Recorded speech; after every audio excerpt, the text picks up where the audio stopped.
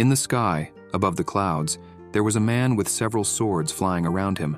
A helicopter hovered in the area, watching the man. A group of reporters was present, and the man with glasses asked the cameraman if he had managed to capture it, as this was a live broadcast to the entire world. He responds that the broadcast was already running. "Hello everyone. It's been 2 hours since a strange guy appeared in the skies of NY City. The individual with long hair is wearing odd clothes and has a piercing gaze, like that of a demon. We have no idea where he came from, but we know he's already defeated 26 heroes in these 2 hours. It's been centuries since the appearance of heroes, and as a result, the forces of evil have drastically declined. It's rare to witness a scene like this today. Let's give a round of applause to this mysterious man, and also root for our heroes. Justice will triumph over evil." This broadcast is being brought to you by BB News. For more details, follow my account on Weibo, WZH Baronafon. The live broadcast was going viral on the internet, with many comments saying he was handsome, that they were on his side, while others asked who he was, and some called him cool. The Class A hero, Plastic Man, watching the scene, jumps from a building with his arms open. As he falls from the building, parts of his armor automatically attach to him. At the end of his transformation, when the last pieces of the armor join, they cause an explosion with the final transformation.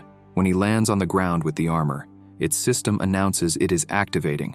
10%, 20%, 40%, 70%, 90%, until the system reaches 100%. Thus, he takes off at high speed towards the protagonist, cutting across the city in mere seconds. The reporter on the broadcast mentioned that it had been half an hour, and wondered which hero would challenge him next. When he sees something approaching at high speed, he tells the pilot to get out of the way. When the reporter sees what it was, he shouts, announcing that it was Plastic Man, and thus announces on the broadcast, "Ladies and gentlemen, Class A hero Plastic Man has accepted the challenge. I didn't expect the next challenger to be a hero from the top 5 Class A heroes in the world. Plastic Man has shown great potential since his debut. I believe this is the end for the young man. Let's have 3 seconds of silence for the poor guy. We hope Plastic Man doesn't go too hard on him." The protagonist says he was the leader of the Tenjin sect from the Xuan continent and asks if the hero could tell him where this place was, addressing him as Sir. The hero tells his armor to increase the power. The system asks him to input the power level, and he shouts, "Maximum power." The blonde reporter said that Plastic Man was going all in right from the start. He even boosted the power level to the maximum. His opponent is in trouble because, after increasing the armor's power, Plastic Man will focus all his strength into his fist, and Plastic Man's signature move, the Hurricane Punch, can penetrate 300 meters of the ground. No one would survive that. It seemed like things were going to end right there. The protagonist asks the hero if he knows how to speak the human language. He replies that it's always the same pattern during battles, those who died horribly and those who talked too much. As he gathers power into his fist, the hero asks if he wants to know why those who fought him died. He says it's because he doesn't waste time with nonsense, and then charges at full speed with his power loaded. As he gets close, the protagonist replies that he talks too much, and slaps Plastic Man across the face, destroying his helmet. The hero starts to fall unconscious. The leader of the Tenjin sect sighs and says he was just asking for directions because they were all seeking death. The reporter with glasses, in shock, begins to stutter and says that Plastic Man has lost. When he snaps out of it, he announces on the broadcast, "Quick, someone call an ambulance, fast." Plastic Man fell. He is very powerful, so powerful that he defeated Plastic Man with a single blow. Ladies and gentlemen, our peaceful lives have come to an end. The strongest villain in the world has emerged. A few centuries ago, the Earth was still shrouded in darkness. A bunch of eccentrics, monsters, and evil scientists appeared in the world, enraged. They ended up causing destructions all over the planet until the emergence of their heroes. Thanks to their great willpower, the heroes were able to defeat the villains. 11 years had passed, the world was finally at peace, and the heroes out of the spotlight. The remaining monsters had become the heroes' pets. There were even heroes who needed to work to stay alive. The cameraman shouts at the reporter to stop the damn narration and points his finger asking if that was who he thought it was. The reporter shouts to the broadcast, "Ladies and gentlemen, the Class S hero Macho Man has appeared. He is a Class S hero. Class S heroes hardly appear. Since one has appeared, the fight should be very interesting. I never thought I would have the chance to meet such an honored hero. I am ecstatic to witness everything from the front row." Thus, the cameraman yells at him to stop the narration as he was blocking the camera. The protagonist looks at Macho Man and thinks that another one had appeared.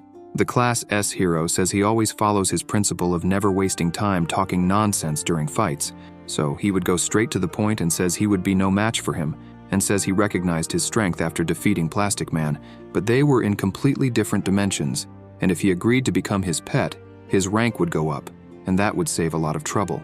The reporter announced, screaming, "Did you hear that, folks? Macho Man offered him an invitation just like that. It seems that Macho Man does not plan to attack, but to turn him into his pet. We'll see what the boy's decision will be. If he accepts, Macho Man's rank will rise considerably." The protagonist questions him and says he was afraid he had to inform him that he was not interested in men. The hero, with a serious look, responds that his decision was not smart at all. Thus, he begins to emit a murderous intent, leaving the reporter shocked. He said to the broadcast, "The boy refused Macho Man's offer, and that seems to have enraged him." This is the aura emitted by Macho Man. It's so strong that it doesn't even allow the helicopter to get close. The Class S hero tells the protagonist that he was not one of the smartest, and that it could have been resolved easily. He asks what he was planning. Macho Man says he would beat him until he gave in and thus rushes towards the protagonist at high speed, throwing a punch. He dodges the hero's blow with ease and counterattacks, punching him right in the stomach, sinking his hand into his belly, making him vomit and throwing him far away. The hero, flying away, ends up hitting the helicopter's propeller, thus causing a small explosion. The hero falls towards the city, hitting a building and falling unconscious. The protagonist, with a strange face and his fist clenched, says that there are always people with weird hobbies, no matter the world, and so he walks away. The blonde reporter, falling with his parachute, said to the broadcast, "Ladies and gentlemen, we couldn't capture anything from just now. Our helicopter was destroyed and the boy disappeared from sight, but what happened, and where did Macho Man end up?" 2 months later, the protagonist cultivated on the edge of a cliff high in the mountains. His name was Yan Sem, and he was 2,603 years old that year, a cultivator from the continent Xuan. It had been 2 months since he unexpectedly finished. He learned more about that place. That world was called Earth, a blue-green sphere. Despite a small world, it contained 10 times more inhabitants than the continent Xuan. People there could fly without using swords. It was intriguing. They also did not need any magical apparatus to move quickly. He heard they call these things planes and cars. The women there showed their legs, and he says it's a good thing the spiritual energy there was dense. He wouldn't know how he would tolerate living in that world. In a forest, an injured girl, all bandaged up, was in pain, while her younger friend told her to hold on just a little longer, as the bleeding was almost stopping. The older girl thanks her. The blonde says they were classmates. There was no need for thanks, and says they would be safe once they crossed the gorge. Walking a bit further, she sees on a wall Celestial Connection Tower. She asks if it was a tourist spot. The name was giving her secondhand embarrassment, and continues walking until she finds a hot spring. She tells her senior that they would rest a bit. The injured senior sighs and says she understood. The blonde says she would look for something to eat and tells her to wait there. The senior asks her to be careful, and she replies that she could leave it to her. The injured girl notices that, when she put her foot in the spring, her wounds had disappeared and says that the spring could heal wounds. She looks around and thinks it was a pretty desolate place. There shouldn't be anyone nearby, and thus, she begins to undress to take a bath. Yan Sem was bathing in the hot spring without a care. The senior, with no clothes on the edge of the spring, wondered why there was a hot spring there if there were no volcanoes nearby. It was very strange, and it could even heal injuries, and so she begins to back away in the hot spring when she bumps into Yan Sem. They both turn around quickly. The protagonist, annoyed, loudly asks who she was and tells her to disappear from there, throwing some stones in his hand, leaving her blushing and without reaction. Her blonde friend comes running and asking what had happened. Yan Sen stands up, going toward the senior, who, embarrassed, asks who he was and what he planned to do. The protagonist calls her Miss and says he would not question how she managed to get there and would not delve into that matter, and asks her to leave that place immediately after finishing her bath. The younger friend arrives asking who he thought he was to send them away. Yan Sen begins to dress and asks if they hadn't noticed the words on the rock wall before entering there, and says that it was his home and they were invading. The blonde, embarrassed, says that it was his home then, and says they thought it was a tourist spot. He, fixing the collars of his clothes, says that now that they were aware. The senior, with a serious face, asks Xiao Ying to grab her clothes that they would leave. She replies that she understood. She asks the senior why the rush and says they could ask him to let them rest there a bit longer, as she didn't think the protagonist was a bad person, and says he wouldn't do anything to them. He just dressed and spoke strangely. The senior replies that he wouldn't help them, and it would be very shameless on their part. Suddenly, a helicopter was heading their direction. Yan-sem, with his eyes closed, notices. When the blonde girl asks what that sound was coming their way, the reporter appears screaming that they had found him and begins to announce, "A month ago, an unknown man appeared in the skies of NY City. We had lost track of him after he defeated 10 heroes, and today we found him in this canyon. Who will be the next to challenge him?" The blonde reporter asks the hero if he had said everything right and calls him Steel Beetle. He replies that it was perfect, and while he portrayed him as a powerful opponent, he would become invincible in the eyes of the people after defeating him. The reporter asks if they were waiting for his team. He says it wasn't necessary, as he would face him alone, and so he jumps from the plane, landing in style on the ground, causing cracks. The blonde thinks he was a professional hero, and thus starts running to the hero saying they were saved. The senior holds her hand and tells her not to get close to them, and asks if she wasn't seeing that they were preparing to fight, and says the hero was Steel Beetle, one among the top 10 in the world, and asks what a hero of that caliber was challenging that guy and wonders who he was. The hero, facing Yan-sen, says that after a month of searching, they finally found him. He admits that he was indeed powerful, having defeated Plastic Man and the others, but his arrogant attitude irritated him. He couldn't fly, but as long as the fight remained on the ground, he would easily defeat his enemies, and underestimating others would put him at a disadvantage. The protagonist tells him to be quiet. Steel Beetle says he could fly, but he would give him a 3-strike advantage if he promised it would be a fair fight on the ground. Yan-sen uses his Shunpo ability and quickly appears in front of the hero, landing a kick and knocking him to the ground, leaving him in disbelief. The protagonist, angrily, asks why they kept ignoring what others said, thus leaving everyone shocked and in disbelief. Steel Beetle, on his knees on the ground, starts coughing. The hidden blonde asks her senior if she saw that, as it was very fast. She thought that even if it was a sneak attack, that speed and power clearly surpassed a rank 7 hero, and she wondered where exactly he came from and why he had such strong superpowers. The blonde says that Yan-sen was very powerful and that perhaps he could win. The veteran responds that it was not certain. Despite his attack surpassing the power of a rank 7 hero, it still wasn't enough to defeat the Steel Beetle, because she heard that in terms of strength, the Steel Beetle was in the top 10 of the God class rank when he was fighting alone. The hero says he was indeed powerful, and comments that if it had been Plastic Man who took his kick, he probably would have wet himself, and thinks it's a shame because he was one of the 10 God class heroes. An aircraft was coming towards them. The pilot says that this was from the Steel Beetle monitoring team, and that all functions of the Steel Beetle were fully operational, and that they could transfer his armor to him. The hero responds that it was excellent, and tells the protagonist that he was going to show his true power to him. And so he strikes a pose, and his belt begins to glow, and he shouts, "Steel Beetle," very loudly with his hand raised, and thus begins to gather several beams of power coming in his direction. Yan-sen, seeing that, makes a strange face and remains silent. Steel Beetle, with the power gathered, takes his morpher and places it on his belt and says it was time to morph, and thus some beams of power start shooting out in all directions. The veteran, seeing this, thinks that she remembered seeing Steel Beetle's transformation on television when she was a child, and never imagined seeing it in person. The reporter in his helicopter announced on the broadcast, "Ladies and gentlemen, did you see that? The Steel Beetle has transformed. After 11 years, we are seeing the best armor ever made again in action. I still remember 11 years ago the Steel Beetle became famous by defeating hundreds of monsters wearing this armor. This man made the Steel Beetle transform. This will be an exciting battle." The hero, after morphing, says that it was done, leaving the veteran and the guy with glasses silent. He tells the protagonist that they would continue with the fight. He sighs and responds that so be it, and says that since he was being so persistent, he would accept the challenge. And so Yan-sen draws the sword of sacrifice and says that he had a body that was at the point of ascension and asks for his contribution. The hero responds that it was great, as things were getting more interesting, and tells him to come at him. The protagonist responds as he wishes, and thus the two of them charge at each other, exchanging several blows at high speed, hardly able to see properly around the whole terrain. The hero Steel Beetle says that this was addictive and, laughing, says that he had finally found someone on his level and says he had never been so excited. When suddenly, Yan-sen uses his Shunpo, appearing behind the hero. Then he puts his hand on his head and throws him all the way to the ground, embedding Steel Beetle's head in the earth. The veteran, seeing that, remains silent.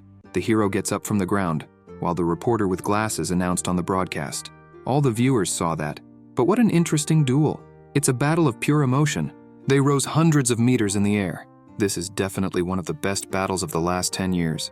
Steel Beetle, sweating coldly, thought and wondered what had happened, as he hadn't even seen what occurred, and he thought the person didn't look strong at all, yet he questioned why his aura made him shudder. The hero, fearful and with a trembling voice, said that he was Steel Beetle, the man with the most powerful armor known to man. No one could scare him.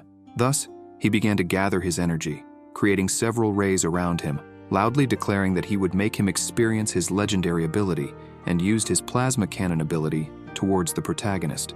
The veteran, hidden among the rocks, put her hand on her face and held onto the rocks, as the power of the plasma cannon was very strong. The protagonist, unreactive, stood still without worry. The hero activated the maximum power of his cannon, yet Yansen stood still and used his chi sword protection, defending the blow easily without taking any damage.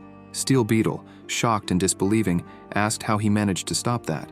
The blonde asked her older friend if that had been Steel Beetle's ultimate attack. She just nodded while staying focused on his fights, and wondered if it was possible that this young man could defeat the hero, and thought that stopping the plasma cannon had put Steel Beetle in a tough spot, as he had nothing left to do to defeat him, and thus said that after the protagonist defeated the hero, he would become a sensation all over the world. Steel Beetle said that since they had come to that, he began to gather his power around him, causing a strange air in that region, alerting others. Xiao Ying asked what the hero was planning to do. His ship's pilot loudly said that it was dangerous and asked him to stop that right now, as that move was still in the testing phase and had uncontrollable strength, and his body could not withstand it. The hero, gathering energy in his morpher, responded that no, because he needed to defeat that arrogant bastard and would make him understand that this world belonged to the heroes and that, in that world, heroes were invincible.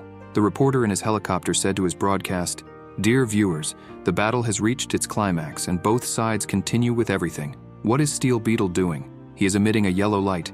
Could this be the hero's ultimate ability?" The pilot told Steel Beetle to reconsider, as his strength capacity had already exceeded the maximum limit, and said that he was still not able to control that power. He would lose control.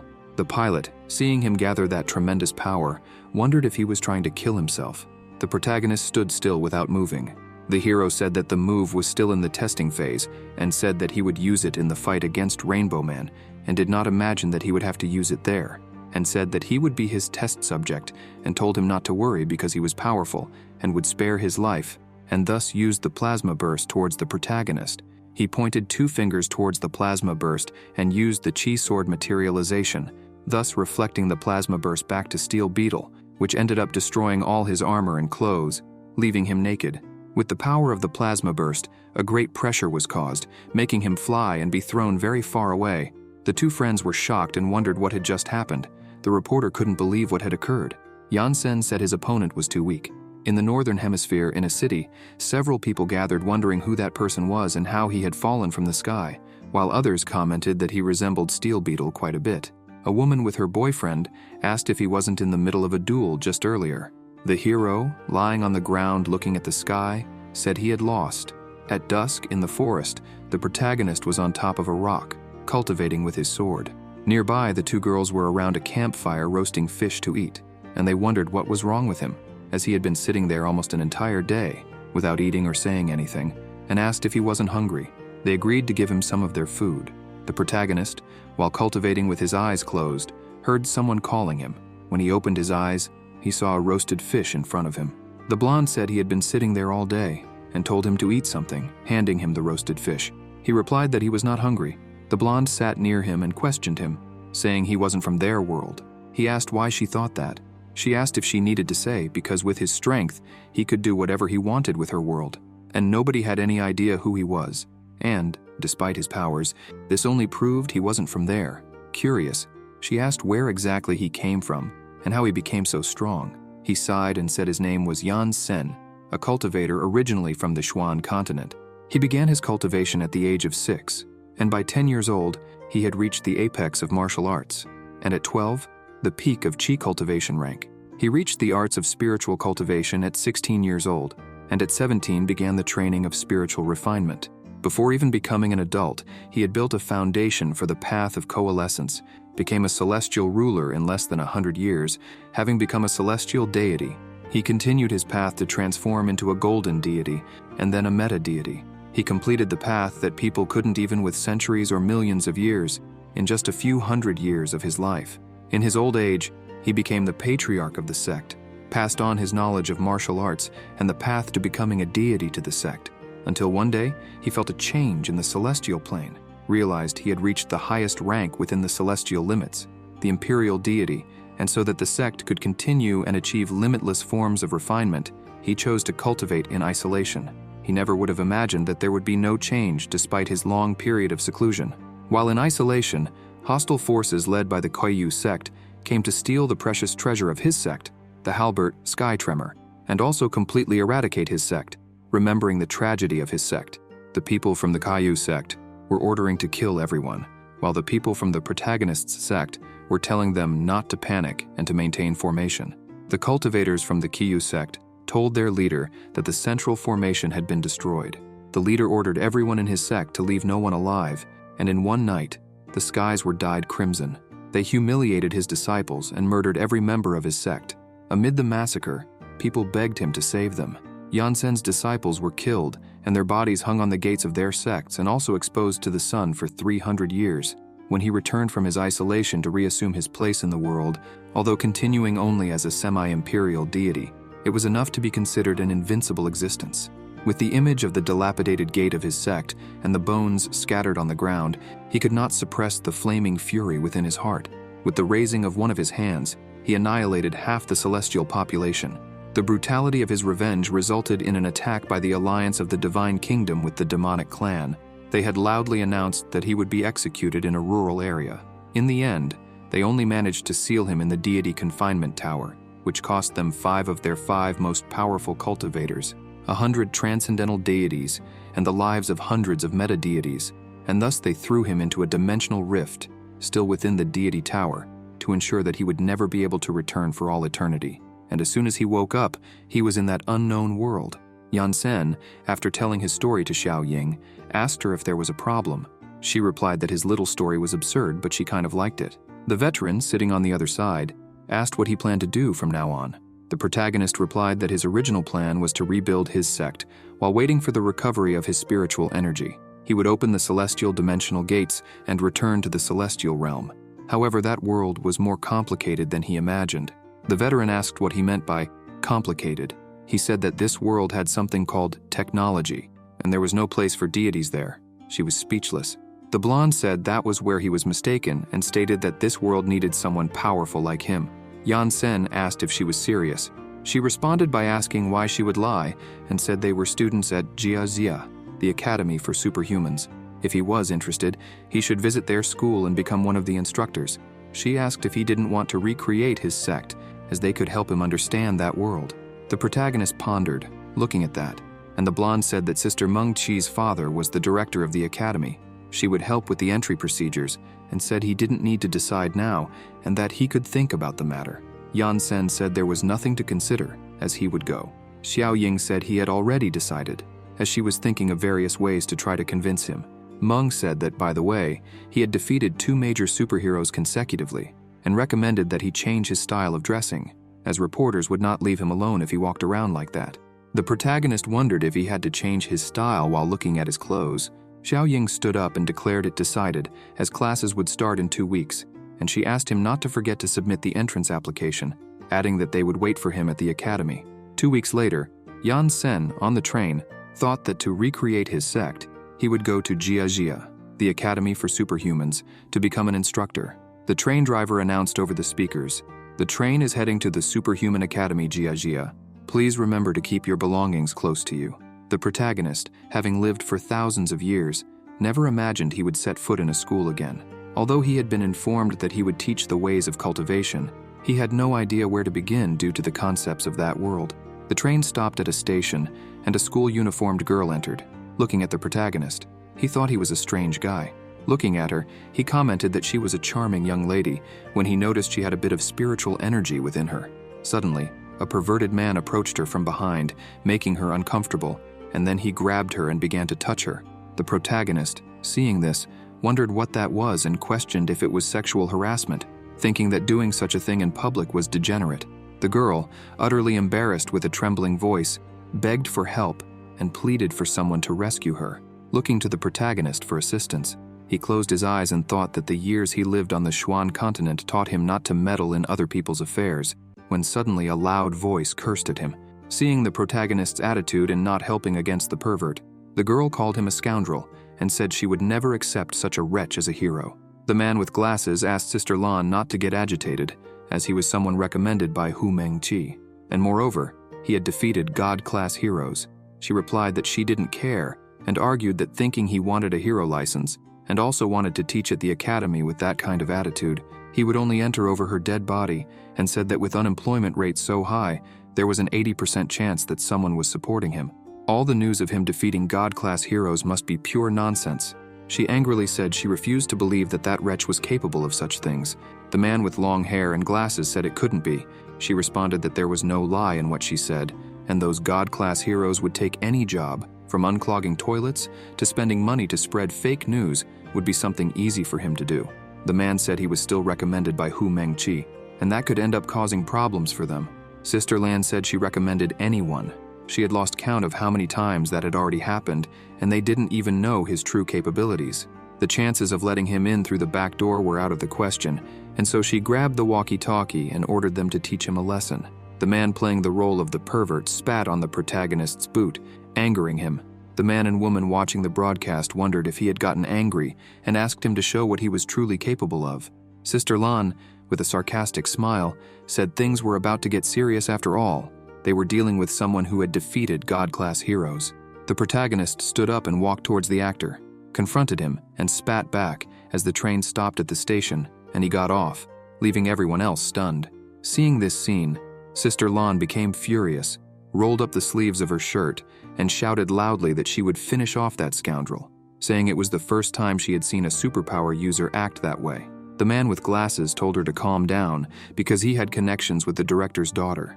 Irritated, she slapped the man with glasses, telling him to get lost, questioning if he had gotten in through connections and saying he was the type she hated the most, and today nobody would be able to stop her.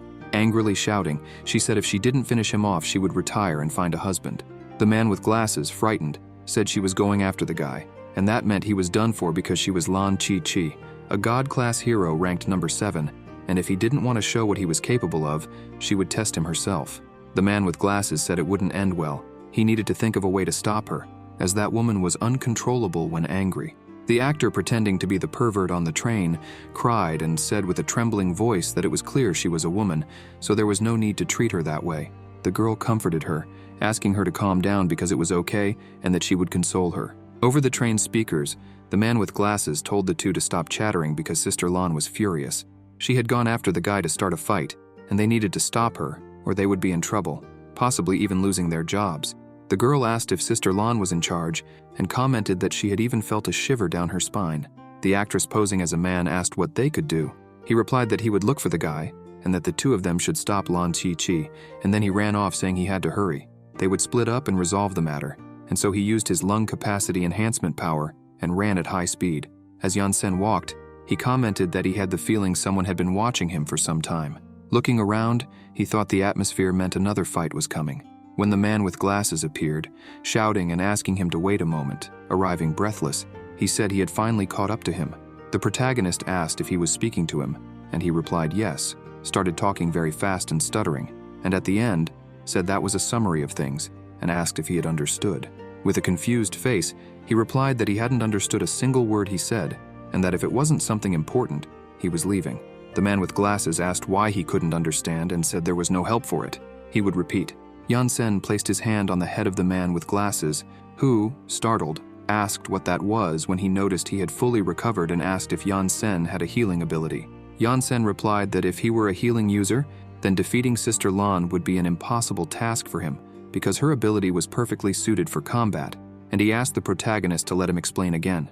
Yansen said it wasn't necessary because he knew what was happening and commented that there indeed had been someone watching him for some time. The technology of that world was truly incredible. He hadn't felt any fluctuation in spiritual energy. The man with long hair asked if he could also read minds and commented on how someone could be blessed with so many abilities. Yansen replied that it was known as the soul probing technique. He also injected some spiritual energy into him. The man with glasses commented that if Yansen had so many abilities at his disposal, he would surely be able to obtain a hero license. The problem was that Sister Lan was not at all accommodating and asked what he thought about taking another path. The protagonist asked why, since the young woman promised him that she would make him one of the academy's instructors, and that would be the first step towards re-establishing his sect. The man with glasses explained that without a hero license, he couldn't become an instructor at the academy, and was sure that he would get the license when someone else was in charge. Then, he stopped in front of the protagonist, pleading. Yunsen responded that it was okay, and that he would take another path. The man with glasses, excited, asked if he was serious, and thanked him. Suddenly, Lan Chi used her ground-stomping ability, causing a huge explosion in front of them. The man with glasses wondered what had happened. She replied that she had heard everything, and affirmed that he would never get a hero license. The man with long hair was incredulous, wondering how she had gotten there so quickly. Behind Sister Lan, the girls arrived. The four-eyed man shouted, asking how she got there so fast, and questioned if he hadn't sent the two to stop her. The girl in white told him to take a look at them and asked if he thought they could stop her alone, with their faces all swollen. He, surprised, said that woman had no limits and said he had to do something, as he couldn't let her go crazy there, since his job depended on it. He asked the protagonist to forget the idea of getting the license, saying it was not a joke and that he couldn't defeat her. Lan Chi yelled, telling the four-eyed to shut up, or she would beat them both up, leaving him scared. Yunsen asked what the lady wished. She replied that she would finish him off, and then announced that it was showtime. She made a gesture with both hands saying transformation, and the power of the stars began to come towards her and envelop her body, transforming into a pink suit, changing her hair color to blonde, and giving her a heart-shaped magic wand. The protagonist, confused, asked what kind of technique that was.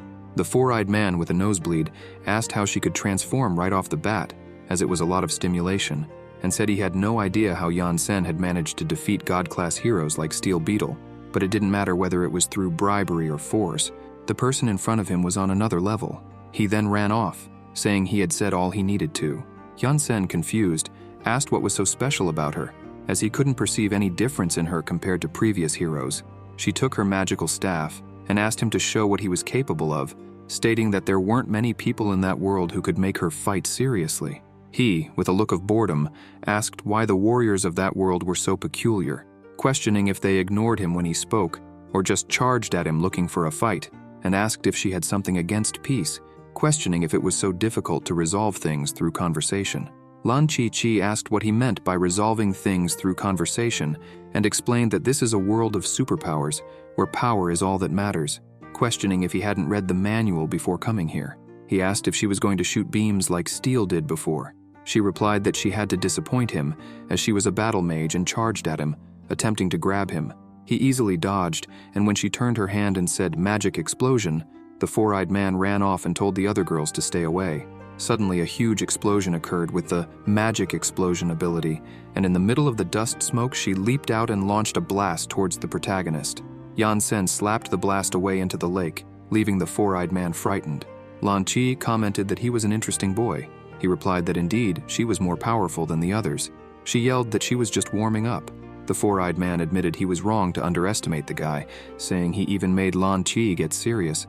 The girl in white commented that all she knew was that Sister Lan always beat up people who wanted the hero license, and asked why she was so angry. He explained that they were newbies, and recounted that when he met Lan Chi 3 years ago, she wasn't like this, and at that time she was what one would expect from a magical warrior. 3 years ago, Lan Chi greeted the four-eyed man saying they would be colleagues, and that she wanted to do her best in recruiting and training the next generation of heroes, leaving him all embarrassed.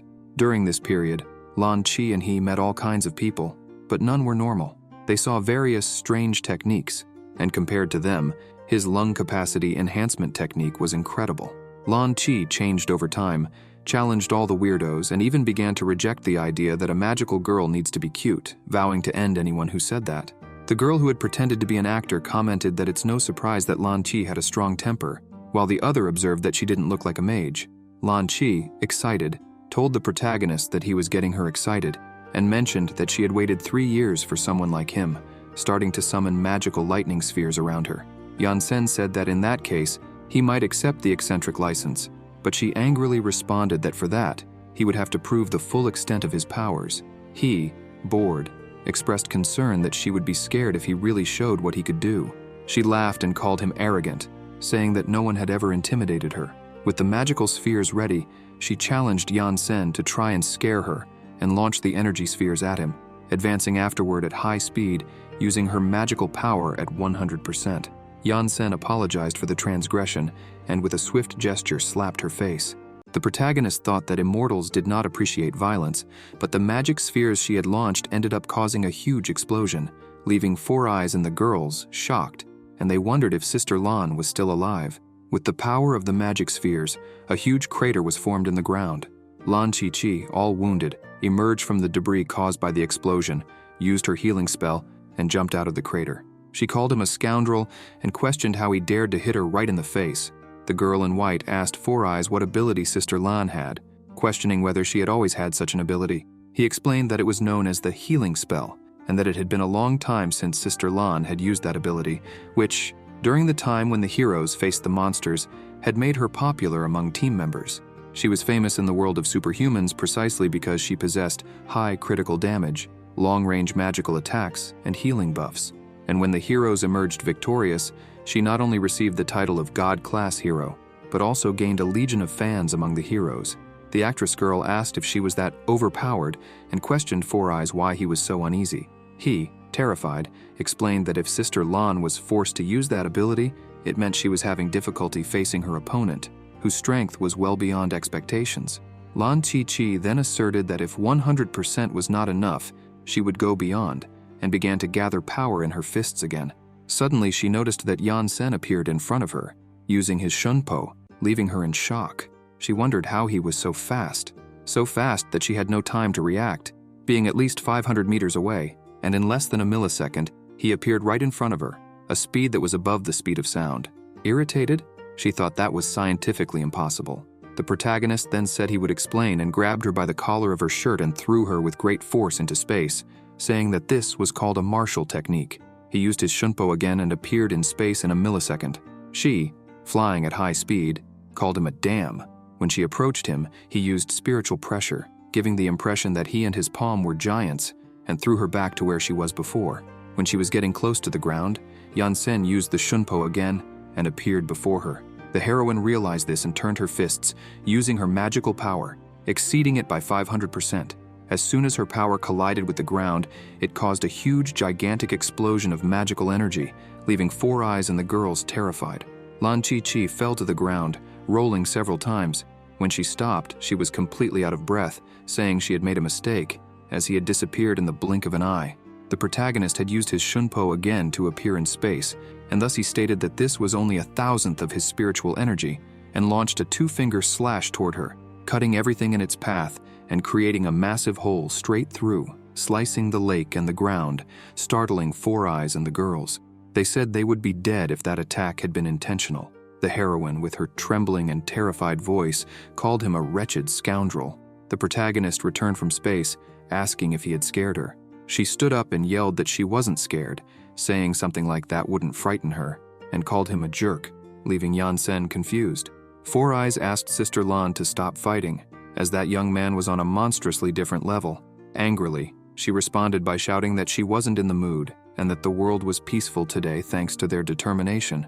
She questioned him whether he wanted her to admit defeat, and said she would only admit it over her dead body. Trembling with rage, she said that if 500% wasn't enough, she would use 600%, and if that didn't work, she would use 1,000%. She would not lose, as her determination was unbeatable, and thus she said they would go back to the fight, her fist clenched to strike a blow. The protagonist extended his hand, telling her to stop, and commented that it was okay to be temperamental, but he had passed that phase a long time ago. He explained that where he came from, it was common sense to attack in a group or flee as soon as possible when facing a more powerful opponent. He told her to understand that blind determination wouldn't help in the vast difference in powers, and if they were on the Zhuan continent, she would probably be dead within a few hours. The heroine replied that this was not his world, but Earth. He then mentioned that since his foundation stage was not enough to convince her, he supposed there was no choice but to show his true strength. Everyone around, shocked, began to ponder his true strength. Four Eyes thought that he didn't seem to have exerted much effort in launching that previous destructive attack, and wondered what would happen if he used all his true strength, fearing the damage it could cause. Lan Chi-Chi expressed that she would finally see him using all his strength. He replied that it would be just a small fraction of it, and with a bored expression, commented that, well, he thought he was going to develop a golden pill inside him. They questioned him about what that golden pill was. The girl in white asked the glasses guy what that golden pill was. He responded that it was probably some technique with some kind of golden explosion, and so he began to gather his spiritual energy, causing his ceiling tower to crack. The glasses guy asked what was happening and why it had darkened. Yan-sen told the heroine to prepare for what was coming. She asked what that electric current was. He replied that they were not electric currents. They were thunders of calamity, and told her not to worry, as there would be more. In Huaxia, at the Academy for Superhumans, Class 1, one of the students told the others to look through the windows as something was happening. A girl said that he looked like he was dying of fear. He said she would understand when she looked through the window. Meng Qi, hearing this, became thoughtful. A girl looking out the window wondered what that was, and if the world was ending. The boy said they had seen that thing before, but this was the first time he had seen something so large. Suddenly, a gigantic lightning bolt descended from the sky, shocking everyone. A boy with glasses pointed with his finger, saying it looked like someone was inside the lightning. The short-haired girl responded and asked if he had gone mad, as even a god-class hero would die if hit by such a thing. Meng Qi, annoyed, asked the young man if Sister Lan wasn't supposed to be in charge of today's license exam. He said yes, and asked if there was a problem for the class representative. She said it was likely that Sister Lan was facing Yan-sen at that very moment. Thus, she borrowed the equipment and took the ring from the boy's hand, and so she jumped from the high floors. The boy questioned her, saying that was his transformation equipment. She replied that it was an emergency, and she needed to rescue someone, and as she fell through the floors, she used the transformation. He asked who she was going to rescue. She replied that it was Sister Lan, and then flew off with a jetpack shaped like wings. On the other side, a rain of lightning and thunder fell toward them. Yan-sen said that this natural phenomenon was invoked when cultivators developed their own golden pills and ascended to immortality, and thus, the Calamity Thunder was also known as the Calamity Pill. He said that these thunders were 15 kilometers long, and each could burn 37 million acres. There were 99,999 thunders every 6 seconds. Thus, he said the golden pill would be ready after a minute. The boy with glasses and the girls were frightened. They wondered why they were on their knees and said they couldn't move. The boy with glasses, trembling, said there were various kinds of powers in that world, but this was the first time he had experienced something of this sort. He said he could feel it would be his end if he raised his head. The heroine, kneeling on the ground and trembling, spoke with a trembling voice that she was not scared. She said she was among the best heroes in the world. There was nothing that could scare her. Thus, she wondered why she couldn't look him in the eyes and asked herself if, in the eyes of that man, she was just a novice. Thus, she shouts to exceed the magic limit by 10,000%. She raised her head and called him an idiot looking at him. She noticed that she seemed like an ant next to him. It was at that moment that Lan Chi realized she was completely screwed. The man was right. When facing a powerful opponent, futile efforts should be set aside, and the attempt to flee should be the main focus. She noticed how foolish she had been to challenge him, that man, someone who was leagues away from her. This wasn't even a battle. To him, she was just a mere particle of dust. All he needed to do was breathe, and she would completely disappear. And it was at that moment that Sister Lan completely lost her composure and her fighting spirit. Meng Qi, as she flew to the scene, noticed that the thunder had ceased, and she no longer felt that immense pressure from before. Thus, she increased her speed and said that this was not good, and she needed to hurry. 10 minutes later, she arrived at the scene and saw where they were, but noticed there was an ambulance, so she landed and ran towards them. Upon arriving, she saw a woman on the ambulance stretcher, and asked if that wasn't Sister Lan, and how she ended up in that state. The doctor replied that it was cerebral ischemia, resulting from severe trauma, and it was likely she would have to be hospitalized for 6 months. Meng Qi said that Sister Lan was a world-renowned heroine and questioned the doctor, saying his hospital had hundreds of users of healing abilities, and asked if something couldn't be done. He replied that there was no other alternative, because besides the cerebral ischemia, the amount of energy she used in the fight far exceeded the amount she had used in the past decade. It was a miracle she was still alive. The boy with glasses, scared, said that Yan-sen was a complete monster. Not even monsters were so ridiculous. Meng Qi approached the protagonist and asked what he had done to Sister Lan, since she was a heroine. He asked why she was giving him the role of the bad guy, as it had been her who wanted to see him at full strength. Somewhat awkwardly, he said that all he did was develop a golden pill, and questioned, asking how he was supposed to know she would get so scared to the point of being in that state after only 2 thunder shots. She, annoyed, said that despite having no idea what he was talking about, but judging by his facial expression and tone of voice, she bets that guy was bragging. She put her hand on her head and said it was better to let it go, as no one was seriously injured, and so she asked if he had passed, as she forgot to mention that he needed a hero license to teach at the school. He replied that he had no idea, and thus he asked the boy with glasses if he could now receive that license. Trembling all over, he said yes and that the license was his, as he never wanted to see his face again. Yansen said he had passed and asked what he did now. She replied that since he had somewhere to go, she would take him to the staff hostel, where the academy housed the instructors, and said he could start working tomorrow. The girl who had pretended to be attacked by a pervert approached, trembling, and told Meng Qi to go together, as she was planning to return to class when she finished her part-time job. She noticed and said it was Chen Kei-shan. Coming closer, she hid behind Meng Qi. As they returned to school, she asked the protagonist why he was flying. He replied that why walk when you can fly? Yansen said he had a question and asked what was the purpose of that class, as he still could not quite understand their customs. She replied that the abilities of that world were separated into classes and that these classes were based on the levels of their abilities. Superpowers were normally divided from Class 1 to Class 10, and above Class 10, they had the Legendary class, Mythical class, Demigod class, and God class. Meng Qi says that the God class heroes are the most powerful heroes in the world, and that he had already defeated 3 of them: Macho Man, ranked 68, Steel Beetle, ranked 10, and Lan Chi Chi, ranked 7.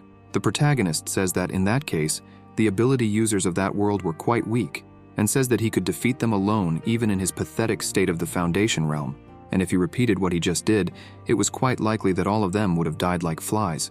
The girl says that she had already understood that he was powerful, but that the people of that world were not as weak as he thinks. According to the records, there is another class above the God class. He asks another, and the girl replies yes, and that they were called ancestral heroes, whose abilities were quite different from theirs because they depended on superpower equipment through mutations. It was said that besides having individuals among them who could control time, there were also those who could use the energy of the sun and stars. Indeed, members of this class were capable of creating extremely complex worlds. Yansen, surprised, says that mortals who possess the power of conception were interesting. He would love to capture one of them for experiments. Meng, in disbelief, asks which part he did not understand that it was just legends, and says that, according to historical records, they were the first humans to awaken superpowers, which means they were the ancestors of all superhumans. The protagonist replies that he had understood, and says that it was no wonder they had no idea what cultivation was. The girl tells him to forget about that and says that the last time they saw each other, he had said he would like to re-establish his sect, and so she asks why someone as powerful as him would care about something like that. He says that before his esteemed master passed away, he left the sect under his care, and the words he had said at that time were still fresh in his mind. The protagonist begins to remember when his master told him that although he had become one of the most powerful deities, the punch from earlier revealed that he needed to improve in various aspects. Thus, he thanks his master for his mercy. The master begins to say that he had lived among the deities all his life, and despite this, he never managed to become an imperial deity, and thus his decaying body was no longer able to absorb the spiritual energy around him. The protagonist says that it would not happen, as the master was one of the most powerful deities in the world. He would not die at all. He replies that that day would come, as only the emperor of the deities was eternal, and says that he would pass on his title of sect leader to him, and thus he hopes that Yansen would lead his sect to true immortality, and asks him to remember his words. Never take things to the last consequences. A deity should not put someone under strong pressure. He replies that he would follow his teachings with honor. The master says that was fine. He could leave now as he was getting sleepy. Yansen tells Meng Qi that this was what his master had told him. She says she understood, and then he says that it was his recklessness that resulted in the destruction of his sect. With a determined look, he thinks that this is why he must re-establish his sect and fulfill his master's dream. The protagonist begins to speak as if it were no big deal, saying that, in fact, there was another way to recreate the sect. The girl asks what other way, and he replies that, for example, he could destroy the tower of confinement of the deities, and then find some suitable place to create a world, then create life, perhaps even make them born with golden pills in their bodies, and resurrecting the entire sect would only take 2 seconds. The girls, shocked and in disbelief, wonder how to create new lives. The protagonist sighs and says that it was one of the unprincipled methods. He felt that his esteemed master would not be proud if he recreated the sect in that manner. The girl, incredulous, asks loudly if he was joking and asks if he was really capable of creating life artificially. He replies that he was not joking and says that a mystical being was already capable of creating hundreds of worlds, and it would be easy for an imperial deity to create newborn cultivators with golden pills already embedded in their bodies. The girl responds that he was quite the cheater and questions him, since he was so powerful, how did they manage to seal him? He, a bit embarrassed, gives a light laugh and says that it was somewhat shameful to report. There had been retaliation at the time of his return from seclusion and the conquest of his title as emperor, and it was inevitable that things got a bit out of control. So he begins to tell how it happened. When the retaliation occurred, the surrounding area was completely destroyed, with an ocean of magma around the ground. An old man, lying injured on the ground, said that he was the legendary imperial deity, the monarch of all immortals. Even with all the celestial deities and the demon clan combined, and 20 of them were mystical beings. With a single strike, he had killed 5 and mutilated another 10. In disbelief, he begins to punch the ground, calling him a scoundrel, saying that countless others had also died. The celestial realm was doomed, and he questions Qiyu why he had destroyed other people's sects for no reason. The old man told the protagonist that, despite having attained the title of imperial deity, he was no match for the Tower of Confinement of Deities. It was a magical treasure of his that took 2.6 billion years of refinement in the celestial realm to be created, and he would never be able to escape once confined. Yansen asked the old man if he believed he could trap him using his mere scraps. The old man then challenged him, asking if he had the courage. So, the protagonist agreed and entered the tower. The old man shouted loudly that the boy had been tricked, and thus he sealed him and quickly opened a dimensional rift, throwing the Tower of Confinement into it, sending him away. And then the old man screamed for all the mystical beings to work together to close access to other worlds. Yansen says that's how he mysteriously ended up there. They also hid the celestial realm in countless smaller worlds, so he couldn't find them. Irritated, he says that the old man dared to trick him, and that once he recovers his strength, he will show them they messed with the wrong person. The girls are left speechless after hearing that story. As they walked, Mengqi mentions that the school is just ahead, and that the instructor's dormitory is at the back of the academy. In front of the school, there were several reporters waiting. They said that in a few days, the academy would be holding graduation exams, and there would be several reports to be made. A man with a square haircut asks the woman if she thinks anyone would graduate that year. She replies that it's hard to say, as the examiner that year was the highest-ranked God-class hero, and no student had graduated in 6 years.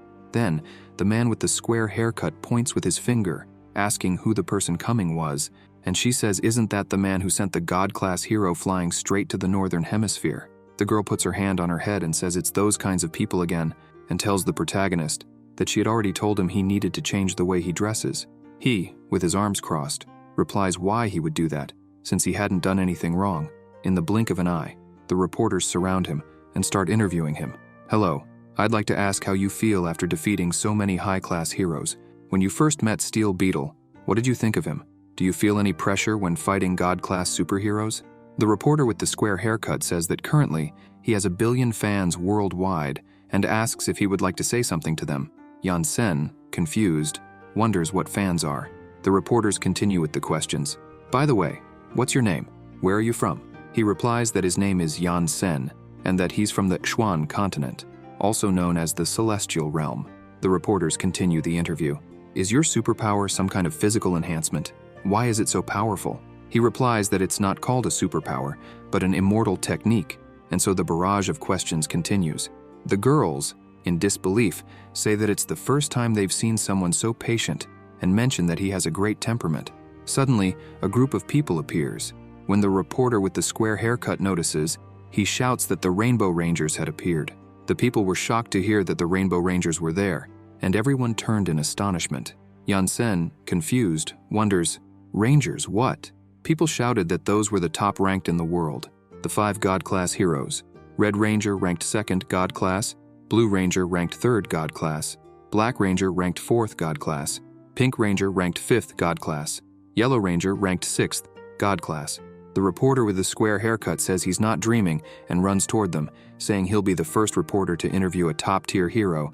So the Red Ranger shouts to the others to start, and they begin to yell, Red bamboo, black bamboo, blue bamboo, pink bamboo, and yellow bamboo. We are the Rainbow Rangers. And then they strike poses. The girls and the protagonist feel secondhand embarrassment. The reporter with the square haircut comments that the Rainbow Rangers still remain quite peculiar. The red leader says that although things have changed, the rules remain the same. The reporter asks if the Rainbow Rangers came for the Superhuman Academy's graduation exams. He replies that yes, they would be the main examiners that year, and they eagerly awaited the new generation to take on their responsibilities and protect Earth. Meng-Chi comments that they gave a "protect the Earth" speech, but they had already eliminated all the powerful monsters and wonders if they came just to pass the time. She, irritated, says that she had seen this many times, but still feels secondhand embarrassment. The reporters asked if it was true that they would be the examiners, how powerful the monsters they captured this time were, what their powers were like, and if the students would be able to withstand 10 seconds of the exam. Yan-sen, confused, asks if they've gone mad and wonders what was wrong with the people of that world, as they all had strange aspects. The girl explains that he had only recently arrived in their world, so it was natural that he didn't know anything. Several years ago, all the heroes, including the Rainbow Rangers, Sister Lawn, Steel Beetle, and others, were the main characters of this world.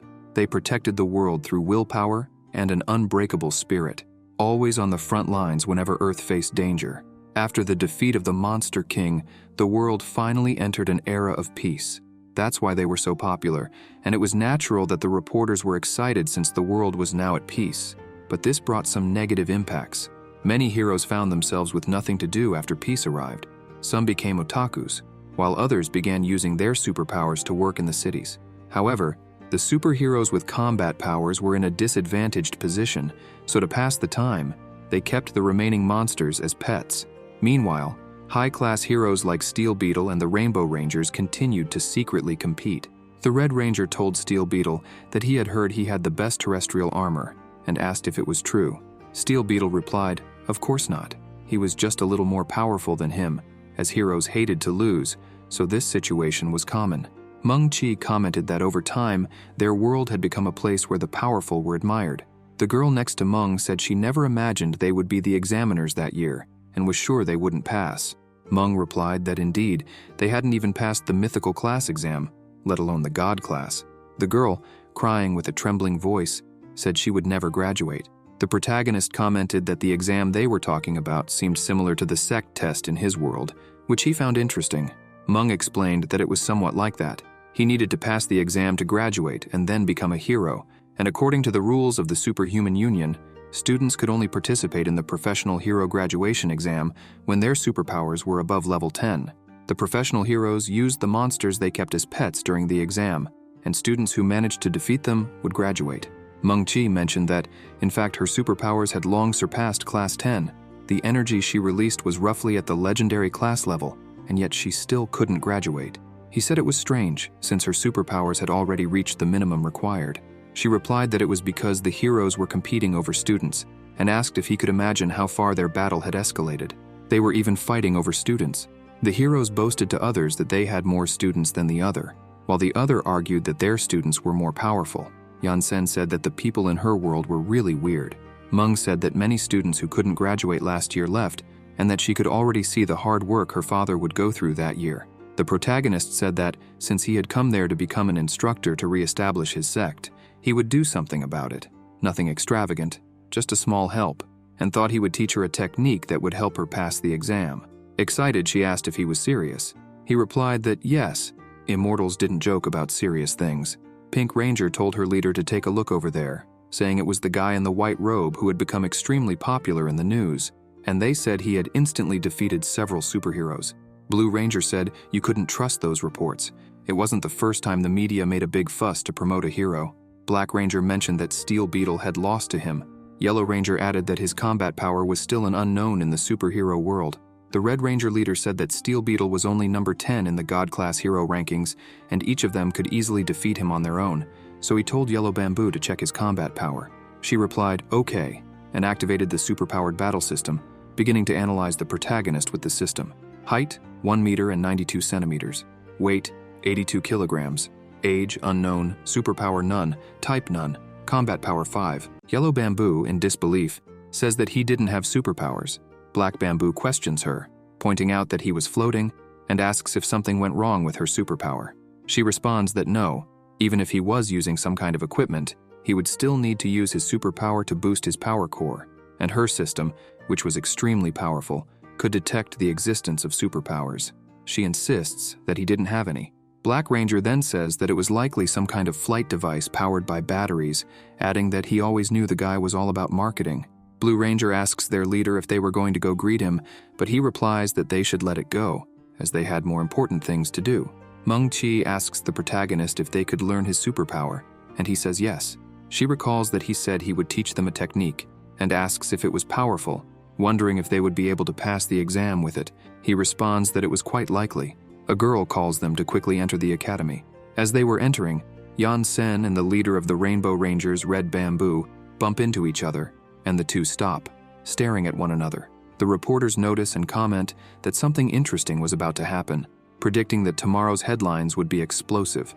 The reporters wonder who would be the first to pass through the academy gate, some saying they had no idea, as it was rare to see powerful people facing off, especially in an era where the competition for first place was intense.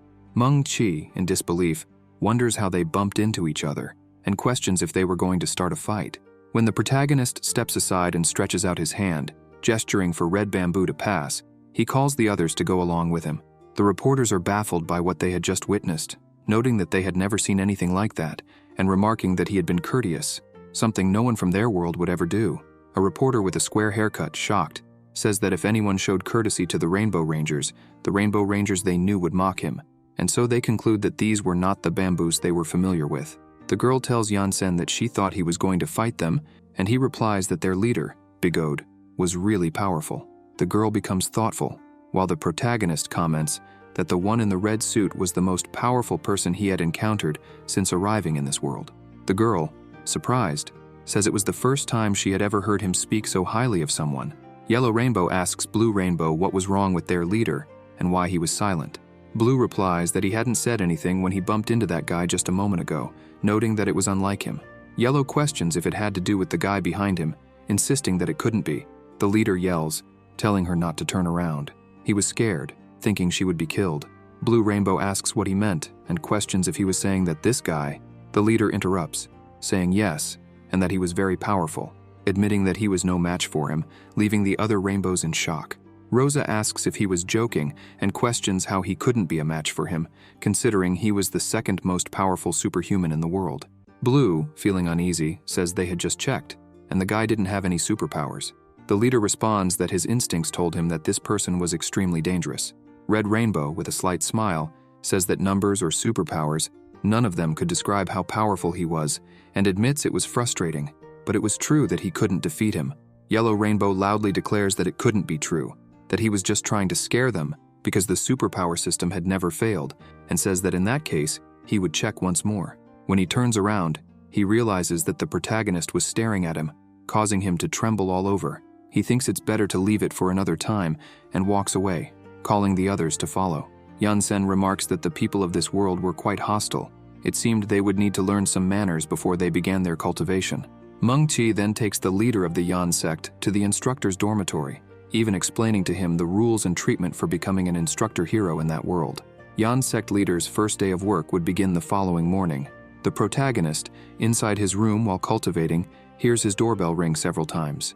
Meng, at the door, asks if he's awake. He opens the door shortly after, saying that immortals don't sleep, and then remains silent. She then tells him two things. The first is about his hero license, saying that he successfully kicked Lan's sister out of her spot, making him the number 7 in the God class of superheroes. The other thing is about the controversial weakling hero, mentioning that his reputation had taken a nosedive as she shows him a newspaper with a photo of him giving way for Red Rainbow to pass, with the headline, "He chickened out," claiming his strength was pure fabrication. Yan Sen, seeing the newspaper, says it's no problem and tells her to let people say what they want, as he doesn't care about it. He then asks how many people were currently in the class. She responds that there were a total of 42, 22 men and 20 women. He opens his license and sees that it reads, God Class Number 7, Yan Sen, Man in the Black Cloak, and he thinks that title was strange. Meng Chi tells him to be grateful for receiving a name and says it's his fault for not telling them what hero name he wanted right after passing the test. She comments that he was the only one on the planet to become one of the top 10 heroes in the God class without having to defeat the king of monsters and save the planet. The girl adds that she told their colleagues that the reports were fake and that should save him from a lot of explanations. She even mentions that she might be able to handle the noisy reporters, which would speed up the re-establishment of his sect. Yan-sen says it wasn't necessary because cultivators shouldn't be impetuous. He was prepared to take a few hundred years to re-establish his sect. The girl is speechless and tells him that his nonsense has gone too far, and she's heading to class. She informs him that she already spoke to the professor in the academy's office, so he wouldn't need to register before going to the classroom. In the superpowered class, the students were talking about whether they had heard that they got an awesome new teacher. The class representative said the reports were fake and that his superpowers could be learned. It was the first time Yan-sen had heard that superpowers could be learned. Ran Zihao, a combative student age 17 with the angry fire superpower, said it had been 10 years since he came to study in that damn place, and he still hadn't graduated. He hoped the new teacher would surprise him. His classmates said that with his superpower, he really thought he'd graduate just because of an extremely strong teacher. This year's exam would be administered by a God-class hero, Lan Bin, whose superpower was long-range ice combat. Also 17, he joined the academy at 6 and still hadn't graduated. Ran asks if he wants to die and calls him Four Eyes. Sun Xiaolu, with the wind superpower, also for long-range combat, also 17, entered the academy at 9 and still hadn't graduated either. She told the two to stop fighting, as their chances of graduating in this lifetime were nil. Anyone would do, as long as they had good looks, and so the class time arrives and the bell rings. The students, all seated, wonder if that man was their new teacher. Some said he was tall. Others said it was the first time one of the top 10 ranks of the God class came to teach there. The protagonist, in the classroom, introduces himself to the students and says his name is Yan-sen and that he would be their sect leader from now on. He says his presence means that everyone there has a chance to become cultivators, and he hopes that they can all set aside their worries and work hard to become true immortals. He then states that, as the first batch of disciples of the Tianshan sect, they would all learn the basics in their first class: manners, etiquette, and getting accustomed to the sect's rules. A week later, Zihao, a student from Class 1 of the superpowered group, thought that the mysterious teacher would give him hope of graduating, but he never imagined that the teacher would make them copy over 36,000 damn sect rules over the past week. He says he's already copied them over 200 times. He also said that, to train their minds, they would have to keep copying the rules. But that was nothing. Everything changed when he arrived there. That was their classroom, and that's how it looked afterward, and their uniform ended up like that. He's been enduring those things to train his mind. He's a teenager who received modern education, but this teacher has been blowing his mind since the first day of class. Everyone knows that the earth is round. It's what they were all taught. But still, on the first day, the teacher told them it was flat and divided into 2 layers where 2 types of people resided: mortals and immortals. The immortal world, immortals, and the mortal continent. He also mumbled a bunch of things that no one understood. Yan-sen explains that cultivation for immortals is divided into 4 stages. 1. Qi cultivation. 2. Spirit cultivation. 3. Spiritual refinement. 4. Deo coalescence. And then, the establishment of the foundation on the path to Deo coalescence. Immortals are also divided into 4 ranks: foundation establishment, celestial divinity, golden pill formation, golden divinity, nascent soul state, meta divinity, and spirit transmutation, which corresponds to transcendental divinity. Those above transcendental divinity are not called divinities, they are called mystical beings. A bald student wonders what Yan is talking about because he doesn't understand anything. Meng asks the protagonist what immortals are. He replies that immortals are those who can ascend to the heavens, descend to Hades, and destroy the world. This is immortality. Upon becoming an immortal, one would possess the longevity of heaven. He then asks the students why they cultivate. A girl with a determined voice says it's to graduate and become the most powerful heroine in history. He responds that she's wrong, hits her on the head with a book, and says that cultivation is not about prevailing over others, but that the pursuit of Tao is to achieve the Tao of eternal longevity. Meng Qi tells Mr. Yan that he said they would have the longevity of heaven when they became immortals, and asks why they would need to keep cultivating. He replies that he will ask her a question: what if the heaven disappeared? She becomes thoughtful. Ran, irritated, says he doesn't understand anything anymore, but to graduate he will endure it. The protagonist says that although mystical beings can create heavens and spiritual energy, they will still die, like the 5 he killed in a single blow. Ran, even more irritated, says he will endure it. The teacher says they will only achieve true eternal longevity when they become the emperor of divinities. Suddenly, Ran Zihao shouts that he can't take it anymore. Angry, he stands up and, raising his voice, tells Mr. Yan that he's just been spouting a bunch of nonsense and hasn't taught them anything useful. He says that he even made them copy a ton of rules, and that in that world, the poor rely on mutations and the rich on technology, so common people like them have to work even harder. As a teacher, he should be teaching them how to use their powers, not going on and on about some nonsense like longevity. Frustrated, he throws his hat on the ground and says to hell with cultivation, that he's done. His friend asks where he's going. He says he's going to hit on some girls, that he can't waste time with this, and storms out of the classroom, slamming the door, leaving Yan bewildered. His classmates say that lasting a week was an achievement for him. He must really be on his way to graduating. Another says that the teacher is 7th in the God class, and any other teacher would have been furious if one of their students had done that during class. The protagonist says he will continue. The students, surprised, wonder if he isn't angry. The other replies that he doesn't even seem to care. Lan Bin asks how Zihao expects to graduate with that kind of perseverance. Apparently, in that regard, he was a bit stronger than him. Other students said that only Bin would dare to speak like that about Ran in class. Another added that it was because they had the same strength. But indeed, Lan Bin had more perseverance. In his mind, Bin thought he just wanted to go home. Finally, the class ends, and the students say it's over at last. After the class, Meng Qi tells the protagonist that the area at the back of the academy was a large, empty field for students and teachers to use their superpowers. She asks Yan not to be mad at Zihao's behavior, as he had been wanting to graduate for a long time. He responds that he wasn't mad, and explains that the success rate in cultivation also depended on luck, and he couldn't force anyone into it. The girl comments that it's no wonder he's so calm and asks if that place would work, and if the technique he mentioned was really powerful, and if it would really help her pass the exam. He reassures her that she didn't need to worry. It was a cultivation technique that any martial artist could use, the most compatible one for her, and it would definitely help her pass the exam. She then asks him to teach it to her quickly, since the exam was only a month away. He replies that first, she needed to feel spiritual energy. Ran Zihao, still irritated, was walking behind the academy, tossing a stone into the lake to vent his anger.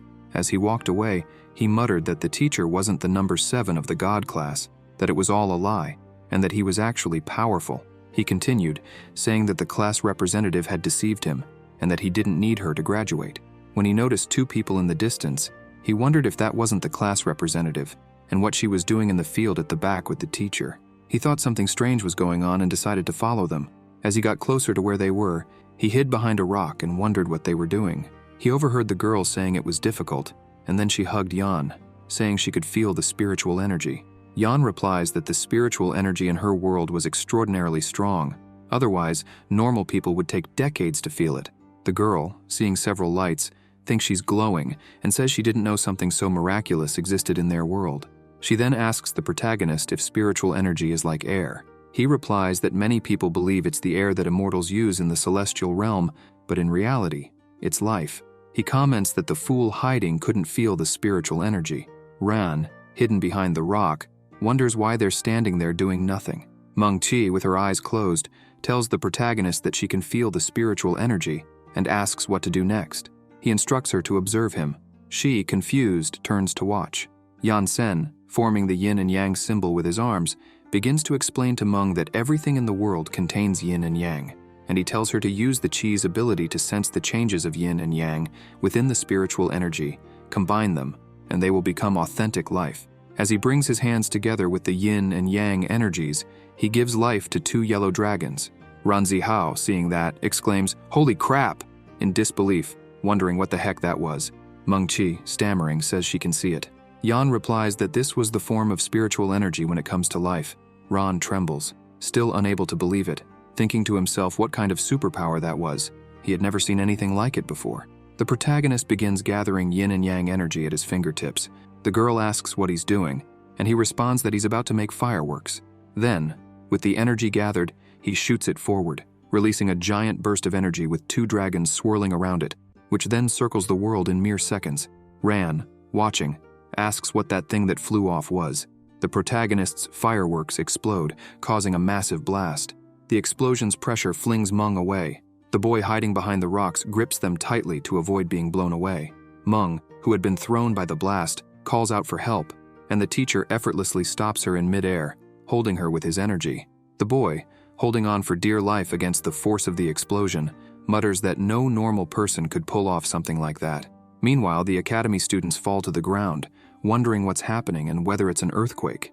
One of them shouts for everyone to look out the window, and they all gasp in shock, asking if that was a nuclear bomb, while Bin just says he wants to go home. Mengti asks Yan if he's the devil, saying it's too much craziness. He replies, "As they say, the greater your chi capacity, the more powerful the destructive force. That was just a small fraction of his ability." The girl, trembling, asks if he could stop talking for a bit, as she was still trying to calm down. Ran, after witnessing the scene, remains in disbelief. Yansen explains that the key to the technique is that the person doesn't need to use their own spiritual energy, chi capacity, or their elixir field. Instead, it utilizes the life force of the external spiritual energy to release a massive amount of energy. The technique can be executed as long as the person's qi capacity can feel the spiritual energy and grasp the subtleties of yin and yang. After all the explanation, Meng says she still doesn't understand. He hands her a scroll and tells her to read it, saying she'll understand. Looking at the scroll, she reads in her mind, "Dragon Formation Technique of Chi Capacity."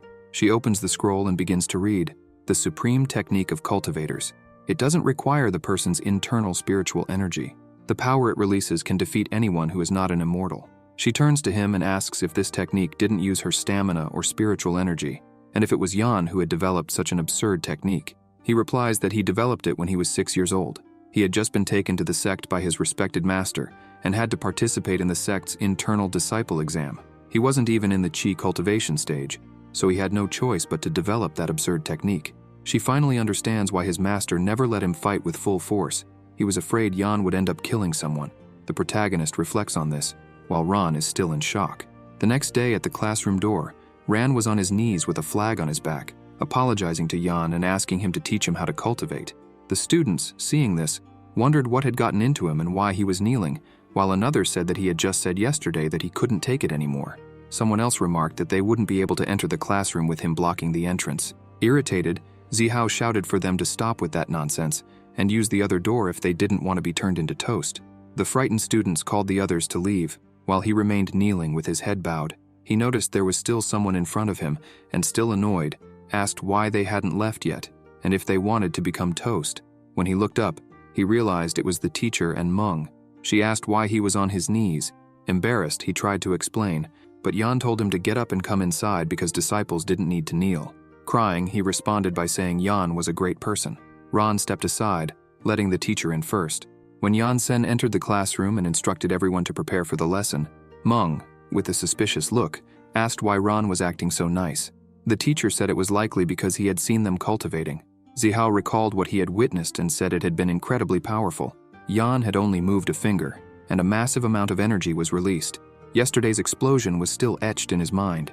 He added that he couldn't let Bin find out about it, or Bin would graduate first. Inside the classroom, Ran's friends commented that he smelled bad. He told them to shut up and explained that his anger yesterday had made him throw his uniform in the trash, and when he went to retrieve it, he couldn't find it. So, he had spent the whole night at the dump looking for it, and spent the entire morning washing and drying it. It would be strange if he didn't stink. Lan Bin remarked that it was impossible for Zihao to have come back, given his personality, and said something fishy was going on. A short-haired student mentioned that Bin might not have heard, but Zihao had been kneeling in front of the door until the teacher let him into the classroom. Bin thought about that.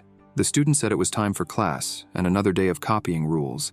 Yan-sen told them that after copying the rules so many times, he might acknowledge that they had memorized them, and they would take a break from copying. Two excited students stood up and shouted that they would finally stop copying the damn rules. At the end of the class, the teacher instructed those two to write the rules from memory, and said he noticed no one had used the model while copying. He asked them to write the 36,000 rules in reverse order. And so, sect leader Yan made his disciples write the sect's rules in reverse order, from memory, over and over again, until the day of the graduation exam. On the day of the graduation exam, at the stadium, the reporters announced over the loudspeaker, "This is the live broadcast from BB. Welcome to my show, folks. Today is the day everyone has been waiting for. Today is also the day of the graduation exam at the Academy for Superhumans." One of the commentators questions the other, and the reporter with glasses responds that, wherever there are battles, he'll be there to broadcast them. He then begins to announce again, "It's rare to see a battle that creates so much anticipation, especially since we are in a peaceful era. That's why, even if it's just students fighting, we won't miss the chance to show it. I'll put my life on the line to broadcast this live for everyone, so please don't forget to follow my WB account, WHZ1fan. Besides, it's been 21 years since a student graduated from the academy. It's well known that the students are desperate to graduate.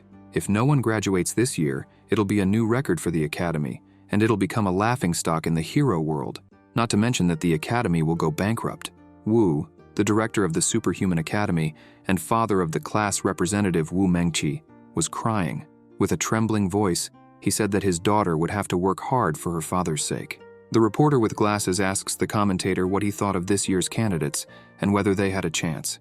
He replies that he didn't think so, and explains that, considering this would be the most difficult exam ever, with the Rainbow Rangers as examiners and the controversial hero Yan Sen, the man in the black cloak, as the candidate's teacher, those students would never pass the exam. The reporter with glasses says he understood and mentions that he saw the strength of the guy with his own eyes. He couldn't believe there were still people who thought Yan Sen was a fraud and says they were a bunch of idiots, adding that it was a good thing Yan came here. The commentator tells the reporter with glasses that if he wasn't mistaken, it was him who had broadcast Yan Sen, the man in the black cloak, during his debut. Then he asks him what he thought of Yan's strength and whether he believed it was all nonsense. The reporter responds by saying the commentator could believe whatever he wanted, but his job was to broadcast live. And with that, he says the exam was about to start and asks where the Rainbow Rangers were. Elsewhere, Red Rainbow, standing on a hill with a stopwatch, told the others to begin. Blue Rainbow then launched himself at Black Rainbow, delivering a flying kick, saying he had been looking forward to this. Black Rainbow countered with a kick to Blue Rainbow's stomach, throwing him upward, saying that even though they were all brothers, he wouldn't show mercy during their fight. He then used his flash ability, appearing behind Blue Bamboo and delivering a powerful punch, sending him crashing down. Then, Pink Bamboo appeared, using her firepower coverage ability, launching a set of bombs toward Black Bamboo. Black Rainbow dodged and kicked the rocket back at her with great force, leaving her in disbelief. Yellow Bamboo then used her healing and strength enhancement powers on Blue Bamboo, boosting his physical strength again. Blue Bamboo charged at Black Rainbow, delivering a heavy punch to him, but it had no effect. Black Rainbow stood still, arms crossed, not moving from his spot, and said that even with Yellow Bamboo's enhancement, his punch was still as soft as cotton. Blue Bamboo says that his power is physical enhancement. He can withstand even a nuclear bomb, but even though he's a tank, he wouldn't dare take a punch with enhancements. And yet, as a speed-type superpower user, he took one head-on. Black Bamboo replies that sometimes, when a superpower is strong enough, it ends up ignoring certain types of other powers. He then uses Flash, appearing in front of Yellow Bamboo, saying he found her and acknowledging that her superpower was really troublesome in battles. Yellow Bamboo wonders how he appeared there, while Blue Bamboo is left wondering where Black Bamboo went. Yellow Bamboo admits defeat, saying he won and that he had improved again. She then asks him why he is ranked number 4 when he's clearly stronger than the other 3. He replies that Blue Bamboo is older than him, so he had to be number 3 in the God class. Red Bamboo stops the stopwatch, saying it was previously 10.1 seconds, but now it was 7.3 seconds, remarking that Black Bamboo had improved significantly. He then says he almost forgot and presses a control, making a transmission robot appear. He mentions that the military said they weren't responsible for that massive nuclear explosion in the Pacific Ocean last month, and even asked them to investigate it. He then asks the robot if it discovered anything. The robot, a God-class mechanical eye monster captured by the Rainbow Rangers 10 years ago, whose superpower is investigative laser vision, responds to Red Bamboo, saying yes, it finally found something after analyzing all security cameras and battle footage on Earth. The robot reveals that the explosion was caused by human hands. Red Bamboo asks what happened, and the monster replies that it would be easier to show the video. The video shows Yan Sen setting off the fireworks. Watching it, Red Bamboo questions what the young man was doing. When the video ends, he sees the tremendous explosion Yan caused with no effort. Red Bamboo goes silent and says that man was more powerful than he had imagined. In disbelief, he says that was just a fraction of Yan's power, and that he was insane. The monster adds that it also investigated, and it seems Yan wasn't using superpowers but something called cultivation. It then asks what they would do. Red Bamboo replies to send that footage to the hero department and report that the investigation concluded it was a hero setting off fireworks. He also tells the monster to stop spying on Yan, as it might get itself killed. Yellow Bamboo mentions that the graduation exam is about to start and asks which pet they were going to use. Black Bamboo replies, saying of course they would use his. The Black Bamboo said he had investigated and discovered that most of the academy students were of the combative type.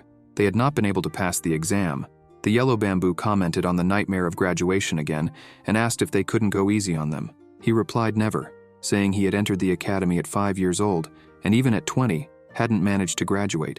He added that they had only spent 10 years there and asked how he could let them graduate so easily. She loudly responded that he was just seeking revenge. The Red Bamboo said the games were over and that the graduation exam was about to begin. He ordered the Bamboos to prepare, and they stood at attention, responding that they understood. Back at the arena, where the graduation exam would take place, the reporter and commentator announced, "The annual student graduation exam is starting, and there will be simultaneous broadcasts on 20 large-scale television stations worldwide. The whole world will witness the birth of new superheroes. Let's wait and see what will happen." The crowd around the arena cheered, excited and enthusiastic, wishing the students good luck, while some told them to try to graduate that year. When all the old heroes die, they would be the new saviors of Earth. The commentator questioned the old man, asking how he had the courage to say such a thing. The blonde-haired reporter announced over the loudspeakers, "All right, enough small talk. Time to welcome the candidates and their instructor.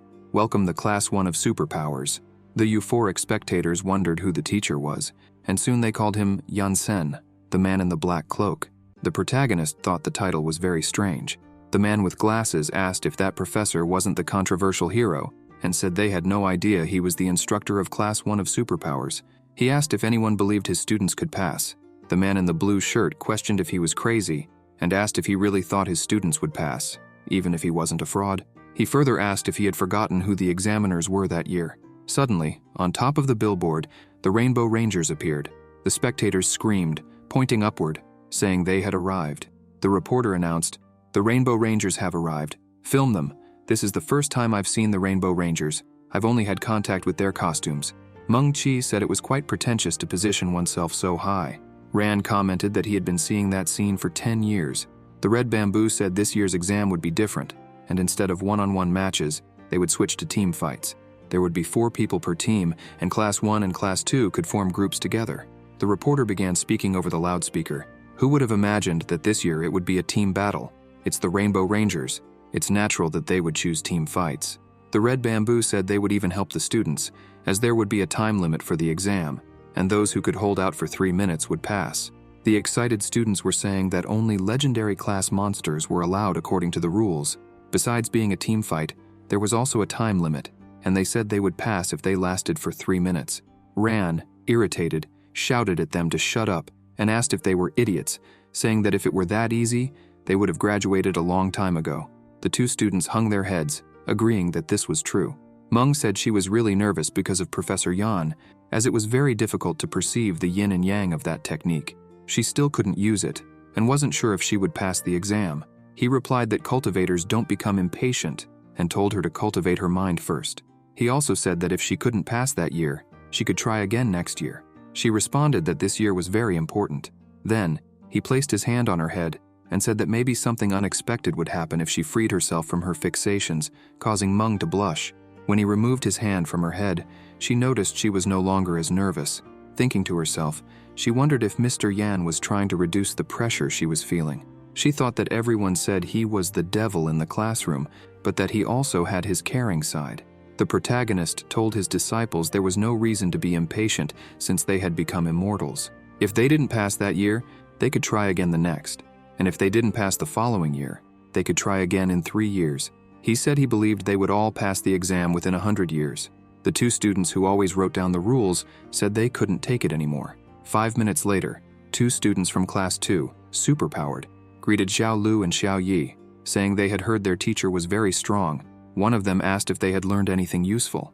Xiao Lu replied that yes, he had learned to copy rules and could transcribe 36,000 rules 5 times a day. Xiao Yi said he was 10 times faster and even dreamed about it. The 2 students, in disbelief, looked astonished. They said it didn't matter if they hadn't learned anything because they knew which monster the Rainbow Rangers would use, and they invited them to form a team. Their types of superpowers could suppress that monster, so if they could last for 10 minutes, it was guaranteed they would graduate. Xiao Li asked if they were serious, as the Rainbow Rangers had 100 monsters, and he wondered if they were sure they could predict which monster would be used. The student replied yes, he could bet on it, as he had spent 3 sleepless nights researching the Rainbow Rangers exam. It was going to work, he could trust that. And then he pushed Xiao Li, saying they would be the first to graduate, while Xiao Li told him to stop pushing. The reporter with glasses announced, "The exam is about to start, and the students have already formed their teams. Which monster will the Rainbow Rangers use? Everyone is curious, myself included. All right, enough small talk. We're here to see the fight. The exam has begun." And so the students followed the professor, and the bamboos started the test by summoning the monster inside the arena. The spectators were wondering what monster they would use, while some said they hoped the students could last at least 5 seconds. The reporter began announcing, "The first team to face the challenge consists of 2 pairs of twins from Class 1 and 2, Lu Xiaolu and Lu Xiaoyi from Class 1, and Wu Shenkui and Wu Shenshu from Class 2. I'm quite curious to see how they'll do. As far as I know, their superpowers don't really have offensive capabilities." Lu Xiaolu asked Wu Shenkui if he was sure the Rainbow Rangers would choose that monster, since they teamed up with them, rookies, because they were betting on it. Wu Shenkui reassured him that there was no need to worry, that it would be fine, and so, the monster that the bamboos summoned started speaking in the middle of the arena, saying it could give those brats a beating before they graduated and became heroes. That was the key for a monster like it to become famous, and as the dust settled, Paul, the fugitive alien, appeared, greeting them. Yansen, astonished, wondered what that was. Meng, perplexed, shouted that it was the nightmare for physical combat type users, the explosive green turtle. The protagonist asked what she meant by nightmare for physical combat type users. She explained that it would be really difficult for combat type users to defeat that monster, comparing it to the difficulty of a fire-based superpower beating a water-based superpower. This was called power type suppression. The green turtle's superpower was to absorb oxygen and turn it into carbon monoxide. A large explosion would occur when someone touched it, and it would quickly recover through cellular regeneration. In short, it was impossible to defeat it with combat types. The protagonist said that in this case, they couldn't touch it, or it would explode. Meng confirmed this and added that they weren't ashamed of using such a monster, considering most of the academy students were combat types, and she wondered how they were supposed to beat it. The spectators were commenting that the monster this year would be the explosive green turtle, and that it looked like no one would graduate again. The commentator began speaking. "Did you see that, folks? The Rainbow Rangers used the explosive green turtle. The students are in trouble. It's going to be really hard for them to graduate." Wu Shenshu said the commentator was just talking nonsense, because they were going to win, and he remarked to Xiaolu and Xiaoyi that they were right. It was indeed the explosive green turtle. They started laughing, saying it was amazing. The explosive green turtle began using its superpower, an explosion of unprecedented scope. Wu Shenshu, in disbelief, said the timer hadn't even started yet, and then he exploded, causing a huge blast in the arena. The pressure from the explosion threw several people. The glasses-wearing reporter, while flying through the air, announced over the loudspeakers, "Oh my goodness, folks. Who would have thought that the monster would use a technique like that right off the bat? The explosion might have affected the judges' area, which is 100 meters above the ground. Not to mention, this isn't the energy of a legendary class monster. Is this some kind of joke? This level of power isn't from a legendary class monster.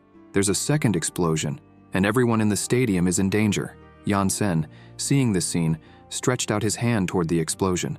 The girl, not understanding, wondered what he was going to do. Then he launched the explosion upwards, creating a hurricane that sucked up the entire blast, protecting the people. The Rainbow Rangers, holding on to each other, wondered if that had really been an explosion, questioning what kind of air pressure they were feeling. The leader told the black bamboo that the green turtle might end up hurting the audience. He responded that he hadn't expected that either, and they questioned it, as the air pressure was clearly more powerful than the explosion. It had even neutralized the second blast.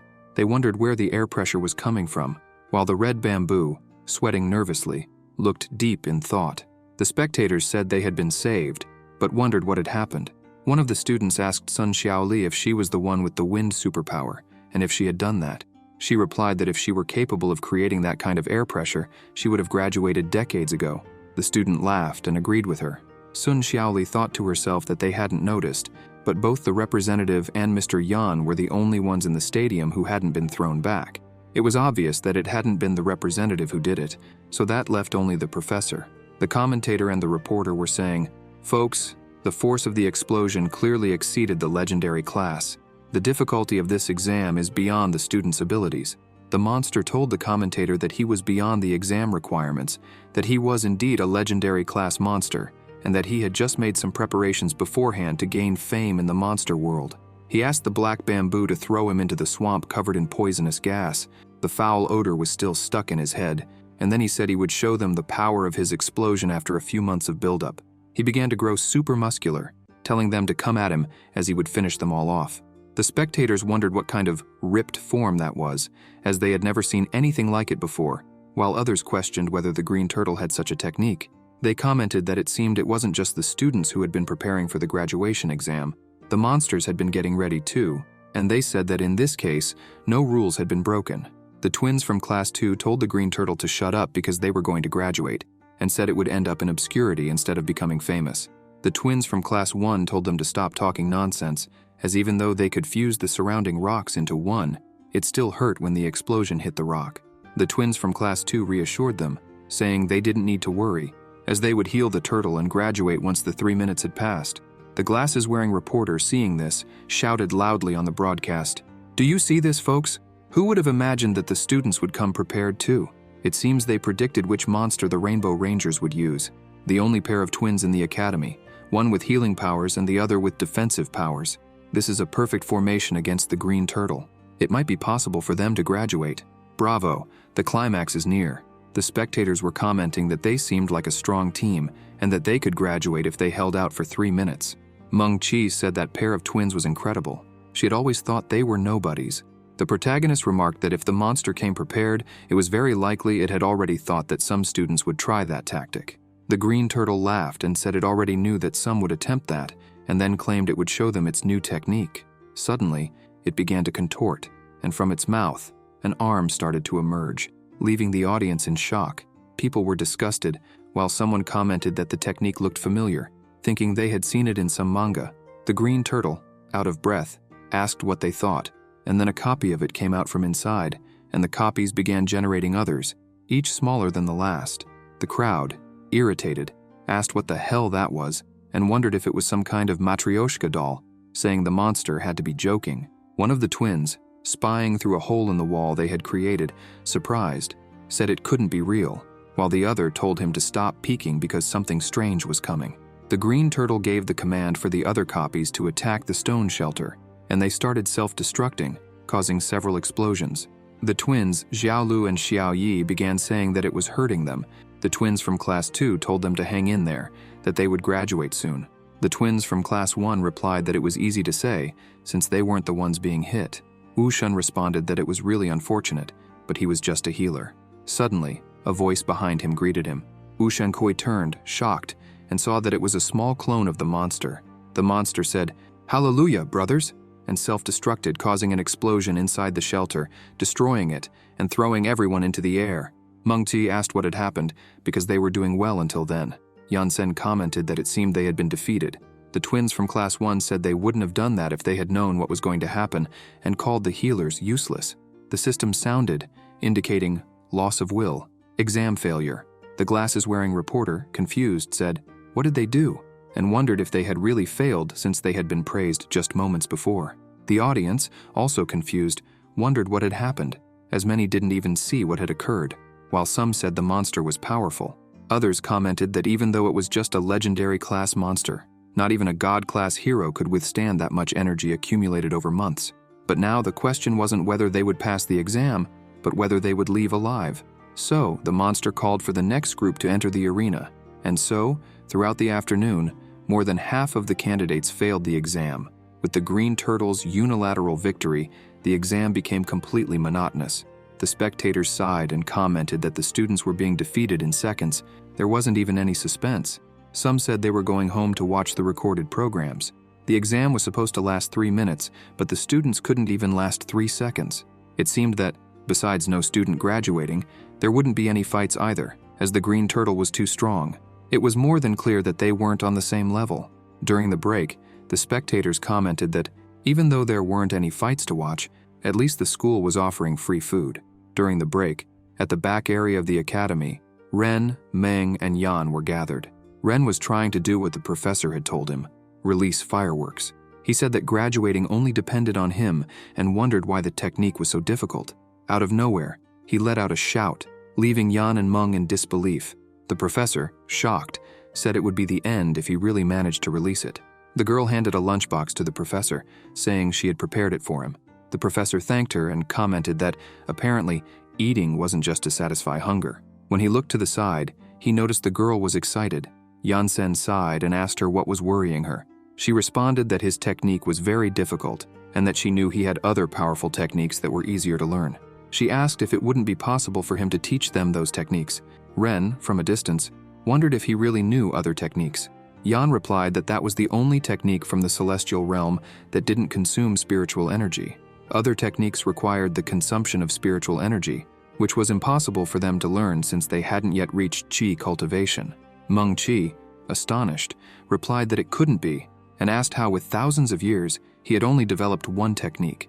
She questioned him if he was going to let the students be humiliated in front of the entire world. Ren suggested that he create another technique that didn't consume spiritual energy, saying that with the professor's talent, he could certainly create an invincible technique that could be learned instantly. He responded that, indeed, it was true that he could create a technique that would allow them to pass the exam immediately. Ren and Meng, amazed, asked if he was serious and said he was incredible. He replied that, honoring his master, he had been warned never to create techniques again, and for that reason, Yan-sen affirmed that he would keep his master's words in his heart and never violate them. Meng asked what was wrong with him. He replied that they should not speak ill of the Grandmaster. Ren then asked why his master forbade him from creating techniques. More than 2 millennia ago, his master was talking with a friend, saying that it was the technique his disciple had just created. He mentioned that it didn't consume spiritual energy, nor did it require physical strength, and it could be used without restrictions. There was only one such technique in the entire celestial realm. The master's friend, called Mystic Lu, replied that his disciple was only 6 years old, and even comparing him with all the disciples of various sects, his disciple would still be 1,000 times better than the others. Annoyed, the master's friend responded that he didn't care and called him a shameless old man, stating that the disciples recruited by the large adjacent sects were either geniuses or demons, unlike him, who had recruited a freak. He asked if the master wasn't afraid of the great repercussions that could arise in the future. The old man replied that he didn't care about that. What mattered was that his disciple was powerful. The friend said he didn't care either and that he was leaving. He told the master not to look for him anymore and said to go play chess with the freak he called a disciple. He added that next time, he would bring Yan-sen with him. At that moment, the master realized he had lost his apprentice's technique and wondered where it had gone.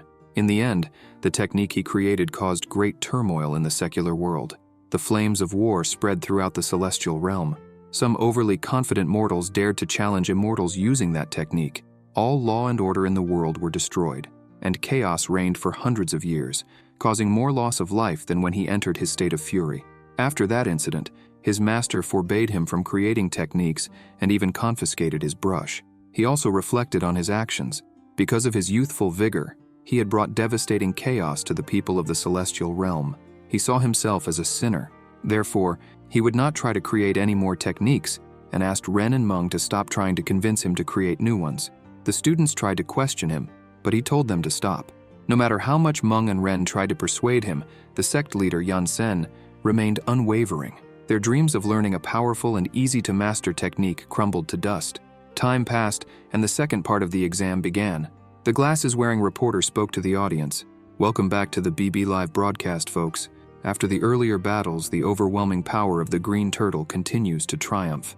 For the safety of the audience, the Rainbow Rangers have released the God-class monster, Mechanical Eyes, to seal off the exam area with lasers and prevent the explosions from affecting other areas.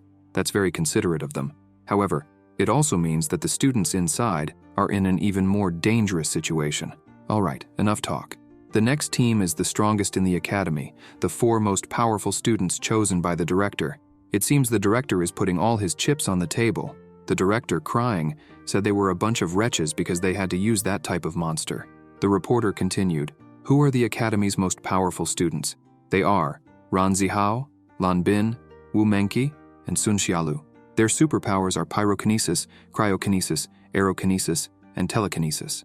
The monster asked if they were the academy's most powerful representatives and said that in that case, he could go home to eat after defeating all of them. The audience, disheartened, said that no one could defeat the green turtle, that they would only win by some miracle, while others said the students already seemed ready to give up. Some spectators also mentioned they were going home to watch downloaded shows. Bin said they wouldn't be able to defeat the green turtle even if there were 10 of them, that defeating it in that scenario was practically impossible, and that the best option was to surrender. Meng replied that she wouldn't give up yet because she wanted to try to defeat it. Bin asked if she was going crazy and if she didn't realize they were at a disadvantage. She asked them to give her a minute. Ren asked if she was going to try that, and she replied yes. Xiaolu wondered what it was, and Meng said she couldn't guarantee it would work, but it was their only option, and she would do everything possible to make it succeed. Ren said they would risk their lives to give the representative time to launch the nuclear bomb. Bin, stunned, asked what nuclear bomb they were talking about. Someone in the crowd pointed out that the 4 members of Class 1 still hadn't given up and seemed to be preparing for something. Another commented that they should know they were at a complete disadvantage and wondered if they had lost their minds. The student said the fight was about to begin and told the representative to stay behind them. The green turtle asked if they still wanted to insist on fighting and told them to try again next year. Then it sent its clones after the students. Ren at the front line told Xiaolu to fire a gust of wind, and she replied that she understood. Ren then used his fire ability to the sides, along with the gusts of wind, creating a hurricane just like their professor had before, sucking in all the clones. The glasses-wearing reporter shouted as he narrated the fight for the spectators. "This is the battle we've been waiting for." As expected from the combat-type users, their reaction speed is extraordinary. It was smart of them to use the flames to neutralize the explosion and the wind to divert the shockwave. The wind intensifies the flames, creating a massive wall of fire. However, it's really unfortunate that the combat-type users have to use their powers defensively. It's still uncertain if they'll be able to hold out for more than 3 minutes. If they succeed, they'll graduate and become the first group of students to graduate from the academy in over 20 years. Not only will they go down in the academy's records, but they'll also be remembered in the history of heroes. Let's all support them.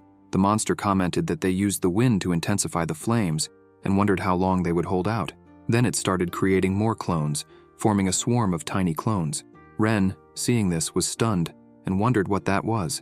The glasses-wearing reporter remarked that this was a dirty trick, while the spectators said it was over the top. The green turtle sent its clones at them, saying it was time to finish them off and show those rookie heroes its strength. The clones began self-destructing one after the other, causing explosions. Xiaolu told Ren that his flames were weakening, and he replied that it was getting harder to maintain them. Ren then asked Bin if he was just going to stand there and do nothing, leaving all the work to them. He said that despite their disagreements, he believed their crazy desire to graduate was mutual, and told Bin to help. Bin replied that he wanted to help, but they needed to remember the laws of physics. His ice would extinguish Ren's flames.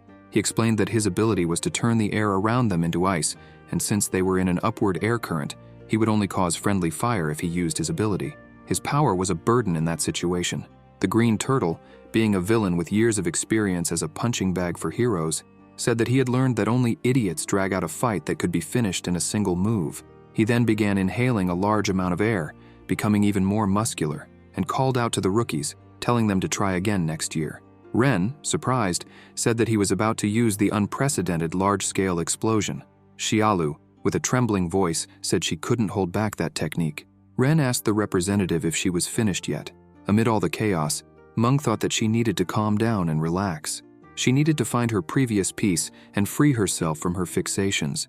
She then started to remember what her professor had said when she asked if there was any secret to learning that technique. He responded that she needed talent, which worried her. The professor explained that cultivators needed talent, and the same was true for learning techniques. He added that some people could learn just by a simple glance, while others would never be able to learn in their entire life. Meng Qi, perplexed, asks how they discovered who had talent. He replies that she would find out once she learned to free herself from her attachments. She, recalling her teacher's words, opens her eyes and notices that she is in a different space, with a yellow dragon in front of her. Realizing that this was the technique Master Yan had developed, she comments on his immense vitality. In her thoughts, she wonders if this meant she had talent for cultivation. The spectators said they couldn't see anything because the wind was covering the students, while others questioned whether the representative was going to do anything, asking if her telekinesis power wouldn't be a good choice to prevent the explosions. Yan, seeing Meng in the arena, gives a slight smile and thinks she was extremely talented. The crowd told each other to watch the monster, stating that the explosion it would cause would be worse than the last and that the students would be seriously injured. The green turtle, laughing, tells the students to try that crap next year and then uses its ability, causing an unprecedented large-scale explosion. Bin, seeing this, comments that he didn't care and used his power at full strength. Sun Xiaoli warns Bin that the representative was still behind them.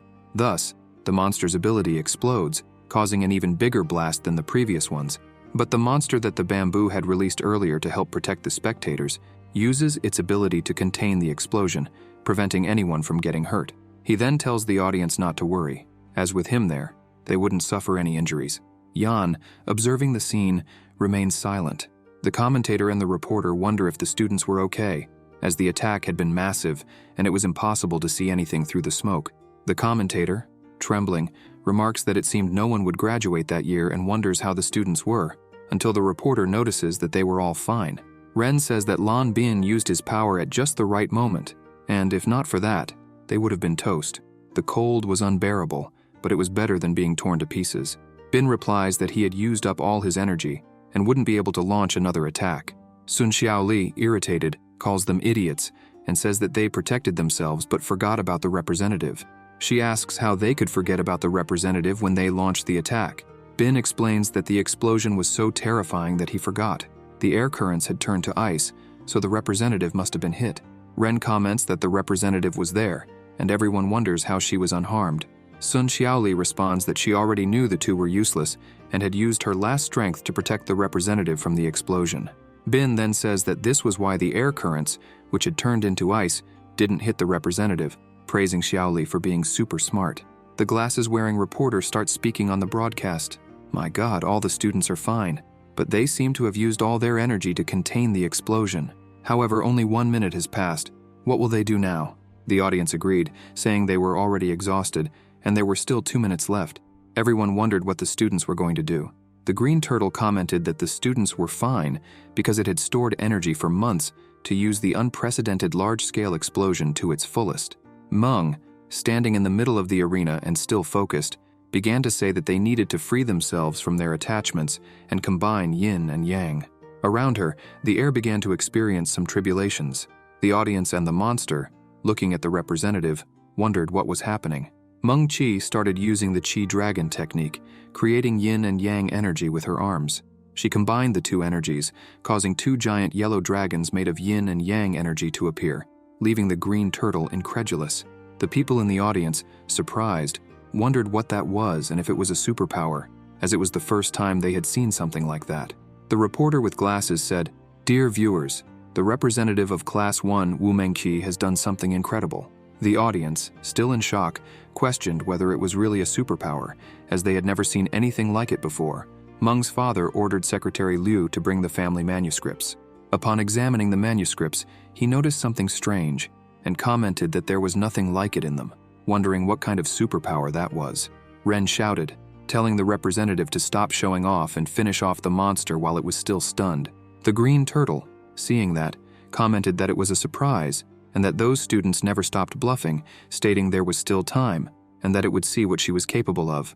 Meng said that if he had the courage, he should stay still and not move. She wondered if that power would destroy the whole place, but believed that with Master Yan present, there wouldn't be any problems. The monster accepted the challenge and replied that it wouldn't move, saying she was the weakest student among the 4 with combat powers and wouldn't be able to hurt it. Ren, irritated, shouted loudly, ordering the representative to launch the fireworks at the monster already, so she launched the fireworks at it. The green turtle commented that they were nothing more than fireworks. The red bamboo ordered it to get out of the way and called it a green idiot. The monster became confused, wondering what was going on. As the blow approached, the dragons merged, transforming into a giant dragon with sharp teeth, heading toward it. Realizing that the situation was going to get ugly, the spectators and the green turtle started running, getting out of the way of the representative's power, leaving even the other monster incredulous at the strength displayed. The fireworks began to destroy everything in their path, devastating the exam arena, circling the earth, and causing destruction. The explosion was similar to a nuclear bomb, leaving everyone shocked and in disbelief. The explosion was so powerful that it exceeded the planet's center of gravity. The blue and black bamboo, in disbelief, wondered if that energy had really been unleashed by a student. Monkey's father, mouth agape, remained silent, while the glasses-wearing reporter, trembling all over, announced through the loudspeakers with a shaky voice, "Dear viewers, I've been a presenter for over 10 years, and this is the first time I'm at a loss for words." The audience remarked that she was just a student, while others said they wanted to leave. Meng stood in silence, unable to believe the power of what had just happened. Bin, with a trembling voice, told everyone to look at the size of that mushroom cloud. The representative said she had made a mistake, intending for the explosion to only hit the lower part of the stadium. Ren asked her what had gotten into her, and why she didn't aim at the lower part, questioning why she was afraid since the teacher was there. She replied that she didn't know what had happened, that everything happened too quickly, and she didn't know she needed to detonate it manually. Amid all the dust, a voice insulted her, and when everyone looked, they saw the monster missing part of its body, furious, saying that it couldn't believe it couldn't regenerate, and that, if the red bamboo hadn't alerted it, it would have been done for. The representative retorted that he was the one acting all tough, and that it wasn't their fault. Ren remarked that she managed to hit it dead on. The monster, enraged, said it was pissed off. Ren told the representative not to waste time and asked if she could do it again. She replied there was no problem, as the technique didn't consume energy, so she could use it countless times, and said she would try again. The reporter spoke through the loudspeakers. "I can't even describe this fight anymore. Wu Mengqi has just launched an attack with the force of a nuclear bomb, yet only half of the green turtle's body was hit. The battle has reached a critical moment, with 1 minute and 30 seconds left. When he noticed, he asked what she had said, and questioned if she had really said, countless times. The monster, trembling, asked if that was serious. The audience wondered if she was joking. Ren commented that she had left everyone astonished. When he looked, he saw that she seemed a bit off and asked what was wrong. She replied that she didn't know. The audience said that the class representative didn't seem well and that she appeared to be in trouble. One of the students asked the teacher if the technique she had used had any side effects. He replied that it wasn't a side effect and explained that the technique requires the user to maintain a serene mind at all times. He added that she had been shaken up a moment ago, which disrupted her qi flow, but reassured the student that she would return to normal in a year or two.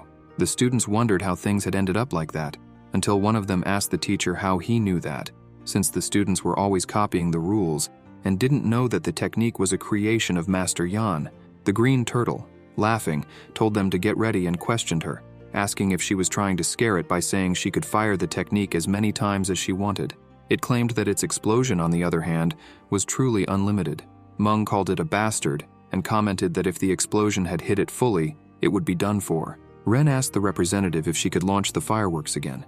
She replied that she wasn't sure if she could, as her mind was unstable and it would take some time to recover. Ren responds that they didn't have time for her to recover and comments that without her, graduation was already lost. Meng Qi says she was able to transmute the dragon, but thought that was it. She didn't know she had to keep her mind calm. Her pride had gotten in the way, and so she apologized. The green turtle begins inhaling air again and says that it seemed it was its destiny to win that battle. Sun Xiaoli replies that she wouldn't be celebrating if she were it, while Bin and Ren turn around asking what on earth she was talking about. When they notice, their mouths drop open, shocked. Xiaoli was gathering yin and yang energy with her arms, leaving the monster in disbelief. What was supposed to be a simple graduation exam without anything exciting had turned into something unbelievable after the class representative, Wu Mengqi, launched an attack with the force of a nuclear bomb, creating a chaotic scene with everyone present completely dumbfounded, unable to comprehend what they had just witnessed. Ren and Bin, irritated, ask Xiaoli if she could do it too, saying it was very unfair. She replies that it wasn't that hard. She got the hang of it after watching for a bit, and says she still wasn't fully used to it. Ren tells her to stop bragging, as he couldn't learn even with the professor's help, and she had managed to learn just from a glance. She responds that he and Bin couldn't stay calm, and that the representative had a deep neurosis. She adds that the professor had said that cultivators needed to be patient, and asks if even after copying the rules over and over they still hadn't understood them. They say Xiaoli wasn't worried about graduation, and since she had a calm personality, it wasn't strange that she had learned easily. Ren says that in that case, he would try too, and Bin says he would as well. Then they notice the spiritual energy, and Ren asks if that spiritual energy was also coming from Bin, questioning if he had also managed to learn it. Bin responds that while he stayed low-key the whole month, he was observing and then saw that cultivation technique, saying he didn't know it had the power of a nuclear bomb. Ren then says he wouldn't lose to him, and Bin replies telling him to first get a handle on his ambitions. The representative, seeing this, says she wouldn't be left behind either. Yan Sen, surprised, says that when the scroll fell into the mortal continent, not everyone was able to use it. Only geniuses could learn it in a short time, and he thinks he didn't expect to find 4 of them there. Happily, he says he was very lucky. The protagonist thought that, however, they were still novices, and the transmutation of chi energy into a dragon took a considerable amount of time, and he thought the enemy wouldn't give them the chance to use the technique. The protagonist looks at the green monster in silence and sees that it was inhaling more and more air. He thought he couldn't allow the students to get hurt, as potential immortals like them couldn't be cut down by a simple test like that. The glasses-wearing reporter announced through the loudspeakers, "Dear viewers, the battle has reached a critical point. Both sides are accumulating energy, and only 30 seconds remain. Will they pass the exam?" The green turtle cursed the students, saying they would soon find out who was faster, them or him. The reporter suddenly asked what was flying in the middle of the arena and realized it was a piece of white cloth, announcing that Class 1 had surrendered. He repeated the announcement, declaring that Class 1 had forfeited and the exam was over. Bin, in disbelief, questioned if they had really given up. Ren asked why Master Yan had done that, and he responded that it was for them to try again next year. The spectators were surprised by the outcome, and the monster protecting the civilians said it would never witness another academy exam again. Bin, still in shock, stated that their professor had given up, while Ren lamented, saying they were so close. Sun Xiaoli told them to forget about it and come back next year, adding that waiting another year wouldn't kill anyone. Bin remarked that she was far too calm, which explained how she had learned the technique so easily. Sun Xiaoli, arms crossed, asked if they were stupid and if they couldn't use their brains, explaining that while the technique was powerful, it took too long to execute, and the green turtle was faster than them. The professor didn't want them to get hurt. Suddenly, the monster used its unprecedented large-scale explosion ability. The reporter yelled that the exam was already over, that Class 1 had surrendered, and then a massive explosion occurred, leaving the audience in shock, wondering why it had happened. The reporter, voice trembling, noted that the students were still there. As the dust from the explosion began to settle, the green turtle said it felt much better, but then noticed something. The students were in the sky, covered in chi. The representative said she couldn't believe they had come out unscathed. Ren looked down and saw Master Yan there, asking if he had been the one to protect them. Suddenly, everything began to shake. The confused spectators said it was an earthquake. The audience held on, wondering what was happening and why an earthquake had started at such a moment, noting that this quake didn't seem normal. The green turtle questioned what was going on and what kind of power that was. The air was incredibly heavy with a tremendous pressure, and the once clear sky had turned a dark red. The monster, choking with a trembling voice, said it couldn't breathe. The protagonist, nervous, let out a small sigh, and the monster realized that the pressure was coming from him, wondering what immense energy this was. Yan Sen replies that he didn't need to be so courteous and asks if he was seeing that one right there, telling him to teach her a lesson. The bamboos inside the ancestral mecha, startled, wondered if he was an expert in that type of skill. The red bamboo says he knew. The ancestral mecha states that after all those years he finally remembered him. He responds that they never had a worthy opponent, but now he has appeared, standing right in front of him. The Great Spirit, the sovereign god of the sword, tells the prota that he only needs one cut from his blade to eliminate him, while the ancestral mecha tells the red bamboo to give him a few seconds, and he would split them in two.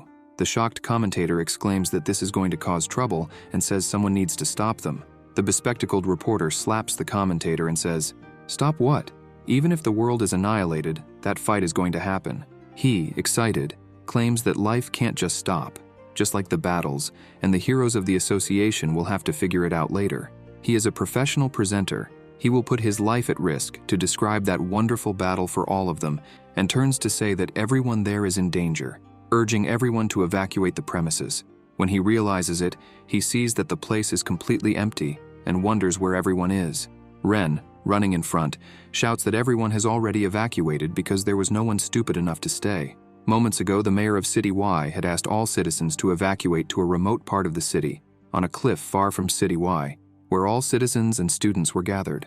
Ren remarked that it was just a simple graduation exam and questioned how things ended up like this, while the reporter announced live, "Dear viewers at home, this is already a shocking scene, and the battle hasn't even begun." The ancestral mecha, drawing its sword, states that there is a saying in its world, "Go straight to the point without beating around the bush." The Great Spirit, the sovereign god of the sword, unsheathing his sword, agrees, and so they both charge at each other at high speed, declaring that they will unleash their power to the limit. The representative tells everyone to duck, while the people watching the live broadcast are in shock. The Great Spirit, the sovereign god of the sword, unleashes his absolute spiritual cut, while the ancestral mecha strikes with its ancestral cut, cutting everything in its reach. The bespectacled reporter nearly loses his head, going into shock. The students watching are equally stunned. The sword spirit, with a slight smile, remarks that the big guy hasn't suffered any injuries and says he is interesting. The mecha responds that if one cut isn't enough, then he should make another, and so they begin exchanging several sword strikes. The bespectacled reporter continues to broadcast live, saying, "Dear viewers, it's a simply epic battle scene. Their abilities have shortened the height of the mountain range, yet their gigantic bodies remain intact. Their large size doesn't prevent them from moving with speed. Every movement they make surpasses the sound barrier. This is beyond the reach of mere humans. As they fought, they destroyed the entire city." Citizens, crying, exclaimed that the city was being destroyed, while another lamented that he still had his mortgage to pay. The ancestral mecha, while battling the sword spirit, exchanged several sword strikes until their swords clashed and flew apart, landing embedded in the ground. The mecha tells the bamboos that it needs more energy. The bamboos respond that they understand and say they will give it their all, and thus it flies into space. The Great Spirit, the sovereign god of the sword, watches as the prota tells him to forget the sword, as he won't need it. He will help him fly and urges him to hurry up and finish him off. He responds that he understands and flies after the ancestral mecha. As the ancestral mecha flew in space, the yellow bamboo noticed and said he could fly too, exclaiming how fast he was. The sword spirit commanded him to stop fleeing. Annoyed viewers wondered where they were, as they couldn't see anything, and they expressed a desire to witness the fight, questioning who was broadcasting and demanding negative analyses.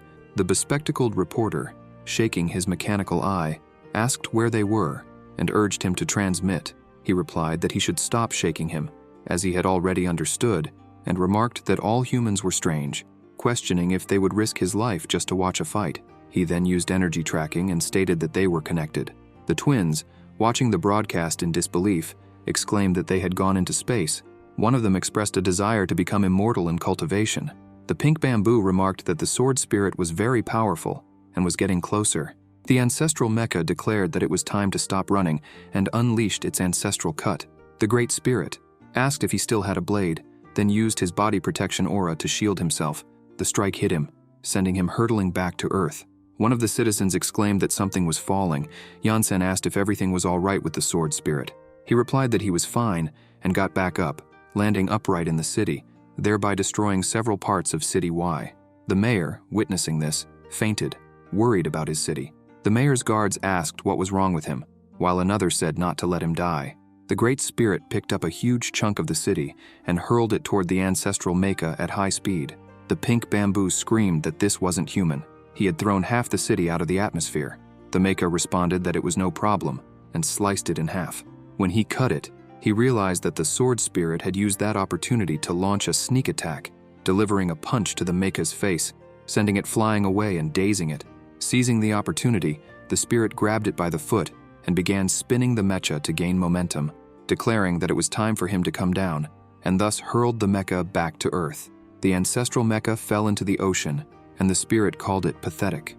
The ancestral mecha asked the yellow bamboo for help with repairs. She replied that it was all right, and helped him repair himself. Thus, he emerges from the ocean, and suddenly the sea begins to churn violently, with lightning appearing all around. People start to wonder what is happening. One person remarks that he is an ancestral hero, so it must be some sort of special technique. The reporter tells them to be quiet, as he is checking the records, and states that according to the book, the Rainbow Rangers summoned some kind of combinable armor, and its ability was control over nuclear fission. After reading that, he is horrified. Returning to the site of the ancestral mecha, several submarines rise from the sea, leaving those present astonished. The pink bamboo says that was enough for 001. He responds that it's not yet enough, and instructs to concentrate all the nuclear warheads in the world. The mecha then uses the superpower ability of control over nuclear fission, leaving everyone in shock. The ancestral mecha hurls the nuclear warheads toward the sword spirit. The spirit retorts that they are merely fireworks and claims he can do that too, starting to use the conversion of yin and yang qi. Ren and Bin, witnessing this, are stunned, and the representative thinks it will turn into a firework competition. Then the Great Spirit, the sovereign god of the sword, unleashes his ability as well, causing the powers to collide and resulting in multiple explosions in space. The students, terrified, exclaimed that if this fight continued, they would all die. The reporter continued the broadcast. "Dear viewers, they are throwing nuclear bombs at each other in outer space. The sky is completely illuminated." The people, irritated, shouted that it was all his fault, pointing their fingers at the bespectacled reporter. The reporter replies that it's all right, the fault is his, and states that they are not dead yet, telling viewers that according to the book, the name of the armor is 001. He explains that since the Rainbow Rangers hardly ever used it, they knew very little about it, and he reiterates that he is a genuine ancestral hero, emphasizing that since he is a robot, he is a survivor from ancient times, announcing this to the broadcast. The book also states that he amplifies the powers of the Rainbow Rangers, meaning that 001 may possess more techniques that have yet to be revealed. The ancestral mecha is formed by the red bamboo, revitalization plus the blue bamboo, hardening plus the black bamboo, flash plus the pink bamboo, bombs, and finally, the yellow bamboo, healing. Thus, the ancestral mecha is formed. The ancestral mecha continues to use the warheads against the sword spirit and calls for the black bamboo. He responds that he understands and uses the flash ability to appear behind the spirit. The mecha uses the superpower, lightning strike, declaring that victory is his. The great spirit retorts that he thinks not and teleports behind the mecha to strike, but the black bamboo uses the flash to dodge the attack at the last second. The people watching the broadcast are astonished. While in space, the ancestral mecha and the spirit continue to fight, dodging each other's attacks in various places at high speed. The onlookers wonder how long they have been battling like this and question whether they ever tire. One man urges the reporter to check the book to see if there's anything relevant. And so the exchanges of blows in space continued. The battle was fierce, with both dodging each other's attacks at the last second. They then both pulled away and charged at each other at high speed. The mecha called for the blue bamboo to use the superpower ability of mechanical hardening. The spirit remarked that he also knew how to use that insignificant technique, and thus their punches collided, creating a tremendous impact, so powerful that it shook the earth. The pink bamboo asked if his power ever ran out, while the black bamboo said he was tough. The bespectacled reporter stated that he had found something in the book and explained that the superpower of the red bamboo was cellular activation, which served as fuel for the 001 motor. He addressed the transmission. "Dear viewers, the reason he is the second most powerful hero in the world is because of his peculiar superpower. Superpowers have limitations, but that is not the case with cellular activation. In other words, if the red bamboo uses itself as fuel for 001, he will possess unlimited power. As for the other big guy, I have no idea how he is managing to stay powered without losing energy." Yan-sen said their life cycle would come to an end, and he would still possess chi within him, urging them to enjoy it. The red bamboo told the mecha that they would merge. 001 asked if he was sure about that. The pink bamboo shouted for him not to do it and asked what if he couldn't come back. The black bamboo said it was just a fight and he didn't need to push it to the last consequences. He replied that he should give it his all in a battle. The mecha agreed with him, and he stated that he would begin, pressing the mecha's button to transform. Suddenly, a massive purple energy surged around the ancestral mecha, leaving the prota surprised. People wondered what technique that was, and urged the reporter to check the book. He replied that there was nothing in the book. After merging with the red bamboo, the ancestral mecha used the superpower of nuclear fusion control. In front of the sun, he declared that it would end there. The reporter understood. The sun was a source of atomic energy, more powerful than any nuclear bomb or nuclear fission. After the fusion of the red bamboo and 001, they could absorb the power of the sun. An irritated person grabbed the reporter by the collar of his shirt, asking how he could speak so casually about something like that when they were all going to die. In space, the ancestral mecha in front of the sun absorbed its energy, stating that it would be a contest of energy blasts. The Great Spirit, the sovereign god of the sword, replied that so be it, as he would not refuse the invitation. He told the prota that they would do the same. Yan-sen replied that he would give him the energy, but reminded him not to forget that there shouldn't be any deaths. He affirmed that he understood, and began to gather yin and yang energy with his hands, creating a massive genkidama with 2 yellow dragons swirling around it. The frightened onlookers exclaimed that it was over. They were going to die. Thus, the ancestral mecha unleashed its nuclear fission energy cannon. The sword spirit launched the ordinary attack of an immortal at the foundation stage. With the impact of the energy forces clashing, everything became clear. But in the end, The energy of the Great Spirit, the sovereign god of the sword, was stronger, and thus he defeated the ancestral mecha, leaving the bamboos shocked and the people in disbelief. As the power of the impact subsided, time returned to normal as if nothing had happened. Yansen, confused, wondered if he had overdone it. As the ancestral mecha fell from space, he told the bamboos that he was sorry, but he had lost. The Great Spirit, the sovereign god of the sword, told the prota that he had been defeated. Yansen, not believing it, asked if he hadn't been able to withstand that amount of energy, and questioned who had been the victor, but said it didn't matter, and told the spirit to return and rest for a while. The ancestral mecha crashed to the ground. Lan Qiqi and Steel Beetle were confused and said it was over, wondering who had won. In the remote part of the city, people were asking if everyone was all right. One person said they were alive, and remarked that they should have taken shelter underground, as watching that in the open almost cost them their life. The bespectacled reporter said on the broadcast, "Dear viewers, according to science, when two energy sources collide, a shock wave is generated. It's a complete miracle that we're still alive after an impact like that." The Flying Eye yelled that without him, everyone would be dead. Representative Meng commented that it was terrible and thanked the fact that they fought in space. Bin said it was supposed to be a simple graduation exam, but it turned into that, and a city had been destroyed in an unbelievable way. Ren remarked that at least almost half of it remained, and since the academy was far from the exam center, it should still be intact. He replied that his house had been destroyed. A man in a blue shirt mentioned that they still didn't know who had won. The man with binoculars said there was a group of people down there. The reporter asked the mechanical eye to take him there and told him to check on his owner's condition. Xiao Li suggested that it would be better for them to go too. The representative said they should borrow a flying device from their colleagues. Bin asked how they were going to do that since they didn't know how to fly. The mechanical eye, irritated while carrying the reporter, snapped at him to shut up when he asked if he could fly faster. When they arrived and noticed an ambulance there, the reporter wondered how they had arrived so quickly. The doctor explained that it was the recovery department's job to arrive quickly at the scene, but unfortunately, they were late that time. The reporter, shocked, asked if they were seriously injured. The doctor responded that the shock caused a mild intracranial injury, an increase in acetylcholine, a reduction in cholinesterase, and elevated potassium levels. The reporter asked what that meant. He said it meant they had a concussion and would be fine after 2 years in the ICU, and told them to take them away quickly. The reporter was left in silent shock.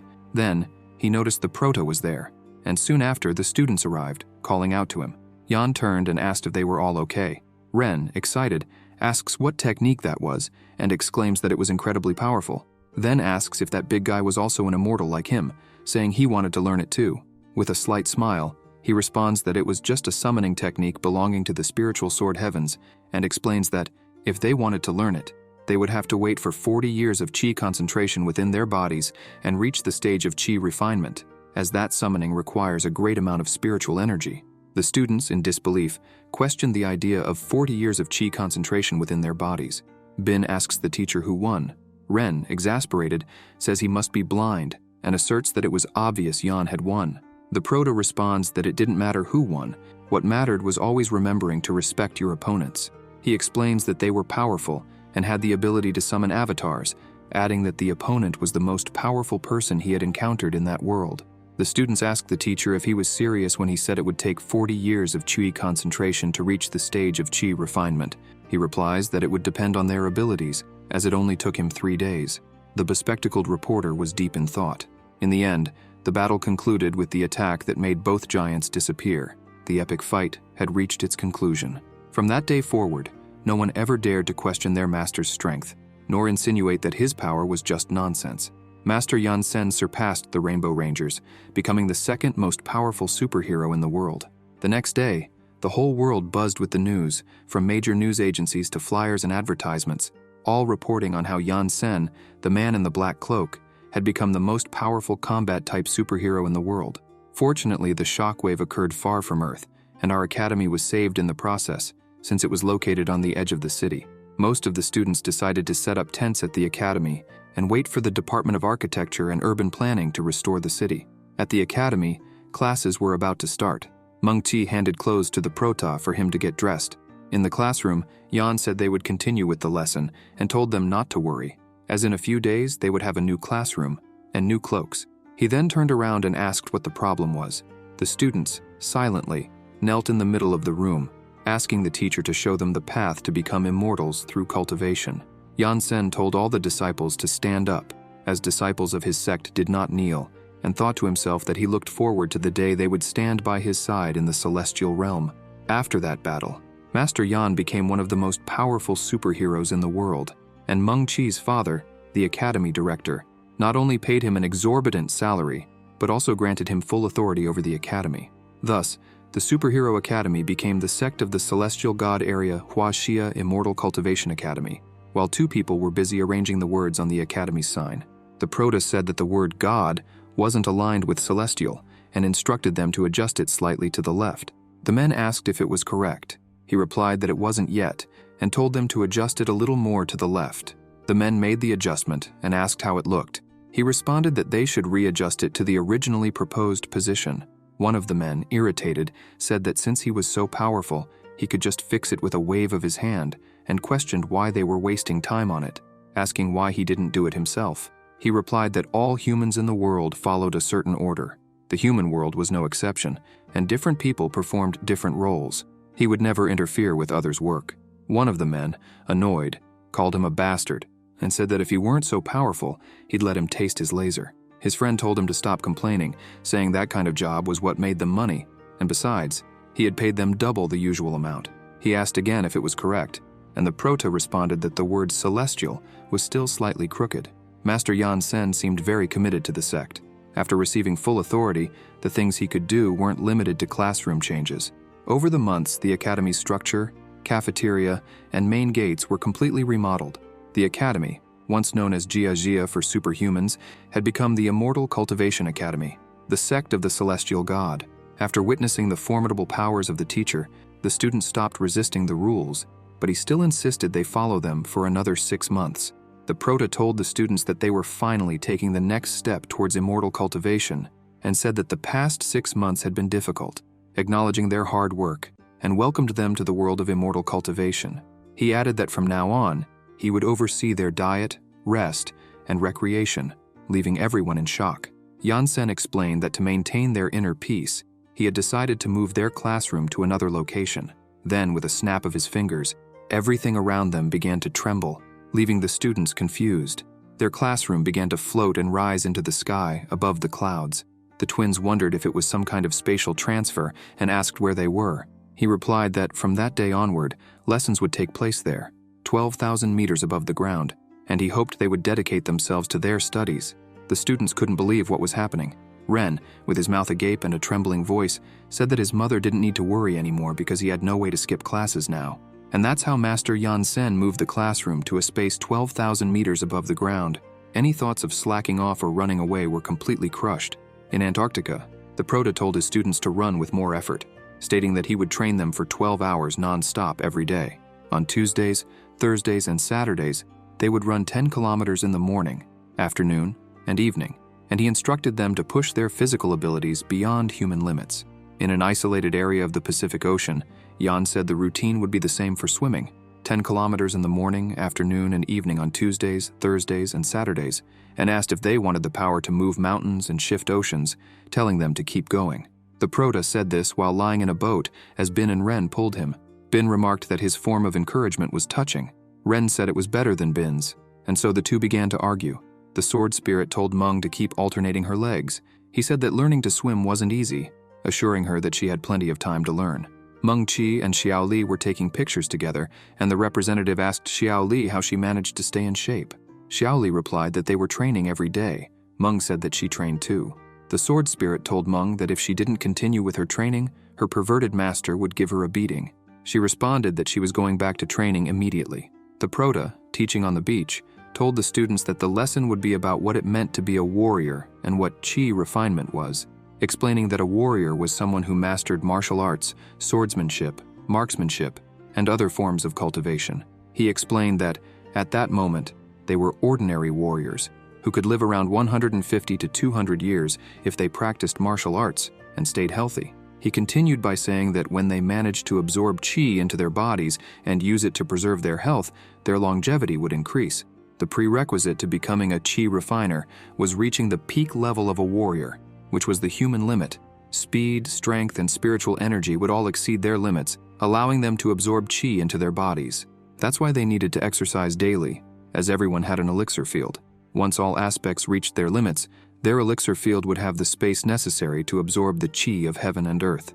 That process was called chi refinement, and he explained that in his world, common people used to refer to the chi within their bodies as true chi, but in reality, it was just spiritual energy. As the days went by, they lost track of how much time had passed since they started their training. While Yan Sen was cooking, he asked the representative to pass the salt. She said she would take care of it. The representative told her friends that the master cooked for them every day and asked if they should lend him a hand.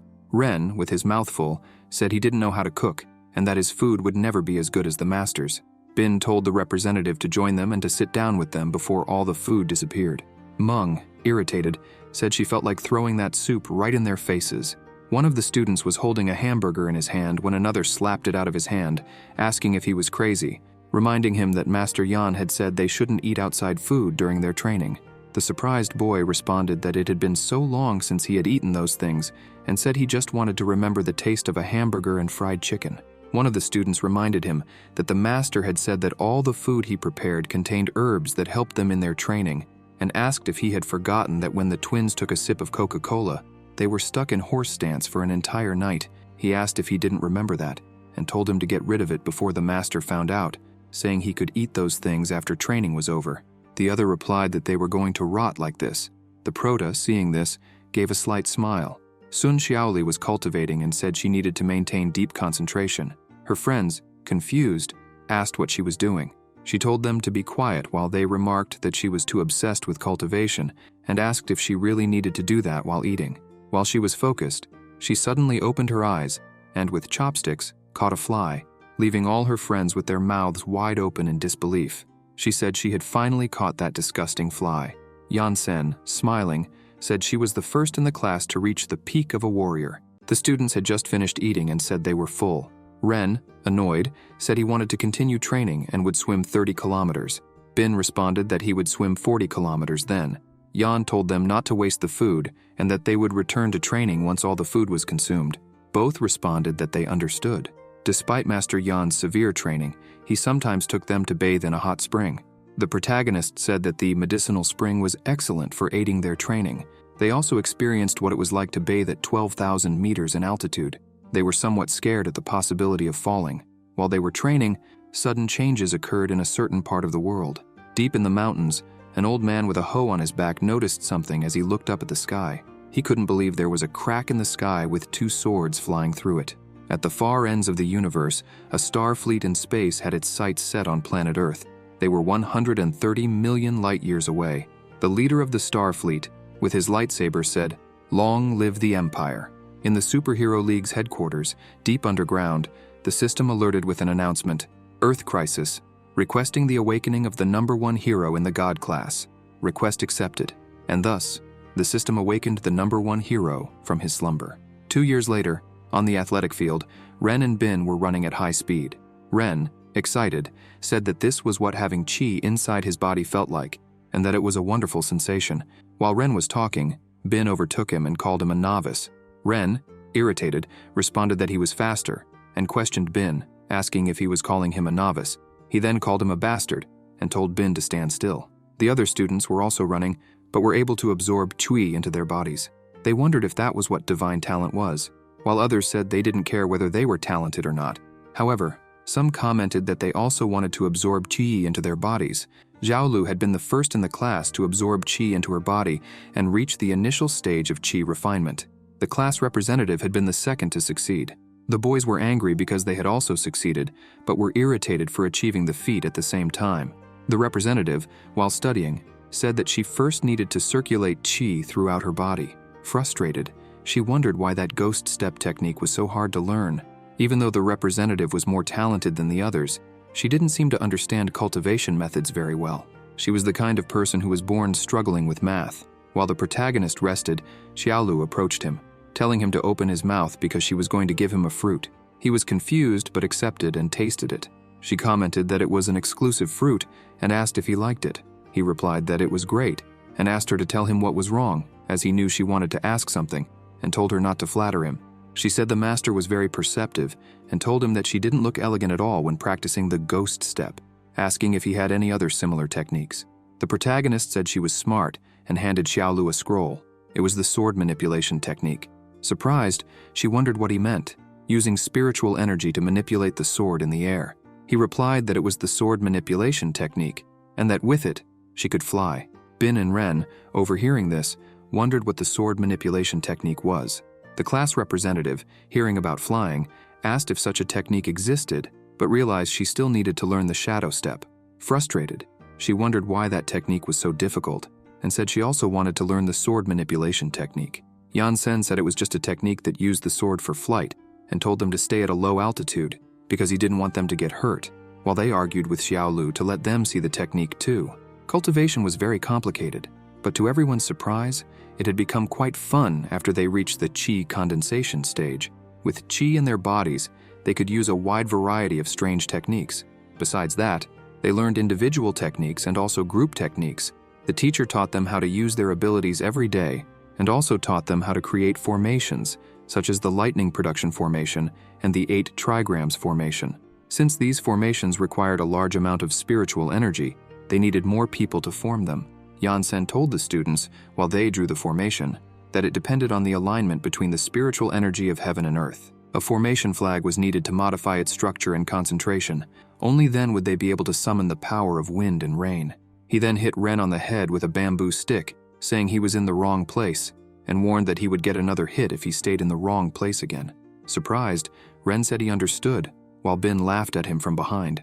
The teacher asked why Bin was laughing, and said it applied to him as well. The protagonist explained that to release the power of the formation, the flags needed to be aligned correctly, and said that misplacing the flags could result in negative effects, so they should be careful. While some students were running, one of the twins said that for those without talent, it could take years to feel the qi within their bodies. Chen Kei-shan was running behind the twins, but looked very pale and breathless. While the protagonist was helping the students place the formation correctly, the twins shouted that Chen Kei-shan had fainted. Yan quickly appeared, asking what had happened. One of the students replied that it seemed to be from exhaustion. The teacher picked her up in his arms and said that all the exercises she was doing were within the accessible limit, and mentioned she must have been secretly training in her free time. He then asked the others to keep running without stopping. On a bench, the protagonist asked the girl if she was feeling better, and why she didn't just follow her training schedule, also asking why she was training in secret. She replied that they had been training for 2 years now, and one of the worst students in the class was already at the intermediate warrior stage, while she was still at the initial stage, and she didn't want to fall behind. Yan Sen started healing her to relieve her exhaustion and told her she needed to train in moderation. She responded that she understood why he hadn't revealed the results of the last spiritual root test on purpose, so their morale wouldn't be shaken, and said she knew she had an inferior spiritual root. She added that those without talent would never reach the immortal stage and asked if she was right. The protagonist thought that, indeed, there were many warriors in the celestial plane in the same situation as Chen Kei-shan. Although they emitted spiritual energy aura, their roots were damaged. It was common knowledge in the celestial plane that a warrior in that situation wasn't fit for immortality cultivation. However, that wasn't a problem for him, and with a slight smile, he told her she didn't need to worry, as he had principles, and one of them was never to give up on a disciple, no matter how underdeveloped they were. He said he could solve any type of problem, whether it was a low-quality spiritual root, a defective root, or even the absence of one. The girl, cheerful, asked if it was true. He responded that of course it was, and said he was capable of anything. Chen Kei-shan said it was like the master had said before. The path to immortality had to be paved by the person themselves, and using someone else's help would hinder that path. He replied that it wasn't exactly what he had said, and asked if she had ever heard of his master. She wondered, "Your master?" And he confirmed, saying that back then, his master was invincible, the most powerful in the celestial realm. But when he was young, he was in a far worse state than they were. He explained that his master's physical strength was the same as hers, and while she had a defective spiritual root, in his case, he didn't have any at all. He added that his master didn't give up on immortal cultivation, even though he was ridiculed, expelled from his family, and lost his fiancée. In the end, he became one of the most powerful in the celestial realm. With a step beyond the world, using the words from his world, he would be known as the protagonist, and when she said that those without talent would never reach the immortal stage, he had to disagree. Chen Kei-shan, excited, told the teacher that his master was amazing, and asked what he did to be able to cultivate. He responded that his master discovered his strengths and pushed them to their limits. She, excited, stood up and said she understood. She just needed to discover her strengths and train them hard. He replied that that was exactly it. She thanked him for his help and said her doubts were gone. As she was leaving, she turned and asked that, since the teacher's master was the protagonist, what would he be then? He replied that he was above the protagonist. The girl said she would ask him just one more thing and asked what the dimension of spiritual roots was. He replied that he hadn't discovered it yet. Master Yansen's words reverberated throughout the class, easing the worries of the less talented students. But one thing was unanimous. Everyone was astonished by his immeasurable power. As Bin finished placing the formation flags, he looked up and was shocked, wondering what that was now. Ren stood up and asked what all the fuss was about. When he noticed and looked up, his jaw dropped in disbelief. There was a star fleet above the sky. Inside the Imperial Star Destroyer, one of the subordinates said they were attacking Earth for the 1,316th time. However, with the Emperor of the Galaxy on board, they would finally be able to eliminate that planet that had caused them so many humiliations. The subordinate informed the Emperor that this was Earth. The Emperor replied that he understood and said it was a technologically backward planet. The subordinate confirmed this and mentioned that they had a bunch of freaks fighting in spandex, which was why they needed the Emperor's help. He added that he had verified that there wasn't a single being on that planet capable of defeating the Emperor, and that he would lead the 7th Fleet to pave the way for him. The Emperor punched the subordinate and asked if he was stupid, saying they were past the stage of landing and sending troops down there. Without further delay, he ordered the most powerful attack, issuing an alert to all troops. The Emperor then gave the command to fire the Planet Disintegrator Cannon and ordered the Dimensional Reduction Attack, commanding them to wipe out the entire human race in a single shot. A few minutes earlier, at the Superhero League headquarters, the system was alerting everyone. Extraterrestrial Civilization Invasion Alert. Extraterrestrial Civilization Invasion Alert. It's a red calamity alert. Alert all God-class heroes to report to City H. They will face the enemies. In the God-class Top 10 Hero Sector, a man was calling the Academy, asking if it was the Immortal Cultivation Academy, the sect of the Celestial God. He mentioned that the enemy fleet was vast, and they hadn't been able to contact Yansen, the man in the black cloak. The president said they were in trouble. The Academy's director, on the phone, responded to the man, saying he also didn't know where Yansen was, and explained that Yansen, his daughter, and his classmates had been missing for 2 years. The man urged him to find a way to locate him. The man told the president that he still hadn't been able to locate him, and asked if the situation was really that serious, pointing out that this wasn't the first time they had faced an extraterrestrial invasion. The president responded that their strength was concentrated in the 10 God-class superheroes, and out of those 10, 6 were hospitalized and 1 was missing. Their only hope was Yansen, the man in the black cloak, and he mentioned that there was someone extremely powerful aboard that mothership. In the hospital, Red Bamboo asked number 001 if that was true. He replied yes, and said that there was someone on the far right of the mothership who possessed immense dark power. Black Bamboo shouted that he wanted to fight. Number 001 asked how he was going to fight, questioning if it would be using his head, and said that after 2 years in a vegetative state, the first thing they wanted was to fight. He asked if they had looked at themselves in the mirror, and wondered if any of them thought they could fight anyone. Blue Bamboo said they couldn't just stand there and do nothing. Black Bamboo agreed and asked in which city they would land this time. 001, looking at the sky, said he didn't think they would do that and thought their commander seemed like someone who used his head. The director called Meng and said he had finally gotten through to her, asking where she was. She replied that she was at the academy and that they had just returned. The glasses-wearing reporter announced during the live broadcast, "Urgent news. Something terrible has happened. You are our last hope, Yansen, the man in the black cloak. Dear viewers, as you may have observed, there are at least 1,000 combat ships near our exosphere layer. Mechanical Eye said that there was a guy on the mothership who was extremely powerful and suggested they find somewhere to hide." The reporter responded that he didn't care and continued his broadcast. "Several powerful heroes are gathering in City H at this very moment. If they dare set foot here, they will be annihilated by our heroes." Mechanical Eye said he didn't think they were coming here to fight fairly like they had in the past. In space, the subordinates told the Emperor that the cannon was at maximum energy. He ordered them to fire, and the Planet Disintegrator Cannon shot toward Earth, releasing a dark red beam of energy. The reporter, terrified, wondered what that was, while the superheroes said it was cheating. The president, seeing this, said it was the end for them. 001, witnessing the event, said he knew this would happen and ordered the system to force a reboot, but the system warned.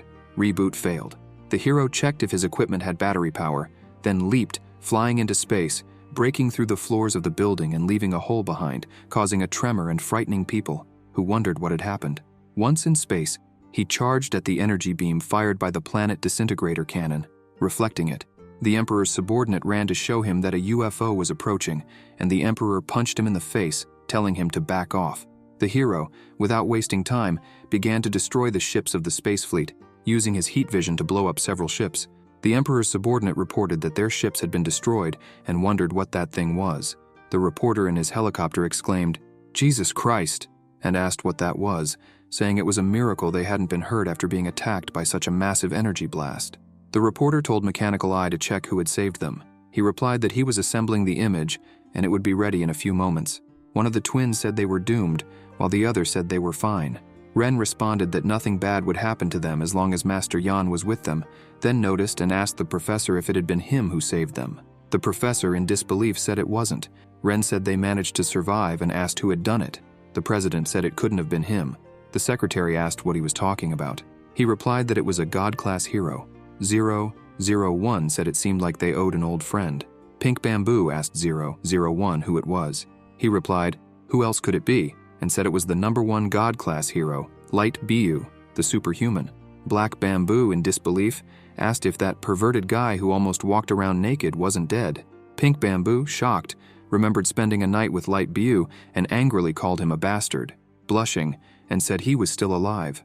The aliens, terrified, were screaming for help, saying it was a massacre, while one of them, in a trembling voice, said that thousands of combat ships had been destroyed in an instant and that Earth was a terrible place, wishing to go home.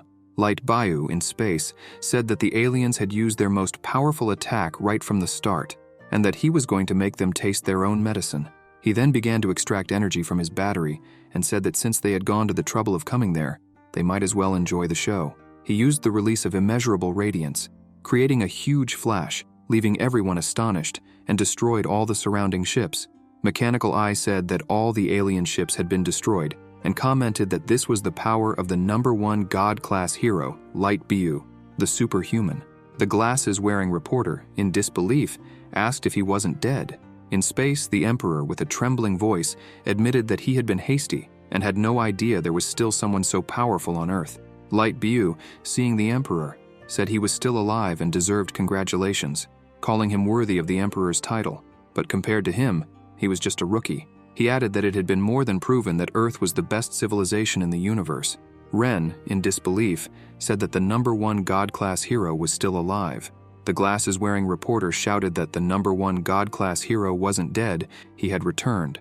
People were saying that, indeed, the #1 God-class hero, Light Bu, the superhuman, was still alive. Excited, they said he was the one who had protected them. One of the twins, surprised, said it was really him and mentioned watching his live-action shows as a kid. The other brother asked if he didn't know about his feats. Yan-sen asked who he was and why everyone was so excited. Ren replied that he was the #1 hero in his world and that he was one rank above him. It was said that the #1 God-class hero, Light Bu, the superhuman, was an android who had been transformed into a more advanced human in their world, and it was rumored that the power within his body could surpass the powers of an ancestral hero.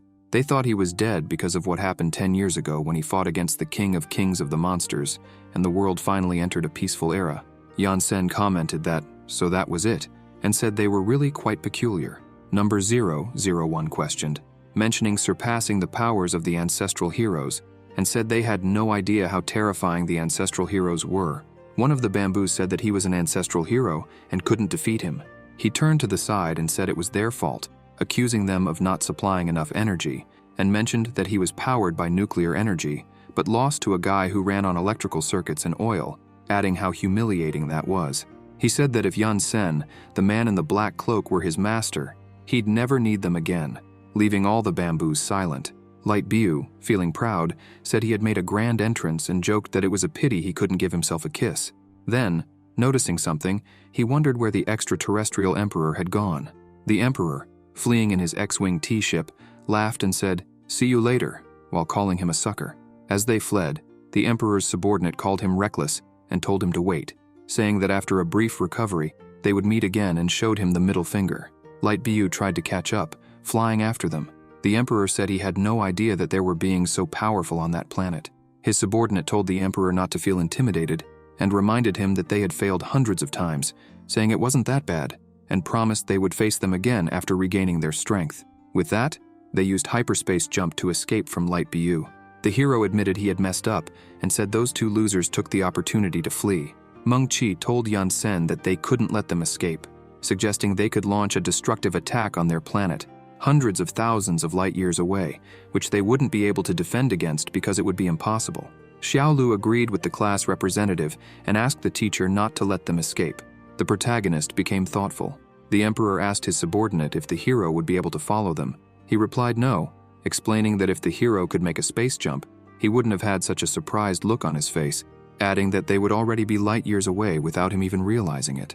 Light Bu noticed something and wondered what it was. The Emperor and his subordinate were in disbelief when the Emperor remarked that he thought he had heard the subordinate say the hero couldn't follow them, and asked how he managed to become his assistant. The subordinate replied that he didn't know how the hero had done it, and said he thought he couldn't make a hyperspace jump. In disbelief, he mentioned he had seen Earth, and then realized it wasn't the hero following them, but rather, they were moving in circles. The Emperor asked if the ship was damaged. His subordinate replied that it didn't seem to have any issues, but he couldn't understand what was happening, so he said he would use full power. As they began to move in circles, they wondered why they couldn't escape.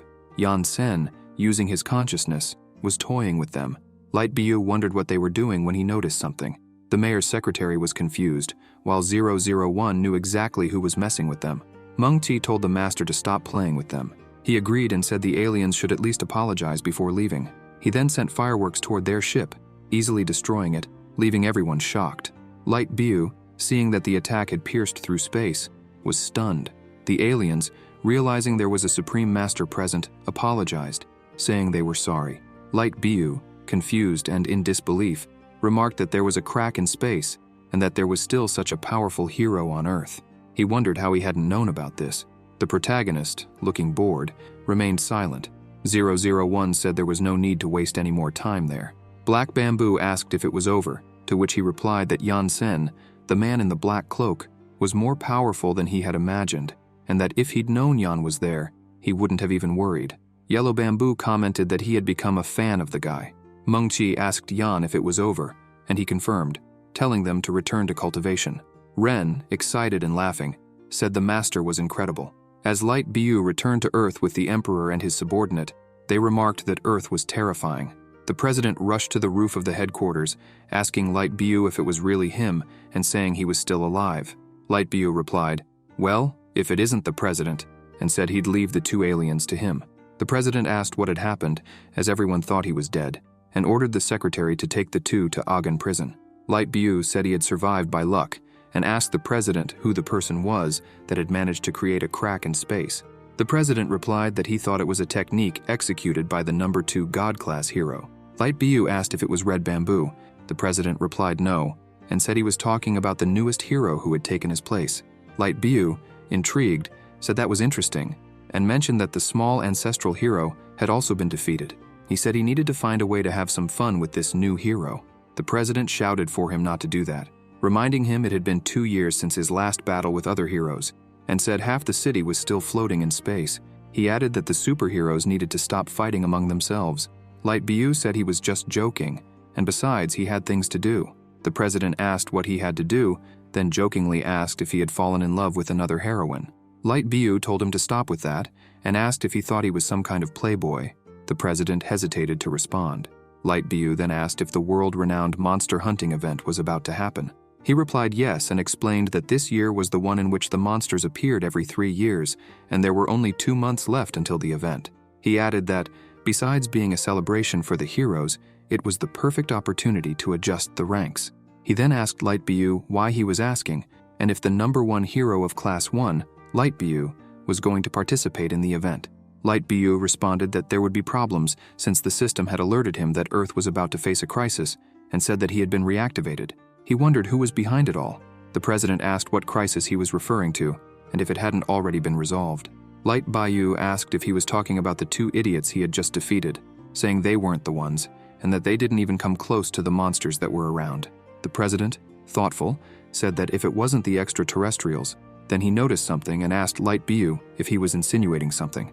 Light Bayou said he was sharp, and added that if he was alive, then probably he was alive too. Oz, the king of kings of monsters. 2 months later, the big day of the monster hunting event arrived. At a convenience store, Yan-sen bought several bags of food. The clerk says the total is 17,000 yen. In line at the convenience store, a woman takes a selfie while 2 men comment that he is Yan-sen, the man in the black cloak. The other one agrees and asks if he will participate in the event. The bald man tells his friend that he might not know, but there's a huge debate online about who is more powerful, Yan-sen, the man in the black cloak, or Light Bayou, the superhuman. His friend responds that he thinks Light Bayou is the strongest. The bald man insists that Yan-sen, the man in the black cloak, is stronger, and they start arguing about which superhero is the strongest. When the protagonist finishes paying for the food, he uses his storage ring, sucking up all the bags of food he bought, leaving the 2 men wondering what just happened. Outside, a parade is happening in celebration of the monster hunting event. As Yan-sen leaves, he sees this and wonders what's going on. At the corner where the parade was, a reporter is broadcasting live. Dear viewers, the monster hunting event, held every 3 years, will start soon. It's time for superheroes to gather and adjust their rankings. It will be a week-long battle, and the event will be broadcast by hundreds of TV stations worldwide. The cameraman loudly says that Yan-sen, the man in the black cloak, is there, and the excited reporter starts looking for him, asking where he is. The cameraman, confused, asks where he is since he had seen him right there, but suddenly he disappeared. The reporter asks if he really saw him because she wanted to ask him if he would participate in the monster hunting event. While they search for the protagonist, he flies away to avoid being bothered. The president tells the secretary that monsters are classified according to power levels, similar to what was done with heroes. Their levels are Apprentice Master, Master, Intermediate Master, and Grandmaster. The difference is that after the King of Monsters class, which is above the Grandmaster level, there is the King among Kings of Monsters, a category above. Since the King among Kings of Monsters has only appeared once, they know very little about him. The secretary asks the president if he is still studying the monster levels with the #1 superhero of the God class present and says they shouldn't worry about it, asking if he doesn't agree. The president responds that Oz is not an easy opponent and that if they're not careful, the world could be destroyed. The secretary then asks the president what they should do. He replies that they should send a message to the Superhero League, as they will hold a meeting with the 10 God class members to discuss how to proceed. He says they must find Oz, the king among kings of monsters, and work together to destroy him. The secretary responds that he will do that right away, but is unsure if they will come, since it has been a long time since the last meeting with the superheroes. The president assures him that they will come and tells him to say it is something extremely urgent. At the entrance of the academy, there were 3 food stalls. The vendor shouted that he had fried dung beetle monsters, 3 slices for 10 yuan. Xiaolu was studying while flying on her sword, while the other students wondered when they would be able to absorb qi into their bodies. Meanwhile, the vendor asked if anyone wanted to try some. One of the students ordered 10. Suddenly, Ron shouted for them to get out of the way. He and 2 students were hitching a ride on another student's sword. The student carrying them said they used to take the bus without paying the fare, but now they were using his sword, commenting that the sword was overloaded. Ran and the twins urged him to hurry up since they were almost there. Meng asked the teacher if he brought all the ingredients for the upcoming trip. He replied that he did, saying he bought everything he could at the city supermarkets, enough to stock up the storage ring. Meng remarked that he must have gotten used to her world's customs. He replied that somewhat was true and asked what she was watching. She said she was watching a man boasting on a TV show and asked if he wanted to see. On the live TV channel it said, "Here are the morning news. We are very grateful for the presence of the #1 hero of the God class, Light Bayou, the superhuman, who will be our commentator today." The reporter asked, "Light Bayou, is it true that you will participate in the event?" He answered yes, stating that he would help his sisters in the competition. The reporter said it was very likely that his sisters would achieve great things this time and asked if that wasn't true. He affirmed, of course, and said they would make it to the top 10 of the competition.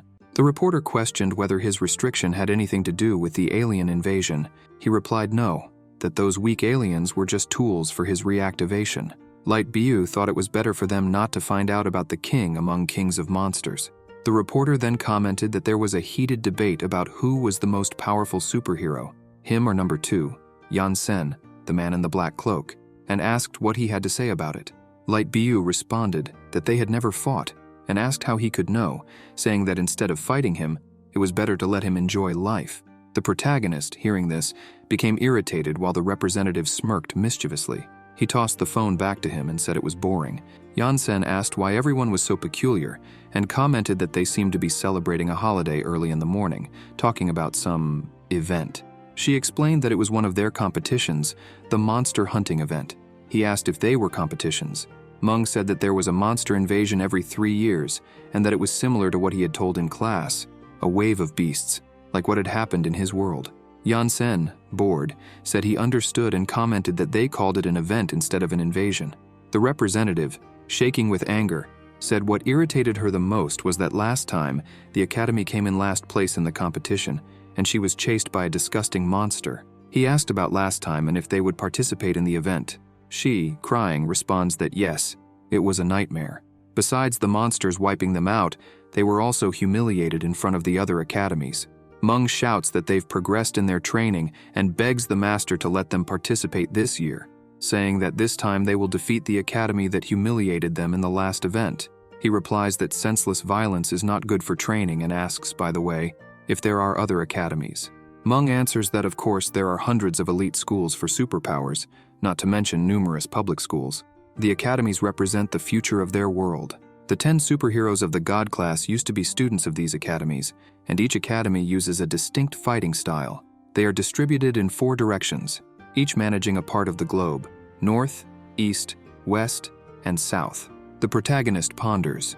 The Super Ninjas Academy to the east specializes in training ninjas, which is the fighting style of the Rainbow Rangers.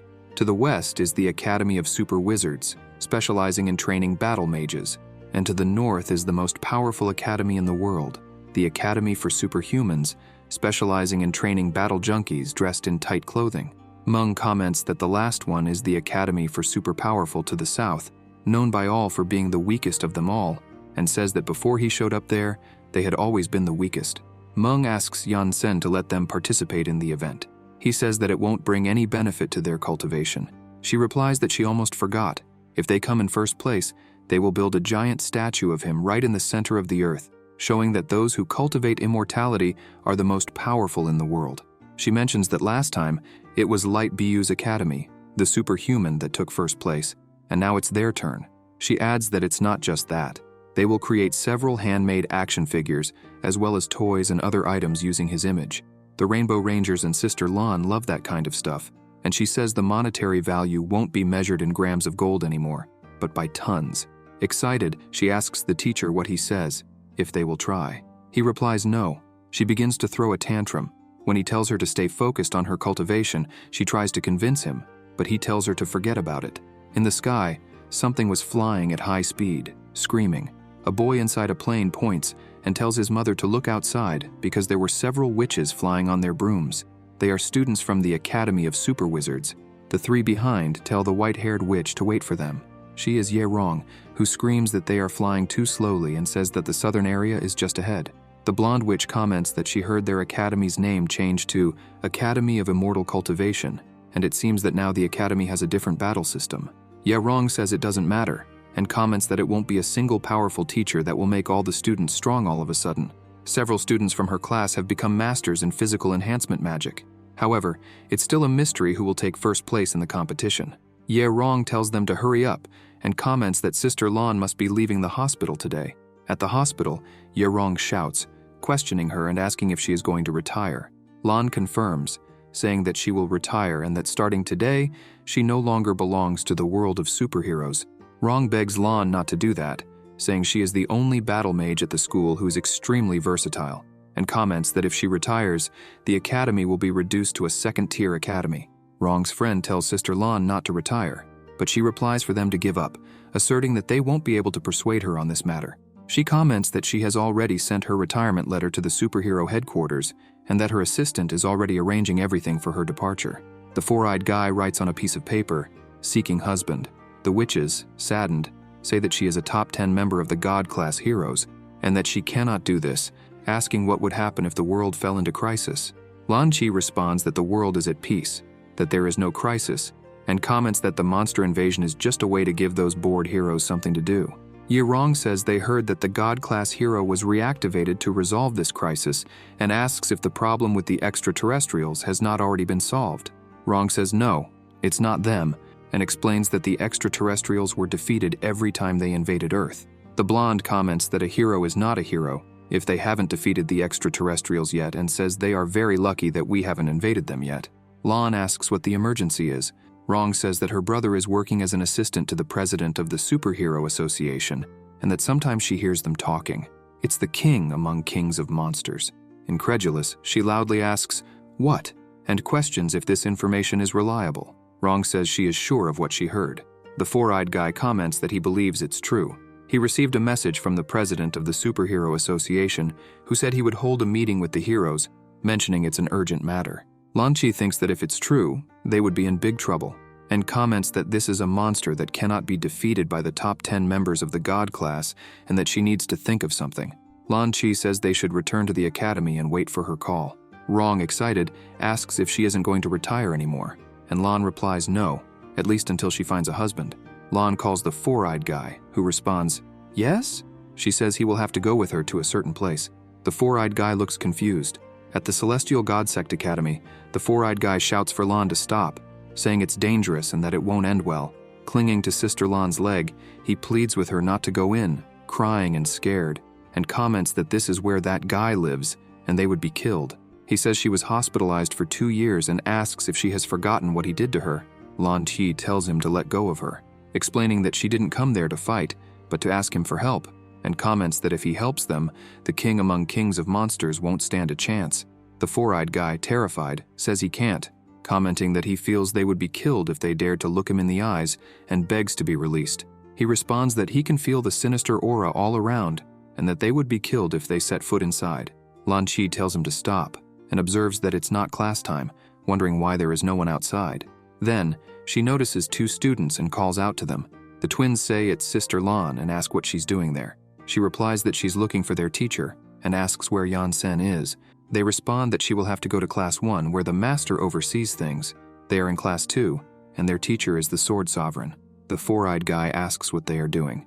The twins answer that they are copying the sect rules and that they just finished their 1,000th copy this month, saying they are going to meet the Sword Sovereign to hand in their homework. They say they are leaving the four-eyed guy and Lan Qi in disbelief. Lan Qi, incredulous, asks if that's his teaching method. The four-eyed guy replies that it's the first time he has seen anything like this and comments that it's a terrible thing. Coming toward them is the class representative, flying at high speed and calling out to Sister Lan. As she approaches, she stops her sword in front of them, leaving them surprised. Meng comments that it's been a while since she last saw her. Lan Qi, surprised, asks what the hell that is and questions if it's some kind of superpower. The representative replies that it's the sword manipulation technique and gives a demonstration to the two, leaving them confused. Sister Lan asks if they already knew they were coming here. Meng explains that Master Yan mentioned there were 2 suspicious people at the gates and asked her to take a look. Lan Qi and the four-eyed guy are shocked to hear this. Meng comments that it seems they are interested in speaking with Master Yan and says he is already waiting, offering to take them to him. As they walk toward Yan, they stop in fear, imagining Yan Sen's sinister aura. Meng looks back and asks if something is wrong. Lan replies that it's nothing. While guiding them, the representative reassures them, saying they don't need to worry about the master, as he is a good person and not the type to hit others over disputes, and urges them to hurry, informing them that Master Yan is in the teacher's office. Upon arriving at the location, Sister Lan tries the tea that was served to her and comments that it's very tasty, saying the discomfort she was feeling has vanished, and asks what it is. Yan Sen explains that it's a tea for meditation and body recovery, stating that she will live longer while maintaining a clear mind, joking that with one more sip, she will live another 30 years, leaving Lan Qi confused. Excited, she asks if he is serious, requests a little more, and asks if she can take some home. Yan Sen replies no, explaining that he only uses the tea on occasions of visits and rarely drinks it, commenting that it's the first time a guest has made such a request. Sister Lan Qi, embarrassed, says that she only wanted to take a little to test it and find out the components. She says that if this thing is really so special, if she drinks it a few more times, she will live forever, and asks if that isn't the case. He replies that it's not quite like that, and explains that a mortal lives only 200 or 300 years. Extending this time can only be achieved after refining qi and reaching the immortal stage. Lan Qi says she doesn't understand what he means by refining qi and reaching the immortal stage, but notes that he is very polite. Yan Sen says that this is the principle of immortal cultivation and asks what she would like to discuss with him. Lan Qi answers truth and says that she was almost forgetting. Four Eyes, surprised, asks what place this is. Meng explains that it is the inner part of their academy, the micro-world of Master Yan, and that it was originally part of Earth. Then the Master modified it, creating an enchanted barrier around it, preventing it from being seen from the outside. She adds that this is her Master's stronghold and where the students' rooms are. Four Eyes is perplexed and comments that since Master Yan turned the place into a micro-world, the space is hundreds of times larger than Earth. Master Yan also said that the floating rocky mountains are naturally formed by the rotation of spiritual energy, and that it takes about 10,000 years to reach the size of a mountain. When the students reach the establishment stage and become immortals, they will have their own strongholds. Four Eyes, terrified, with a trembling voice, comments that this academy is the most intimidating one he has ever seen in the world of the superpowered. Meng says that Master Yan likes to do extravagant things. Four Eyes asks if that is a teleportation portal. She answers that it is sort of, and explains that it is a magic portal, capable of taking anyone to any part of the world. Meng says that her master asked her to give him a tour of the academy and that there is still more to see, calling him to continue. Back in the office, Yan says he understands. Lan Qi comments that the king among the kings of monsters is the most powerful villain in their world, and that, before he appears, everyone would save the world from the Monster King and achieve the top 10 rankings of the God-class heroes. She hopes that, being the top 2 of the God-class heroes, he will also protect their world. Yan Sen replies that, of course, since he intends to establish his sect in their world, it is natural that he follows the rules there. Then he asks if it is true that if the king among the kings of monsters is defeated, the world will be at peace again. Lan Qi replies yes. Yan says he will do his part. Lan then asks if he agrees to participate in the event. He, taking his tea, replies no, that it is not necessary, and comments that he can handle it right now, asking if she has anything from the king among the kings of monsters. Lan Qi, incredulous, replies that no, explaining that nothing remained after his death along with the top 1 of the God class at that time.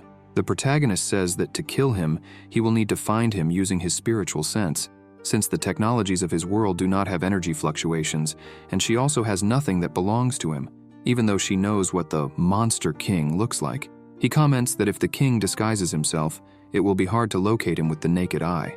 Heroine Lan agrees that if they don't know where he is, it will be difficult to eliminate him. Yan Sen says that in this case he is sorry, but he has no intention of participating in this boring event because he has many resumes to review.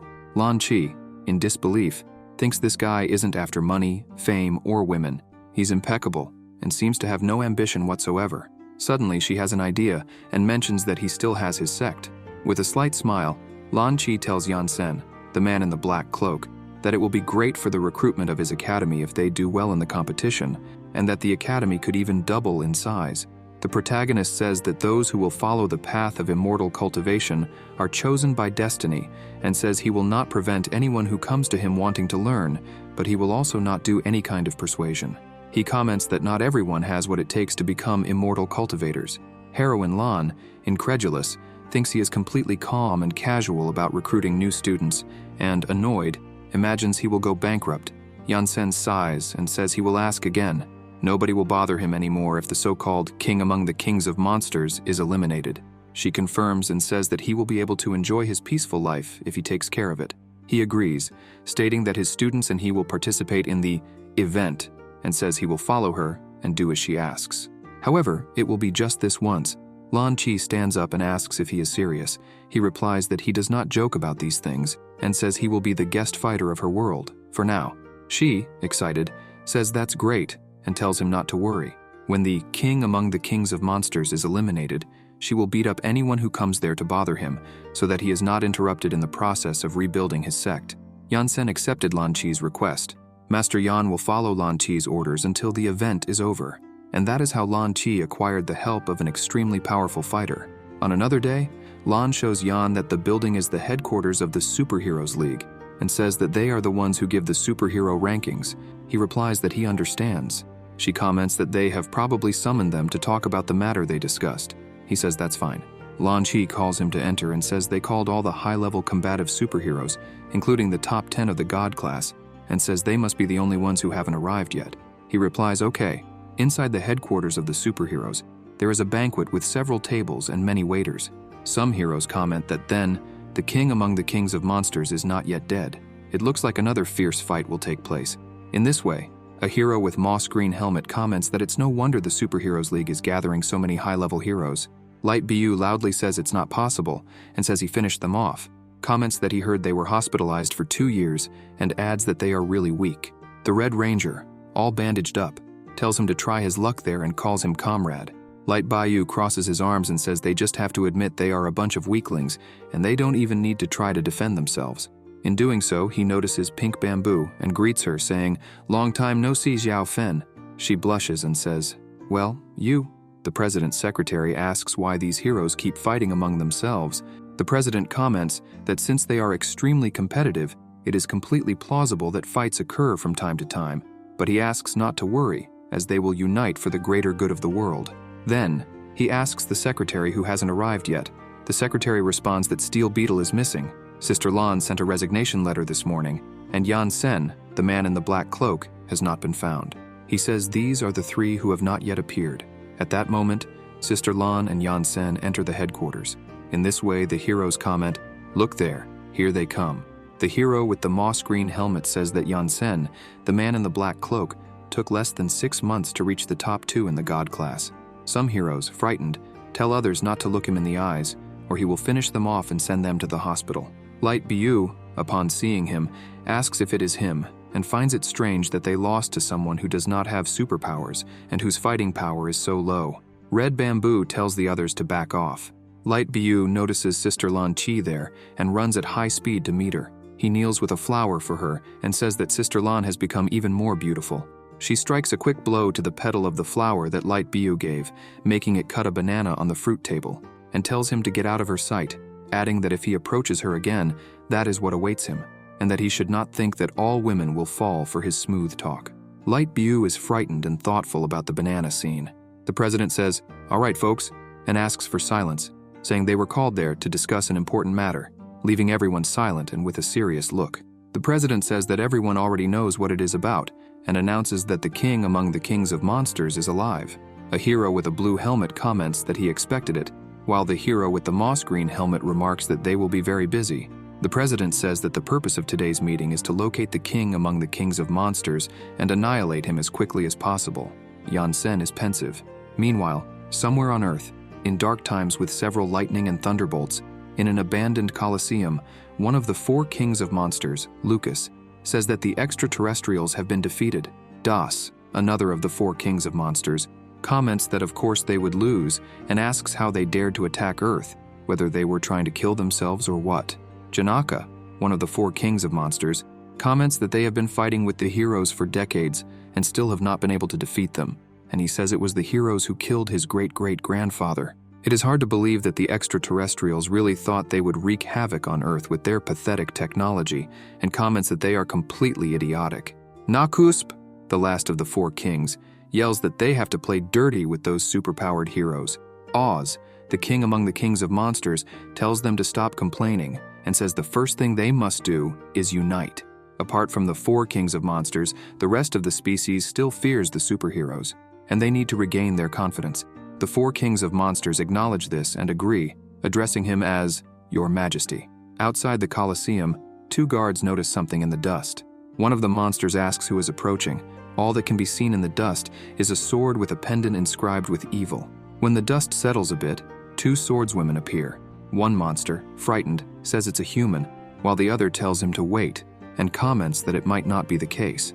Back inside the Colosseum, the 4 kings of monsters discuss that their monster hunting event is about to happen and ask when they will attack. Janaka says he hates the damn word event and comments that in the past it was called monster invasion, but now, in their era, it is called monster hunting event, and says it is a great humiliation for the monsters, a disgrace. Das, one of the 4 kings of monsters, loudly asks why they don't stop whining and find some hero to fight, and asks how many times he has been defeated by the Rainbow Rangers and Light Bu. Janaka falls silent. Oz asks Lucas if there is any news. He replies that yes, and says the best time to attack will be in 2 days, right after the start of the competition. According to the usual schedule, at the beginning of the competition, various heroes from the planet will be scattered across the globe, searching for monsters to turn them into pets. He comments that the 4 main academies will participate 2 days later, and that normally, the students of these academies fight among themselves at the start of the event, and they will be able to attack them at the end of that combat. Oz, excited, says that's great, and comments that this time, their invasion will destroy the world of superheroes. Janaka asserts that the heroes don't stand a chance with him there and calls him Your Majesty, saying that victory is already theirs. The monsters inside the abandoned Colosseum shout, "Kill the heroes! Kill the heroes!" The Colosseum guard addresses Your Majesty and says there are 2 monsters outside who wish to see him. He comments that they are short-staffed and orders them to be let in. The guard responds, "Yes, Your Majesty." The one-eyed monster comments that it's great that new monsters have emerged, as they are short-staffed, and says that although the 2 are weak, in tough times they need to stay united, and that any addition is a help for their victory. Upon arriving inside the Colosseum, where His Majesty of the Monsters, Oz, is located, the guard announces their arrival and informs that the king is in the middle of a meeting, discussing what they will do with the superheroes, and asks them to enter and greet him. When they enter the Colosseum, the monsters start asking if they are the new monsters, noting that they look very much like humans. While others say it's the first time they've seen monsters with such humanoid appearances, some comment that they are beautiful and ask how powerful they are. Janaka calls them novices and asks what kind of monsters they are. One of the swordswomen calls him a parrot, while the other says they are not monsters.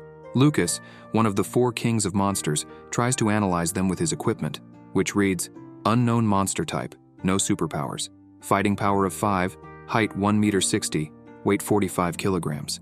After the analysis, Lucas says that they have no superpowers and that their fighting power is 5, and he also notes that the system cannot identify what type of monsters they are.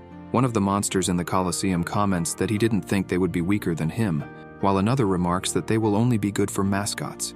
Oz orders all the monsters to be silent and comments that, although their battle power is only 5, they are short on people and they might still be of some use.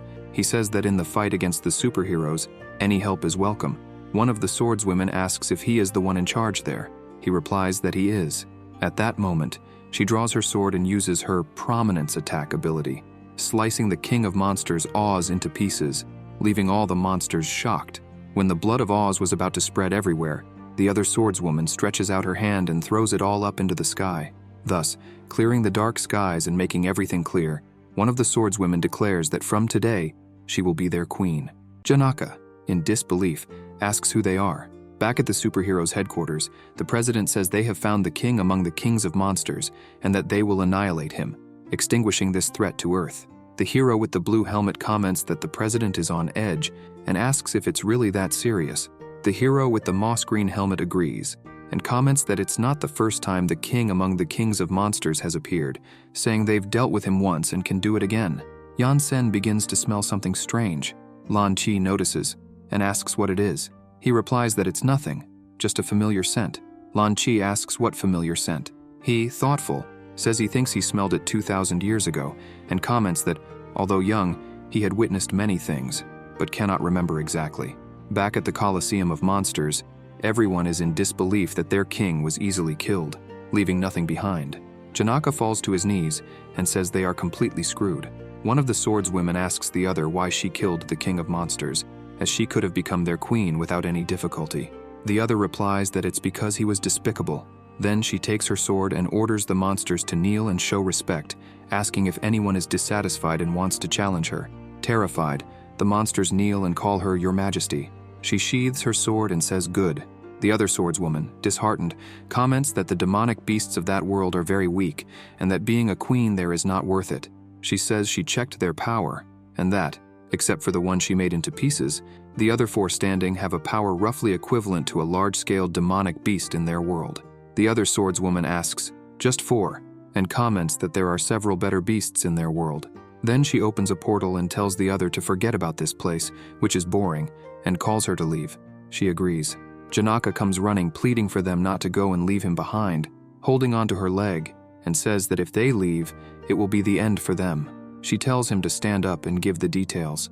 Janaka explains that with the death of the king among the kings of monsters, their plans have been ruined, and that they will become pets of the heroes if she leaves. She comments that she has been in their world for 2 years and is somewhat aware of their situation, but they are not interested in participating in the event. Janaka says she cannot let her subjects become slaves to others. She thinks and comments that it makes sense, and even reminded her of those despicable cultivators, asking what their plan is. He answers that they want to attack the 4 main academies, and quotes a saying in the human world, "Children carry the future." He says they believe they have no chance of defeating the current superheroes, so they plan to destroy their future, so that future generations of monsters have a chance of victory. She asks if this means the monsters of this world are useless. He confirms that they are. Then she asks if the heroes of their world are powerful. He replies that they are more than powerful. They are superpowered, and with a trembling voice, he comments that he, even being of the monster class, is beaten every year, and the pressure is so great that he thinks about killing himself. The swordswoman comments that she heard they say their king is on the same level as the #1 hero of the world, and that this means the heroes are not so powerful after all, but from her point of view, they are extremely weak. Lucas, one of the 4 kings of monsters, comments that she is mistaken and says that the heroes are not as simple as she imagines. Das mentions that there is some kind of strange energy that helps the heroes. Lucas says everyone calls it passive ability. The swordswomen ask, passive ability? Janaka answers yes, with examples like tears of love and light of justice. The swordswomen, confused, ask what those are. Janaka says he will use the Rainbow Rangers and Light BU, the superhuman, as an example. He explains that the most powerful attack of the Rainbow Rangers is the nuclear fission cannon, and the most powerful attack of Light BU is the immeasurable radiance. These are their active attacks, but they also possess a passive ability. He comments that it's an ability that all heroes are aware of its existence, and that every time a king of monsters attacked Earth, they pushed the superheroes to their limits, or even to death, at the moment when the monsters dominated the world. Something strange would happen. The humans of the planet would gather. They cried or simply raised their hands. These 2 movements are known as tears of love and light of justice. And then, the hero who was almost dead, or had already died, comes back to life full of energy, out of nowhere. Not to mention that their strength is amplified after resurrection, and for no reason at all, they manage to kill the kings of monsters in a few seconds. Over time, the monsters could no longer defeat the heroes. The swordswomen remain silent. Lucas comments that this is exactly the case, and mentions that his grandfather and great-grandfather died because of these passive abilities. He says their king fled the moment he realized the passive ability was manifesting. That's how he survived. The swordswomen respond with okay and say, "What a situation, huh?" Janaka on the ground says they tried everything to defeat them. One-on-one fights, group battles, sneak attacks, and even poisons, and yet nothing worked. Crying, he comments that the heroes cannot be killed, no matter the methods. They are always saved or become invulnerable, and there's nothing they can do about it. Dramatically, Janaka says they, the monsters, have spent many days and nights thinking about giving up, even about leaving their lives and deaths to fate. However, the more they think about it, the more infuriated they become, and he asks why. Why were we born into a world where we were reduced to mere tools for the heroes to boast about? He says they cannot accept this, not at all. With a trembling voice, he tells the swordswoman that they have to keep fighting. Someday, they will defeat the heroes and make them pay for everything the Sigura they've done. The swordswoman says she understands him. He asks, "You understand?" She replies yes, that they are the villains of their respective worlds, and that she understands how he feels. She comments that the heroes of his world are no different from the cultivators of her world, and that they act in the same way. Thus, she says she has decided she will give them a little help, and then hands him a sachet. Janaka asks what it is. She replies that it is a sachet from her demonic world that will be of great use. Inside it are 4,600,000 demonic magic weapons, and says she thinks that's enough for all of them. The 4 monster kings repeat, impressed. 4,600,000 demonic magic weapons. The swordswoman explains that they are activated through flesh and blood, making them perfect for them. However, there are 4 weapons inside that they need to use with caution. 1 Demon King weapon, 1 Chi Deity weapon, and 2 Chi amplification weapons. She then opens a portal to another dimension and tells them to be careful when using them, or they might end up dying before their enemies. She says all right, and announces that they are leaving, wishing them good luck. Janaka asks where she is going. She gives a slight smile and says that his world is quite fun and that there are many interesting things. She mentions hearing about a big amusement park that recently opened in the north and says they are heading there, asking him not to worry. If they have trouble eliminating them, just send a message through the demonic bird inside the sachet. The 4 monster kings, blushing, ask Her Majesty to be careful, amazed by the sachet, questioning if it really can store 4,600,000 demonic magic weapons. Nakusp comments that the death of the king among kings was not in vain and suggests they make a monument when they defeat the heroes. Meanwhile, on the other side, after the meeting, it was decided that the top 10 of the God-class heroes would be the judges of the event, while the rest of the heroes would be responsible for gathering information about the king among kings of monsters. The God-class heroes would be tasked with destroying the king among the kings of monsters as soon as they obtained the location. However, the heroes had no idea that the king among the kings of monsters had already been eliminated. Very soon, Earth would be engulfed in a fight among demons, immortals, monsters, and heroes. 2 days later, the reporter announced on his broadcast, "Hello, viewers. This is the live broadcast from BB. It's great to have you with us again. Today I'll be broadcasting the monster hunting event for all of you. Please don't forget to follow me on social media. As I always say, wherever there's a fight, I'll be there. This is an event held every 3 years.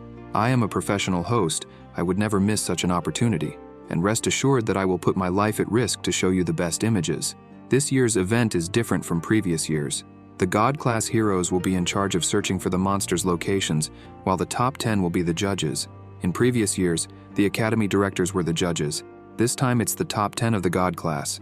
I don't know why the Superhero League made this decision, but don't worry. This year, we will focus on the 4 academies that teach ways to battle, since these students were defeated by the top 10 of the God class and did not graduate. Some of them are above the professional heroes, so it's guaranteed that this year's event will be more exciting than the previous ones.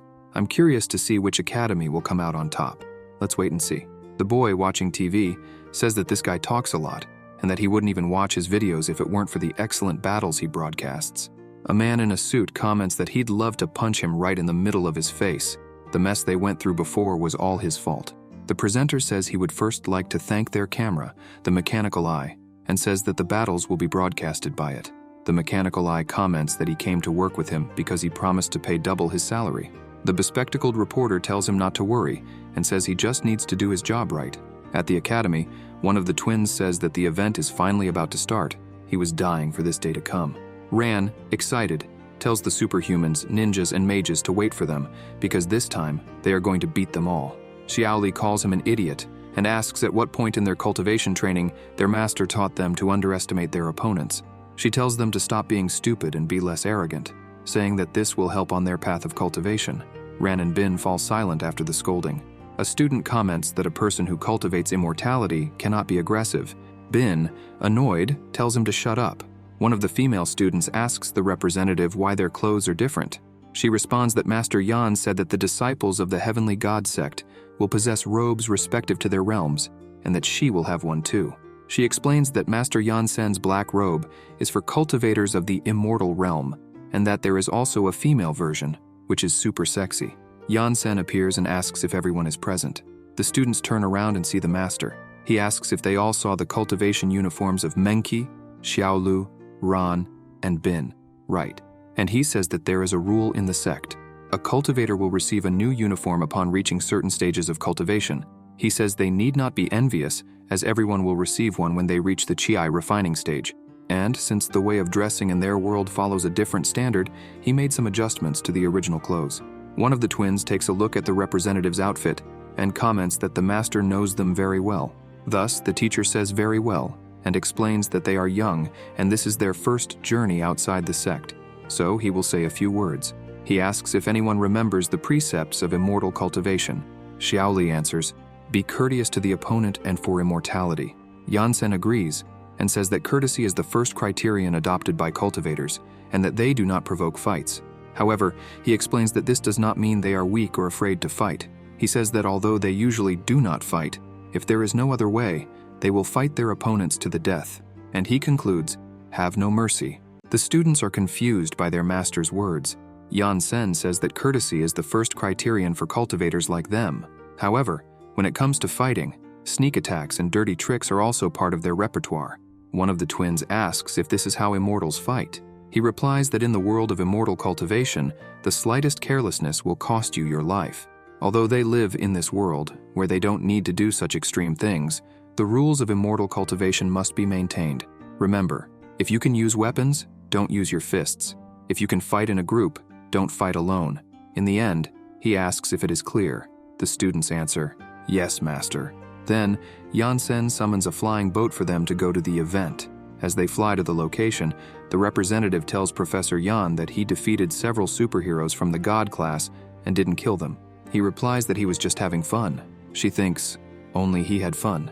Heading to the location where the event will be hosted, some people shout, "Monster attack! The monsters are coming." The monsters have put up a tape and ask the humans to line up and proceed to the underground carefully. The elderly and children should go first. They say, "Great, just like that. Give priority to them." A child asks Mr. Furry which academy they are going to attack first this year. Furry, a monster of the apprentice master level, replies that they are going to attack the Super Ninja Academy to the east. He heard rumors that this year, they will be the academy to stand out. The boy's father suggests that he go to the Immortal Cultivation Academy to the south, which has been quite famous lately. He asks if this academy is not the worst among the four. The boy's father replies that they have a new teacher who beat up most of the God-class superheroes in less than a year.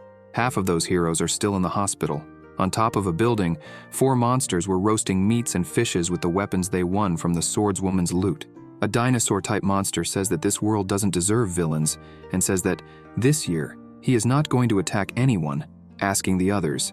The orange monster replies that he also will not, and that he is tired of being cannon fodder. He gave up fighting. The ghost-type monster says that the new king among the monster kings has already abandoned them on a trip, and the heroes are not easy to defeat. He tells them to look at the weapons they received, and says they were sent to their deaths. The ghost monster says they are not that stupid. He will work for one of the main academies, for the one that offers the best salary. The glasses-wearing reporter announces for the live broadcast, "Ladies and gentlemen, the event is about to begin. The competition will be managed by the academy that won previously, the Academy for Superhumans. The starting point this time will be 10,000 meters above the ground. As for the rules of the event, they will be the same as those used in past events. The participant will earn 3 points if they kill a level 10 monster. An apprentice master level monster is worth 5 points. A master level is worth 20 points. Intermediate master is worth 50 points. A grandmaster level monster is worth 100 points. Another rule is that the first academy to reach a city on the ground will earn 30 points. The academy with the most points will be the champion. Without further ado, let's welcome the students from the majority academies." Thus, the academies begin to arrive.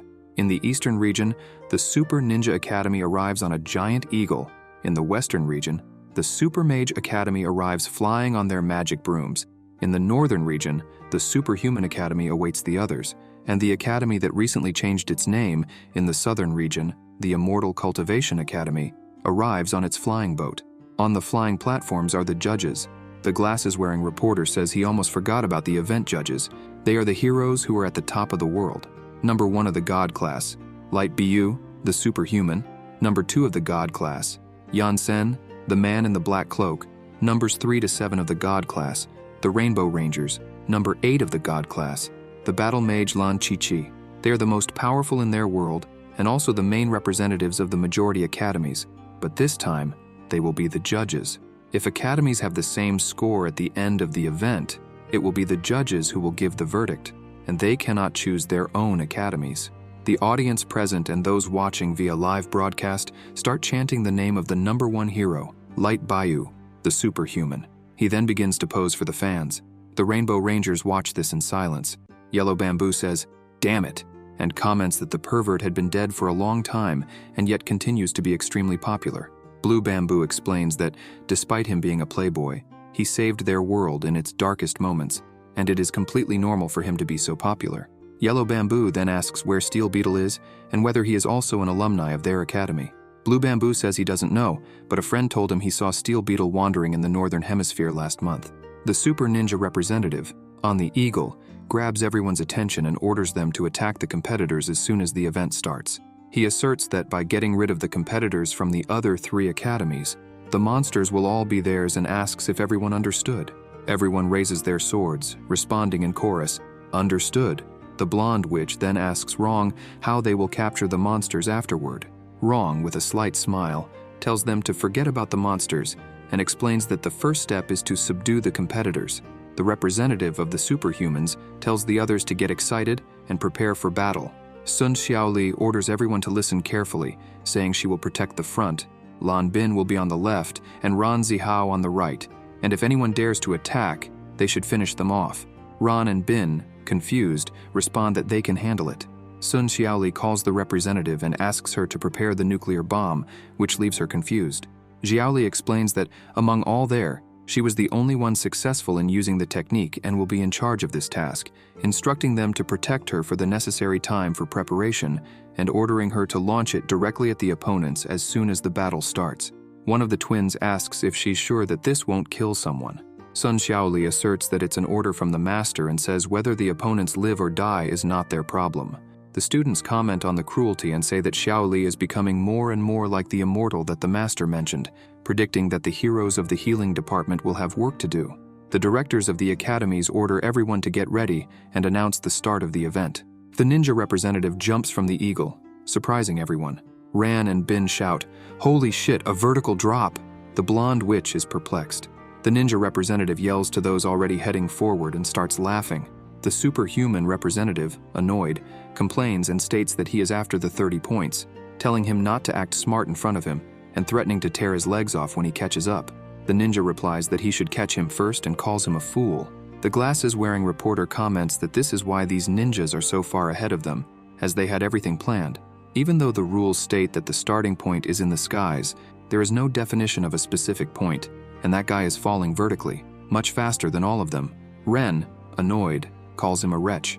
The ninja, falling at high speed, taunts the others to follow him, while the superhuman flying right behind promises that he will not forget this. The reporter, laughing, announces to the audience that here comes the famous chase scene, and the other academies did not expect the Ninja Academy to use this trick. It seems that the initial 30 points have already been secured, which drives the spectators wild, all excited. As they fall at high speed, the superhuman realizes he's in trouble. The reporter, excited, praises the Superhuman Academy and comments that it's no wonder they were the last champions, moving so fast that they are almost catching up to the super ninjas. They are really powerful. The ninja then throws a smoke bomb in the direction of the superhuman, who starts coughing because of the smoke. The blonde witch calls the others to follow, but a smoke bomb appears in front of her, as well as in front of Bin and Ron. The ninja, still falling, tells the others not to worry, as there's enough for everyone, and calls them weaklings. The superhuman representative, furious, shouts that he's going to kill that guy. The reporter comments that the representative of the Superhuman Academy is furious and disabled. Bin complains that it's a dirty trick, while Ron notes that the gray shadow from the Super Ninja Academy is almost in the city. Zhao Li orders them to stop the chaos and maintain their positions, authorizing the representative to start and asking them to forget the two idiots. Meng asks if, even if he manages to reach the ground, is it really necessary to blow up the entire city? Xiaoli responds not to worry, as he won't be able to land. The ninja, laughing, declares that the 30 points will be theirs and that their academy will lead as soon as he lands, and says he'll take care of them when he finishes this. The blonde witch comments that he is close to the ground and asks Rong what they should do. Rong, with a missile launcher and a cigar in her mouth, says he's in her sights and tells him to dream about the points. She fires and hits the target, causing an explosion that leaves everyone shocked and in disbelief. Ron and Bin's mouths fall open. Xiaoli says that she warned them and comments that these academies would not be easily overtaken, asking everyone to always stay alert. The ninja's boot falls alone to the ground, and the reporter comments that just the shoes touching the ground doesn't count. Rong looks at him and, insulting him, orders the others to draw their weapons. The reporter, in disbelief, says that the Super Mage Academy threw away their magic wands and drew rocket launchers, machine guns, and laser-sighted weapons. Unbelievable. It looks like this event is turning into a gang fight. Rong, with 2 missile launchers, says she will show them what physical magic is. Ran, seeing this, comments that everyone there is a bit crazy, and Bin agrees, saying that Xiaoli was right. They will have to face these people to the death. Atop the eagle, 2 ninjas heal the representative, asking him to hold on while they do their best to help him. He stands up and says he was careless, noting that those weapons were upgraded. The medical ninja says he is still bleeding, but the representative says they used their magic wands in the last competition to attack the opponents and are now using missile launchers. "I can't believe this," he exclaims. Wrong, shooting with her machine gun, laughs and says, "That's it." The superhumans fly quickly to dodge the shots. One of them complains, while another tells him to stop whining and get closer for a melee fight. The superhuman with the representative asks why he doesn't see anyone from the Immortal Cultivation Academy. The representative tells him not to worry, as they always finish last in the competition. While the medical ninja continues the healing, the representative says it is unforgivable to have been made fools of in front of a global audience and yells for all ninjas to forget the 30 points and follow him to finish them off. Thus, a generalized war begins among the academies of supermages, superhumans, and super ninjas. The glasses-wearing reporter says everyone has gone mad, and what was supposed to be a monster hunting event has turned into a team battle, much more exciting than the monster hunt itself. I wonder which academy will come out on top. People around the world watch, thrilled. A group of 3 friends watches on TV. The boy in the gray shirt with yellow says he bets on the Super Ninja Academy from the East. The boy in the middle comments that the Super Mage Academy is also strong, and that the Northern Academy has not even attacked yet, reminding that they were the last champions. The boy in the blue shirt finds it strange and asks where the Immortal Cultivation Academy is.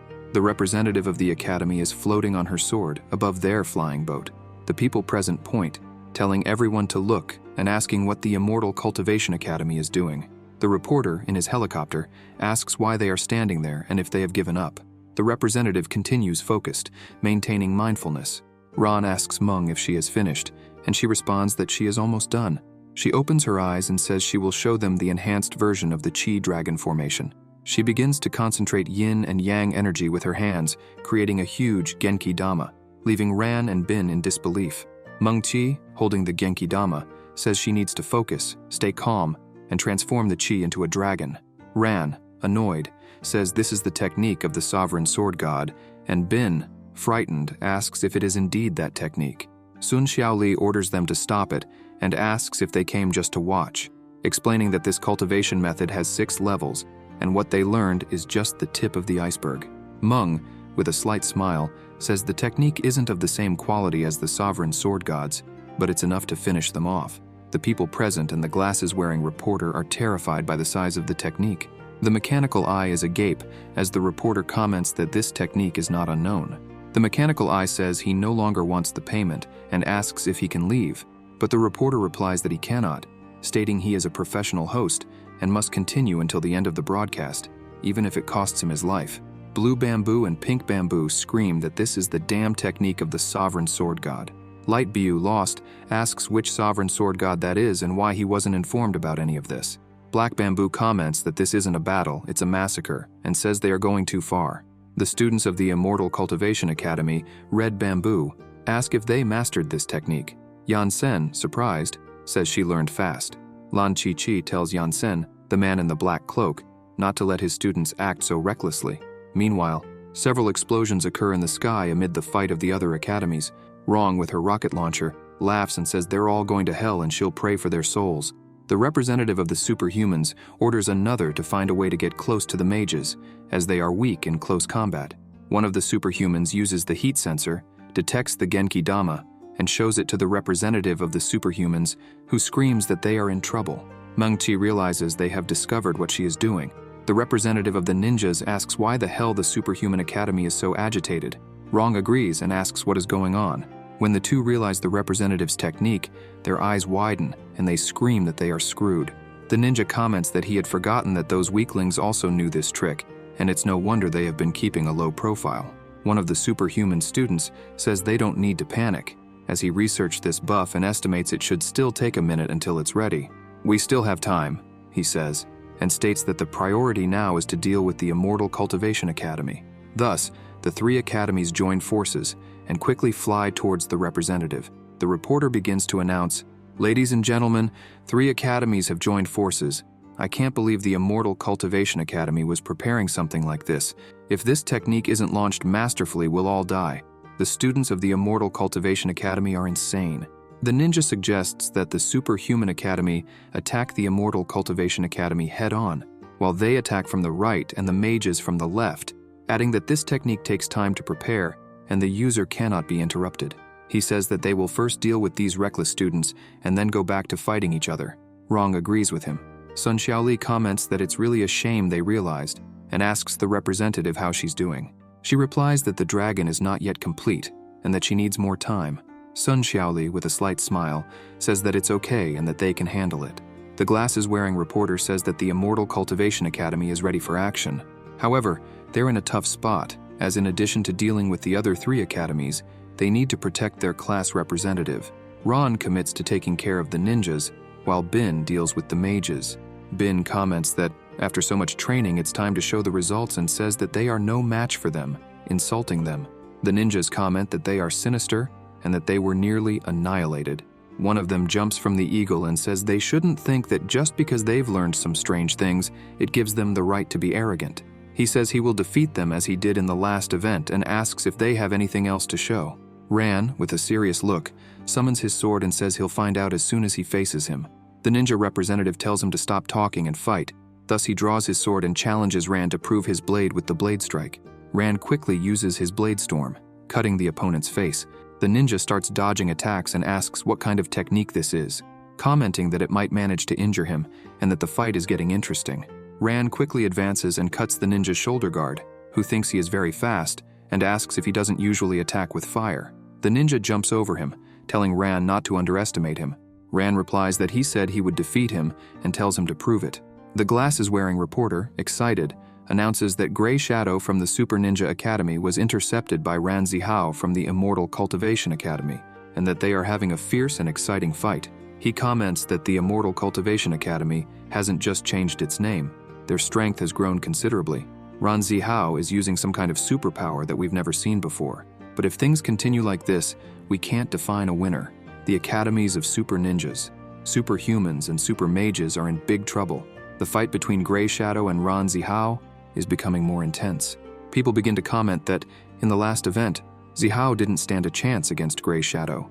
Thus, their strikes clash, and they separate. Gray lands on his eagle and admits that he underestimated him, saying that he has improved a lot.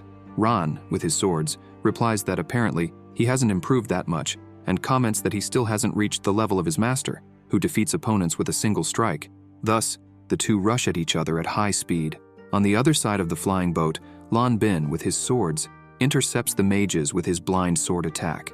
The mages wonder what technique this is and say they have never seen anything like it before. Yerong says it's an outrage. The blonde asks Yerong what they are going to do now, and she tells her to leave it to her, as she will handle it, saying the others should go stop the nuclear bomb. The mages respond that they can handle it then. The ninja tells the others to go too, saying he'll take care of this kid. One of the ninjas asks the representative of the superhumans why they haven't done anything yet, and he responds that he is afraid it might be a trap.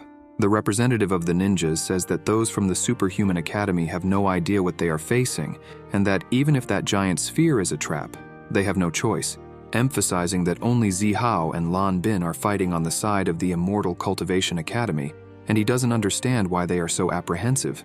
He remarks that Zihao and Lan Bin are busy with them, and with the battle mages, their class representative is also busy. So those from the Superhuman Academy only need to face one girl, and asks why they are afraid. Sun Xiaoli remains silent, observing. The representative of the superhumans agrees, and decides that they will attack her. Ran Zihao summons a few more swords and says they chose the worst person to face. Gray Shadow asks what he means by that. Ran responds that Xiaoli's cultivation base is more powerful than theirs, and it's not a small thing. The representative of the ninjas is in disbelief and looks towards the flying boat. The superhumans tell everyone to move forward and stop them. The students of the Immortal Cultivation Academy tell Xiaoli that they are coming. Ran tells Gray that they should have sent their people to face Lan Bin or him, and so he asks Xiaoli to show them the power of the one who is closest to becoming an immortal. She stares at them silently with her sword in hand. Stages: Qi refining, spirit cultivation, spiritual refining, Tao coalescence, and immortal ascension. Gray Shadow is confused and orders them to stop bluffing. The glasses-wearing reporter begins to say that the students from the other academies are flying directly towards the students of the Immortal Cultivation Academy. Then, Sun Xiaoli closes her eyes and begins to inhale Qi energy. Gray senses a strange aura and orders them to turn back. As everyone is approaching, Sun Xiaoli uses the skill 8 trigrams of the mortal formation on her sword, and the weather changes. darkening with thunder and lightning. The representatives of the academies realize something.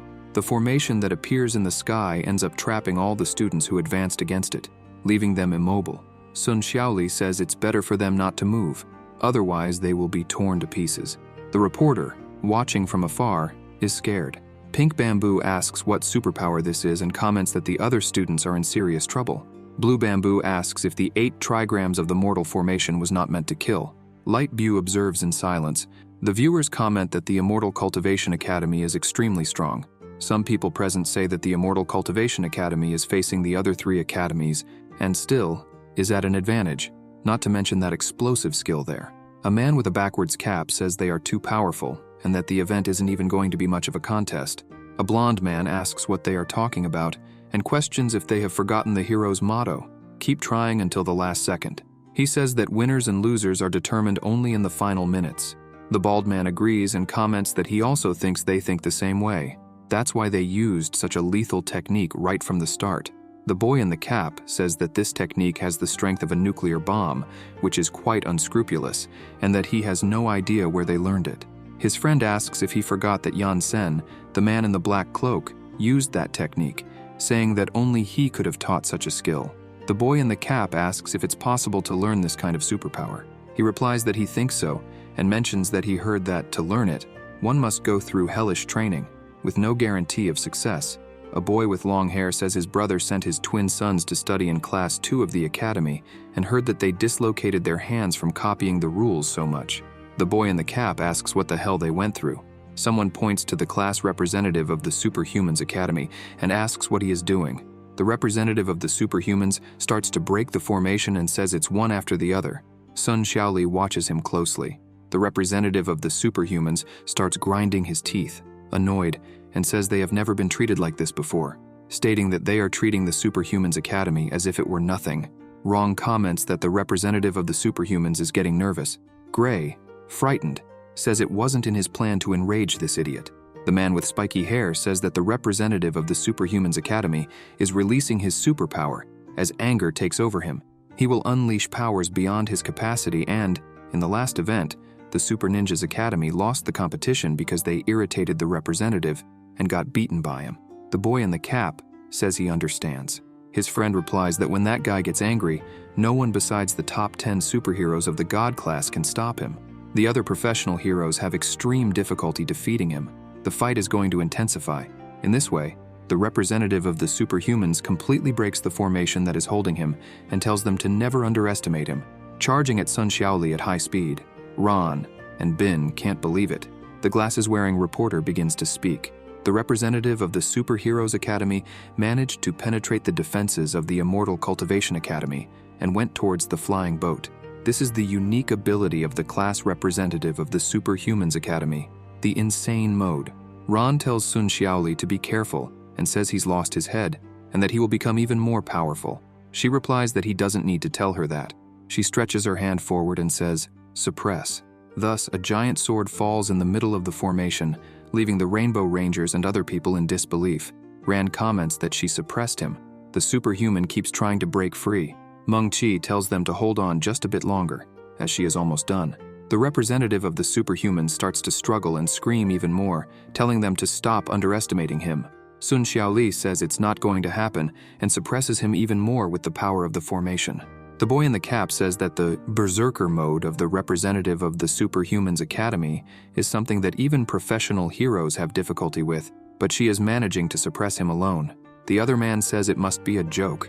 People around the world watching say that this trick earned him the title of the most powerful fighter among the 4 main academies. If he hadn't been taken down by the top 10 of the God class, he would have graduated a long time ago. And another monster that can rival him has appeared. I fear that the 4 most powerful students will lose their positions to the Immortal Cultivation School.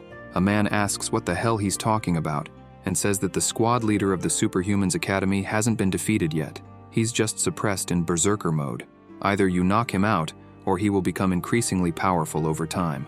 The blonde reporter says that this year's competition is full of surprises. The Superpower Academy from the South, which always ranked last, managed to surpass the other 3 academies this year thanks to the changes they underwent.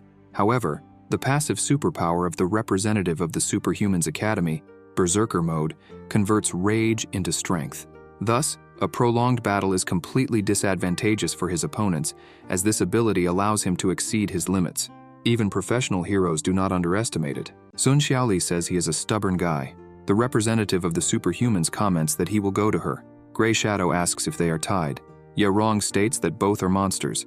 Gray says he will help the representative and jumps off his eagle, saying that the Superhuman Academy representative's passive ability can even help in the most desperate battles, and that the woman is reaching her limit. Ron asks if he is trying to run away and says the fight is with him. Gray Shadow questions why they are doing this and warns that even if they manage to launch the attack, they are too close and everyone will die, asking why he is so stubborn. Ran replies that he is stupid and states that if they are using this, it is obvious that they have a way to survive. Gray understands and points out, saying there is a UFO coming. Ron asks what it is, looking back, and Gray takes advantage of the situation to use the imprisonment art, trapping Ran Zihao. One of the ninjas, disbelieving, calls Ran a fool and comments that he fell for such an old trick. The representative of the super ninjas warns that this imprisonment ability will not hold him for long and says they are running out of time. Ran, annoyed, yells that it's too stupid to fall for such a trick. Sun Xiaoli calls him an idiot and says that the 3 representatives of the academies are the most powerful. He is still in the Qi refining stage and cannot knock out the Superhuman Academy representative. The anger is making him stronger. If Gray Shadow joins him, she might not have enough energy to restrain him, and Sun Xiaoli says she cannot let the damn ninja get close to her. The ninja calls the others, ordering everyone to follow him, and warns that as long as the hot-headed guy doesn't pass out, he will become more powerful, and the bitch is too busy with him to do anything against them. Sun Xiaoli notices the ninjas heading her way and uses the suppression ability, trapping the other ninjas. Gray, scared, says he thought she couldn't lift a finger. One of the ninjas complains that it hurts like hell. Sun Xiaoli warns that she has already shown kindness once, but if they dare approach, she will pierce their hearts with hundreds of blades and asks if she was clear. Gray Shadow feels a gigantic aura coming from Sun Xiaoli and calls her a bitch. Sun Xiaoli thinks her bluff worked. Meng Qi's Genki Dama is ready, with 2 gigantic dragons appearing around the energy sphere. One of the ninjas, terrified, says it's over, but Gray tells him to shut up, stating there is always a way. Blue Bamboo asks why, when they were in the ancestral Mecca, the dragons weren't so big. Pink Bamboo says that if things continue like this, it will all repeat. Yellow Bamboo comments that they should know this better than anyone. Gray Shadow has an idea and calls Zhu to him. Zhu arrives and asks why he was called. Gray explains that to use this ability, the user needs to have a full mind, and that he will use illusions to confuse her. Zhu agrees and asks what kind, with drugs, eye contact, or sound waves, noting that they can't even get close to her. He warns that they are too far to reach her with sound, and that even if they scream with all their might, the other team wouldn't hear anything. Gray Shadow slaps him and asks if his brain is just for decoration, showing a loudspeaker and stating that such technology exists. He tells Zhu to scream with all his might. Zhu grabs the loudspeaker and yells toward the representative. Sun Xiaoli asks if she is finished, and the woman replies that yes, she is finished. She opens her eyes and wonders where she is, seeing her master, who asks what she is thinking about. She blushes, looking at him. Meng Qi starts bleeding from her lips, and Sun Xiaoli realizes that her mind has been disturbed, calling out to her. Meng Qi collapses, saying she was hit by an illusion. With so many stars in the sky, Yan Sen would never choose her. Sun Xiaoli asks if she is okay. Gray Shadow says it's time and launches a small explosive turtle. Sun Xiaoli notices the attack and jumps to defend Meng Qi.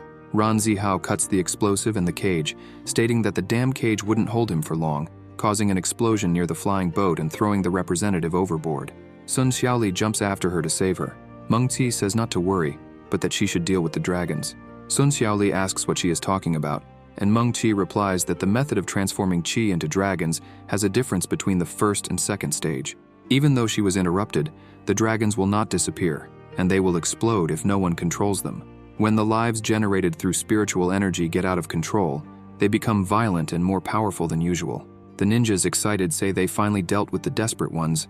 Gray Shadow tells them to shut up and asks why the sphere still hasn't disappeared. Sun Xiaoli thinks that the mini teleportation talisman she created is in Zihao's hand, who is still locked in the cell, and the representative cannot move, so she wonders what to do.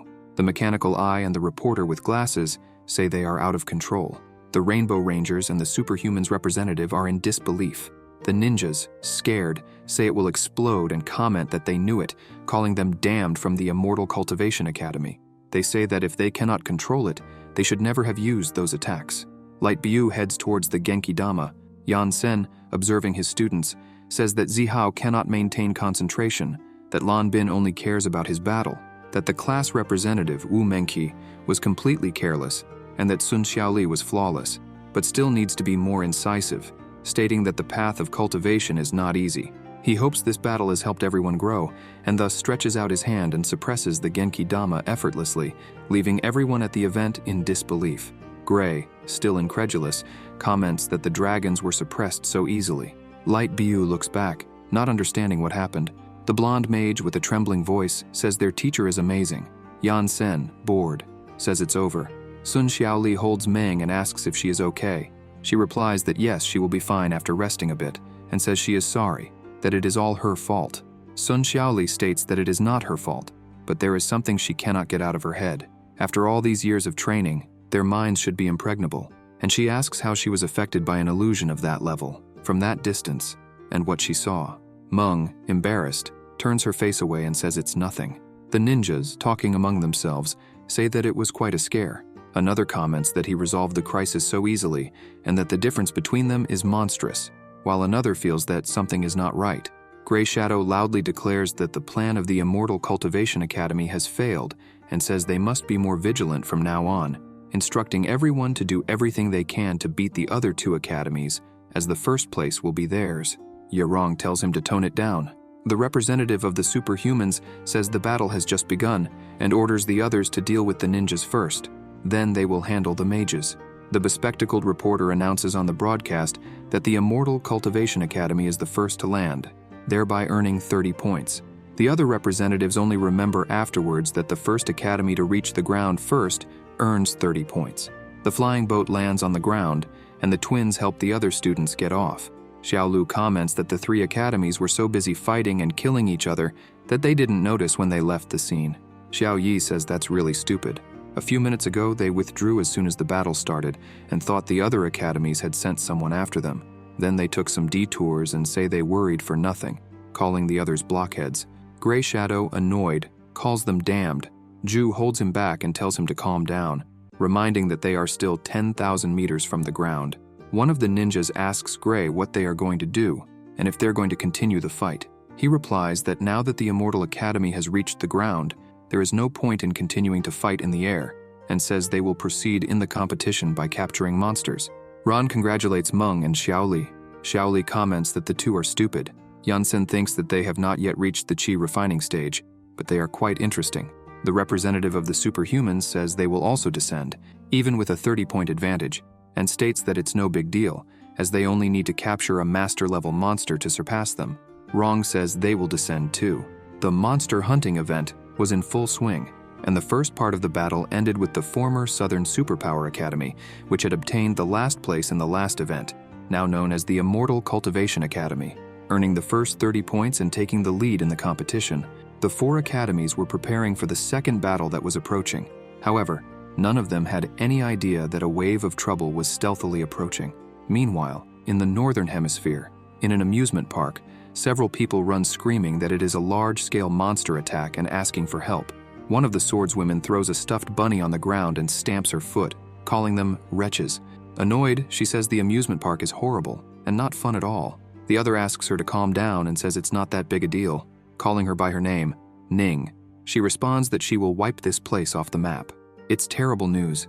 The amusement park is being attacked by a monster. The monster is so terrifying that hundreds of square kilometers of facilities vanished with a wave of its hand. Someone asks if this monster is Nakusp or Janaka. The man in the beanie says it's neither, and states that he has never seen or heard of such a monster. He only heard the lesser monsters calling it Your Majesty. The man comments that, in that case, it is a new species, and says that it is interesting. One of the guards asks Ning if all this chaos won't attract the attention of professional superheroes. She tells him to stop underestimating her. He says it's not that, but that the high-ranked heroes are quite terrifying. The other guard agrees and says that the dreadful heroes in the top 10 of the god class are on a completely different level from mere mortals. The red monster remarks that there are 50, maybe even more than 100 heroes in the god class, but they are nothing compared to the top 10 superheroes. The power difference between them is abyssal. The reason they hold the title of top 10 is that they have the power to turn the world upside down. Each of them has their quirks, so when they utilize their passive abilities, the effects vary from one to another. Ning asks if he is referring to Tear of Love and Light of Justice, and thinks that no matter how many times she hears them, she can't take those names seriously. The black monster says that those are just two abilities named according to their features. There are also lesser passive abilities, like increasing their power limits without any rational reason, and says that it is too strange. The pink monster adds that, for example, some heroes have a passive ability that makes them get stronger the longer they are not defeated. The ways these passive abilities are activated are also odd, like getting nervous or recalling things from the past.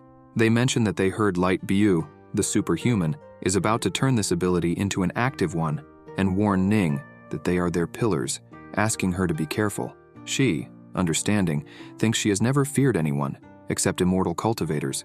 Suddenly, Steel Beetle appears before them. The monsters, shocked, say that he is a member of the top 10 heroes of the God class, Steel Beetle.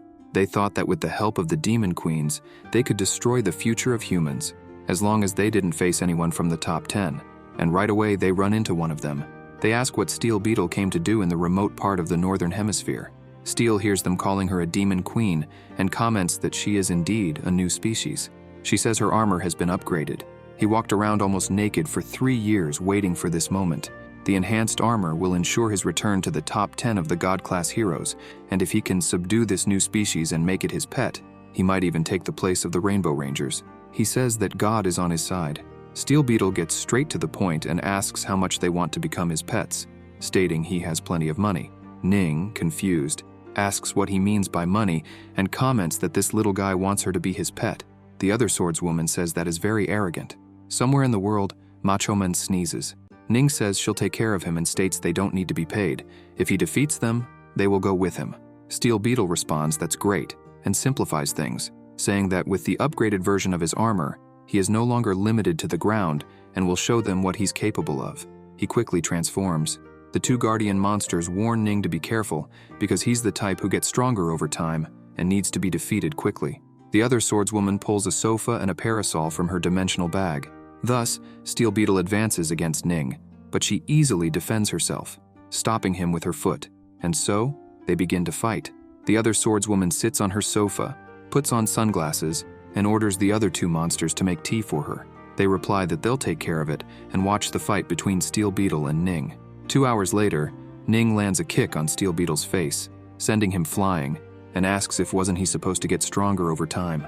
She says it's been 2 hours since they started fighting and asks why she gets the impression that he's not getting more powerful. Steel Beetle yells, "Explosive armor," and quickly Ning appears behind him, asking if he can fight or not. After a while, Steel Beetle, kneeling on the ground, begins to cough up blood and asks how this could have happened. With the face of the armor broken on one side, annoyed, he says that the upgraded version of this armor allows him to use the plasma cannon he used against Yan Sen, the man in the black cloak, in an unlimited manner, and that it also amplifies all his attributes. And yet, he can't even touch her. He says she still has that disdainful look on her face. He comments that he's a more dragged-out fighter. However, even after 2 hours of combat, this new species of monster kept pushing him until he surpassed his limits. This is a disgrace for a former student of the Northern Superheroes Academy. Ning asks if the two little ones aren't lying and says she hasn't felt any difference, threatening to fry those two idiots if they are lying. Steel Beetle, annoyed, gets up and screams that he can't lose again.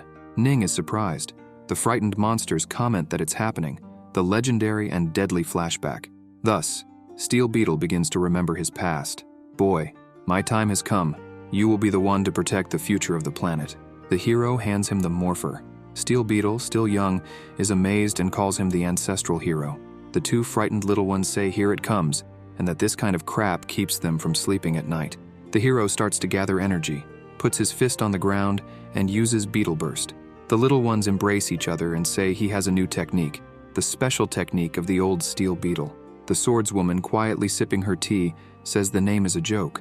Ning gets excited and comments that now she can feel it, saying he's getting stronger. She asserts that the two really told the truth. His combat power is reaching another level, and she says it's like them when they reach another realm. She finds it comical that their world has a way to elevate their forces. Meanwhile, Steel Beetle continues to gather energy. The swordswoman sipping tea asks the little ones what this beetle burst is and what it does. The reddish monster explains that he uses the excess energy in his body to send heat to the armor and generate hydrogen ions. Normally, these hydrogen ions are generated by the armor through solar radiation, and when the high-energy concentrated particles generated by the radiation pass through the ion cannon, they are launched as a powerful burst. The ion cannon then emits hydrogen ion particles with a high concentration of positive charges, causing widespread devastation. She asks them to summarize that. The black monster says it's a plasma beam. Steel Beetle continues to gather his energy. Ning says this is interesting and decides to try it too. She focuses and imagines an ice cream cone saying, "Ready," creating an energy sphere in her hand and saying, "Plasma cannon." Steel Beetle uses his plasma cannon at full power and tells Ning not to underestimate him, offending her. She throws her small energy sphere and tells him to try that then. Her energy sphere easily disperses the hero's plasma cannon, leaving him in disbelief. With the power of Ning's energy sphere, a huge explosion and flash occur, leaving the little ones in disbelief, while the swordswoman, with her tea, stops the explosion around her. Back at the academy event, Yan Sen starts to smell something again. Lan Qi asks what's gotten into him. He says nothing and mentions it's just a familiar smell. She asks if it's like last time. Surprised, he says it's strange and notes that he's only 2,000 years old, wondering why he can't remember where the smell is from. Lan Qi questions what he means. He responds that's exactly it, and in his world, immortals take hundreds of years to reach their realms. To them, he's just a newborn. She says that's fine and calls him little boy, saying it's snack time. He sits with Lan Qi and says immortals don't need to eat. She responds that eating isn't necessarily just about filling the stomach. The Rainbow Rangers look on. The protagonist asks if they weren't supposed to have finished by now. Lan Qi replies that there's still a part left. The bespectacled reporter starts to announce. While the leaders of the Immortal Cultivation Academy and the Super Mage Academy are wasting time eating a stew, the competition seems to have reached a crucial point. Yan and Lan are thoughtful. The director of the Super Mage Academy states that the main academies are submitting their scores one after another, and says the Super Ninja Academy is at 120 points, the Superhuman Academy at 110 points, and lastly, the Super Mage Academy at 90 points. The reporter says, well, so far, we haven't seen the Immortal Cultivation Academy report their points. Judging by the images transmitted by the mechanical eye, the situation does not seem to be pleasant for them, who obtained the first 30 points. Meanwhile, around the buildings, Ran Zihao and Grey Shadow are exchanging sword blows, leaping from building to building. Furry, the monster with its sign, asks who will win the second round. Ran asks if Grey can stop this nonsense. He replies that Ran won't score a single point as long as he is there. Ran retorts that neither will he. Grey says he doesn't care, and so they continue to exchange several sword blows around the buildings. Bin, with a group of friends, is confused, while the monster insists that they should pay. The ghost monster says that since he is a free monster, if Bin wants to have him as a pet, he must follow the rules. The monster gets straight to the point and asks how much he can pay. Bin says he will pay 3 times and asks how about that. The ghost monster says that those from the immortal cultivation are broke and that he is still a monster of the intermediate master rank. He says the Super Ninja Academy would offer him much more than that just to clean their floors. Bin gets angry and calls him a damn monster. Bin's friends hold him back and tell him to calm down. Bin yells that they've only recently opened, that they don't have much money yet. His friends suggest they think of another way. The monster says that's exactly it, and that they are honorable people. There's no need for violence. They are civilized monsters. Yansen watches from a distance. Meanwhile, Lan Qi says that it looks like he is limping and that money is a vital thing. He says that actually, no, and claims he has plenty, that he has hundreds of thousands of tons of spirit rocks in his storage ring, and there are more than 100,000 spirit rock mines in his micro-world that have not yet been mined. Lan Qi, annoyed, says that in his world he might be rich, but here that has no value. He, confused, says he understands and thinks that spirit rocks have great effects even on mortals. It's really a pity that people don't know about their benefits. Amidst the buildings, Ju runs from the representative, apologizing. He says he's sorry and that he didn't want to use an illusionary magic to disturb her, saying he won't tell anyone about what appeared in the illusion, and asks her to let him go. Meng, embarrassed and angry, says she doesn't trust him and that today is his last day alive. And so it goes, one running from the other, while Ju pleads for help, saying she wants to kill him. Sun Xiaoli, walking in the middle of the city, says it's strange and asks where the monsters are. One of the ninjas tells the others to stay away from the girl. Rong also commands the mages to stay away from her. The blonde says they understood. Rong says that woman is on another level, and that no one should waste time with her. A ninja with an eye patch negotiates the price with the monster, when the lookout, scared, tells Hei that Sun Xiaoli from the Immortal Cultivation Academy is heading his way. Hei gets scared and jumps away with the monster. The monster asks what he thinks he's doing and tells him not to even think about using violence, saying they are heroes. Thus, Hei offers the amount in 5 installments, and the monster accepts. Thus, Hei uses the card to trap the monster. Sun Xiaoli climbs the building and says it's strange, asking if there wasn't someone there. She ponders. Sun Xiaoli, the isolated student, the bespectacled reporter, begins to speak. After the aerial battle, the other 3 major academies witnessed the great strength of the Immortal Cultivation Academy, especially Xiaolu, who is now being isolated from the confrontation. But I remember seeing this scene in the previous competition. It seems to be called the "you won't participate" tactic, a trick used by the Super Ninja Academy to deal with the class representative of the superhumans. The representative says that's why he didn't see any monsters or people at that event in the previous competition. He walked around the city asking where everyone went. His colleague says it breaks his heart. The reporter says there are 3 hours left and that the current situation of the Immortal Cultivation Academy is not at all favorable. Gray Shadow, exchanging sword blows with Ran, comments that they are finished and that the initial 30 points they scored were of no use. He says there are 3 hours left until the end of the competition and they haven't scored a single point, while the others already have over 100. They have no chance of catching up. Laughing, Gray recommends that Ran stop fighting and go cry in the arms of their teacher. Ran curses, saying damn. Meanwhile, Bin is unsuccessful in negotiating with the monster, and the ghost monster bids them farewell, calling them paupers. One of Bin's colleagues shows him the clock, making him worried. The representative of the superhuman states that the Immortal Cultivation Academy is out of the running and that he will focus on the other academies. The bespectacled reporter announces that the Immortal Academy has scored 130 points, leaving everyone present in disbelief at what happened. Gray asks what happened. The reporter assures that the information is not false. The twins, with several monster cards, say it was easy. Gray Shadow, annoyed, asks what this bunch of useless ones did. A few minutes earlier, the twins were talking with the monsters, showing a photo of their teacher grabbing the neck of Black Bamboo and saying that this guy is their master, and that he is awesome. He beat several superheroes in less than a year since his debut, rising to the 2nd place of the God-class heroes. The monster furry asks what he is trying to say with this. He responds that it is just a matter of time until they reach the God-class level with the strength of their master, and says the master will be swimming in money. He adds that they don't care about money, but then they will offer a high amount. Furry asks if he is serious, and Xiao Yi confirms, saying that no matter how much money they have, they can't just squander it. He says it depends if he really is worth the price, then they will pay in installments. Half of the value will be distributed each month, and the rest will be paid in 6 installments next year. He asks what the monster thinks. The monster says he is in doubt. Xiao Yi assures him that he will receive the agreed amount as soon as he accepts the contract. The monster accepts. Gray Shadow comments that the damn Immortal Cultivation Academy fooled the monsters. Lan Chi, smiling, tells the protagonist that it seems his image won't come out intact. Ron laughs and says Xiao Lu and Xiao Yi are geniuses. Thus, the competition moved into the second part. With the tactics of Xiao Lu and Xiao Yi, the Immortal Academy, led by Yan Sen, achieved good results despite the obstacles from the other academies. After realizing that they could no longer suppress the Immortal Cultivation Academy, the other academies refocused on capturing monsters.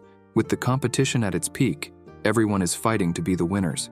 Amidst the competition, a spaceship heads to the location. It's the 4 Monster Kings. Returning to the competition, the students of the Immortal Cultivation Academy talk among themselves and ask how many monsters each has caught. One responds that it went quite well, while Ron comments that everyone is in a good mood. Bin responds that it's not surprising, as this year they have a chance of victory. Sun Xiaoli says something is wrong and asks if they've noticed that the highest level monsters that appeared were of the master level. No one saw any higher level monsters. Ron asks what she means by that. Meng becomes thoughtful. Ron says that now that she mentioned it, in the previous competition there were high-level monsters, but this year they haven't seen any of them yet, and comments that it is indeed strange. Sun Xiaoli tells the twins to come closer, takes some flags out of her storage ring and hands them to them, ordering them to place the flags at the locations marked on the map. They say they will carry out the orders. She, with some notes on the ground, begins to search. Ron asks Sun Xiaoli if she thinks the monsters are up to something, and she replies that she doesn't know yet. But it's better to be safe than sorry. The twins comment that lately Big Sister has been having private lessons with the master every day. She has been becoming increasingly perceptive. Meng Qi says that Sun Xiaoli is right. She also feels that something is wrong. She just doesn't know what it is, and asks them to stop hunting monsters. Meng asks Xiaoli what kind of formation she will use. She replies that it is a formation she researched herself and says it allows reaching the Qi Foundation establishment for 10 minutes, but that she will need their help. Ron says she doesn't need to worry, as they can handle it. Bin says he wants to see how powerful the Qi Foundation establishment stage is. Sun Xiaoli sends the twins to the locations to position the flags, and off they go. Xiao Yi comments that it's like Xiaoli is acting as the teacher. Xiao Lu replies that so be it, and says he will do what she asked. Sun Xiaoli, in her thoughts, hopes it's just a silly worry of hers. Back on the ship where the 4 monster kings are, Janaka, trembling upon seeing the transmission, asks who the man at the central pillar is. Das replies that he is a new superhero he has never seen before. They say he is a new superhero in the top 10 of the God class. While one of them asks who he is, another comments that it would have been a terrible explosion. The energy contained in that giant sphere was immeasurable, and it disappeared with a slight lift of his hands. Nakusp, trembling, tells the others not to be afraid, and says he received a message from His Majesty. The passive ability of the heroes is not invincible. He encourages them to continue with the plan. Das says that the way he dresses somewhat reminds them of His Majesty's robes. Nakusp says that, just to be sure, they will do the following and start discussing among themselves. One of the 4 great weapons, the trident, is placed on the ground. The protagonist senses something. Lan Qi asks what it is and if he felt another familiar scent. He replies affirmatively. Janaka states that they will take care of the heroes of the God class and handle the students, mentioning that they have 30 minutes. The monsters accompanying the 4 kings respond, "Yes, sir." With that, they jump out of the ship. Lucas, upon landing, uses his ability to activate the spatial lock program, thus blocking all forms of communication and networks. The top 10 heroes of the God class wonder what happened. The spectators watching the broadcast are angry, questioning what happened to the image. The cameraman asks what is going on. Janaka orders them to isolate the heroes before they realize what's happening. Lucas tells him to stop giving orders, saying this is the first time he's using this.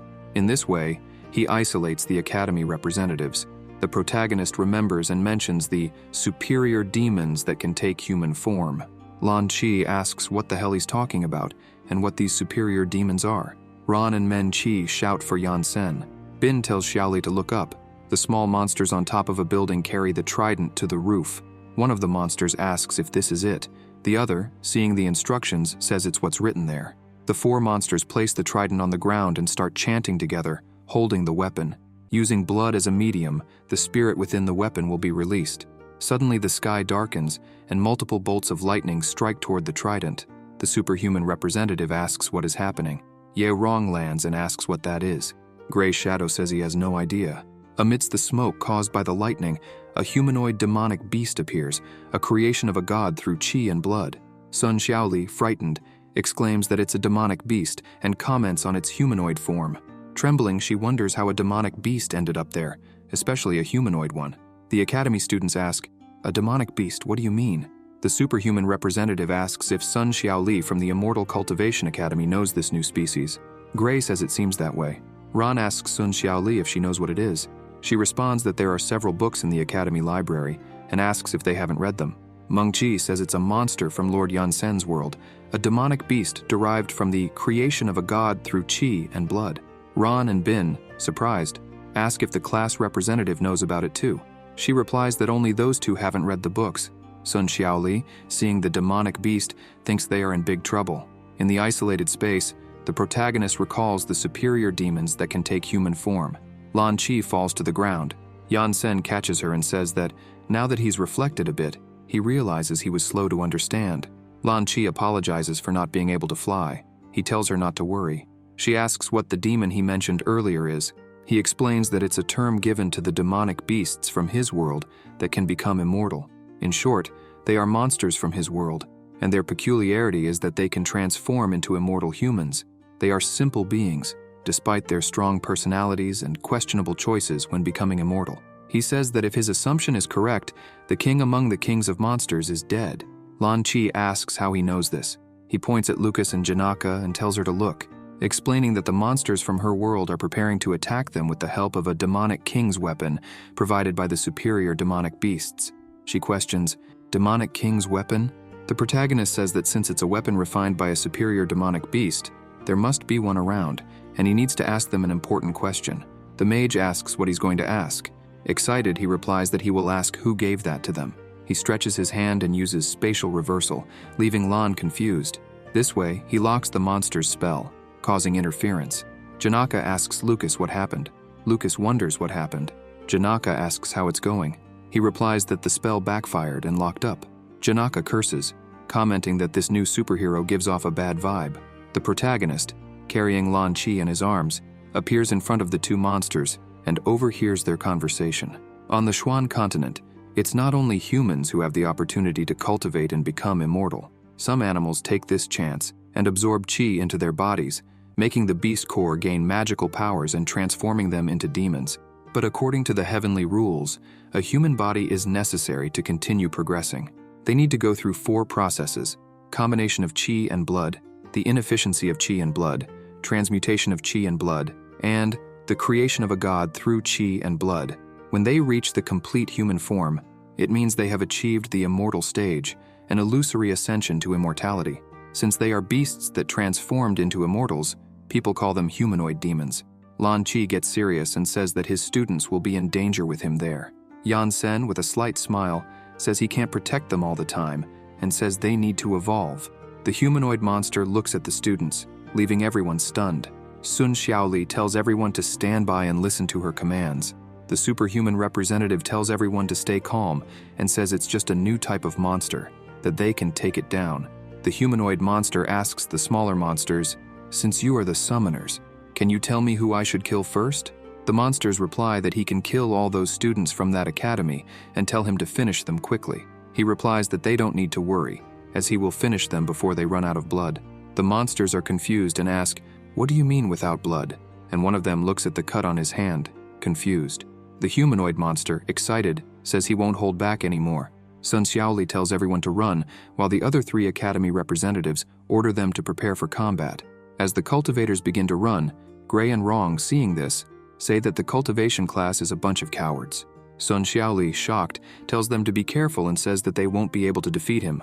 The humanoid monster shouts that he will kill the strongest first and asks who is the strongest. He points and says it's the one with the red cape. The monster is mistaken and says the strongest is the girl, throwing his sword towards Sun Xiaoli. She says he is the monster that is sealed in that weapon and that all they need to do is run away from him. When the monsters run out of blood, they will be safe. Ron yells to Sun Xiaoli to be careful. The twins, seeing this, are confused. Unexpectedly, Xiao Yi, one of the twins, jumps in front of the humanoid monster's sword to take the blow for Sun Xiaoli, leaving Bin and Meng in disbelief. Sun Xiaoli asks Xiao Yi if he is okay. He replies that he is, that it was just a scratch, and says they still need to win this match. Xiao Lu, angered, says that hurting her won't be so easy. Thus, Sun Xiaoli begins to heal Xiao Yi. The monster rushes towards them at high speed and says that solidarity is admirable, but they are merely fighters and cannot compare to him. The superhuman representative steps in front of the monster and asks why he is ignoring him, questioning what he means by saying the girl is stronger than him. Xiao Lu asks what the class monitor of the superhumans is going to do. He replies and tells Xiao Lu to get his injured brother out of there. He looks at the monster and says that he has endured enough, that he has lost his patience, and tells the monster to bring it on. The humanoid monster, getting close to him, clenches his fist and delivers a solid punch to the stomach, leaving him breathless and throwing him away, destroying several buildings, leaving Rong and Gray speechless. The superhuman representative falls to the ground, unconscious. Rong and Gray, frightened, ask how he lost so easily. The monster says he is useless. He looks to where Sun Xiaoli was and asks where she is and where she went. Sun Xiaoli hides behind a building. The humanoid monster says that she is indeed a cultivator and that she has splendid speed. The reporter continues to speak. "Dear audience, it is an emergency now. The top 10 heroes are being isolated in another space, while the students are having trouble with fights out here." The mechanical eye removes the stone debris from on top of it and says that they cannot broadcast now, asking what is happening and saying that no one can hear what he is saying. Ron asks Sun Xiaoli if she can finish off the class monitor of the superhumans with one blow. She responds that she cannot, and says that she had difficulties slowing him down due to the power increase of the superhumans as the battle time lengthens. The longer the fights last, the harder they become for her, and she says that it is really very difficult for her to defeat him. At the superhero headquarters, the secretaries start asking what is happening because the communication lines are suspended.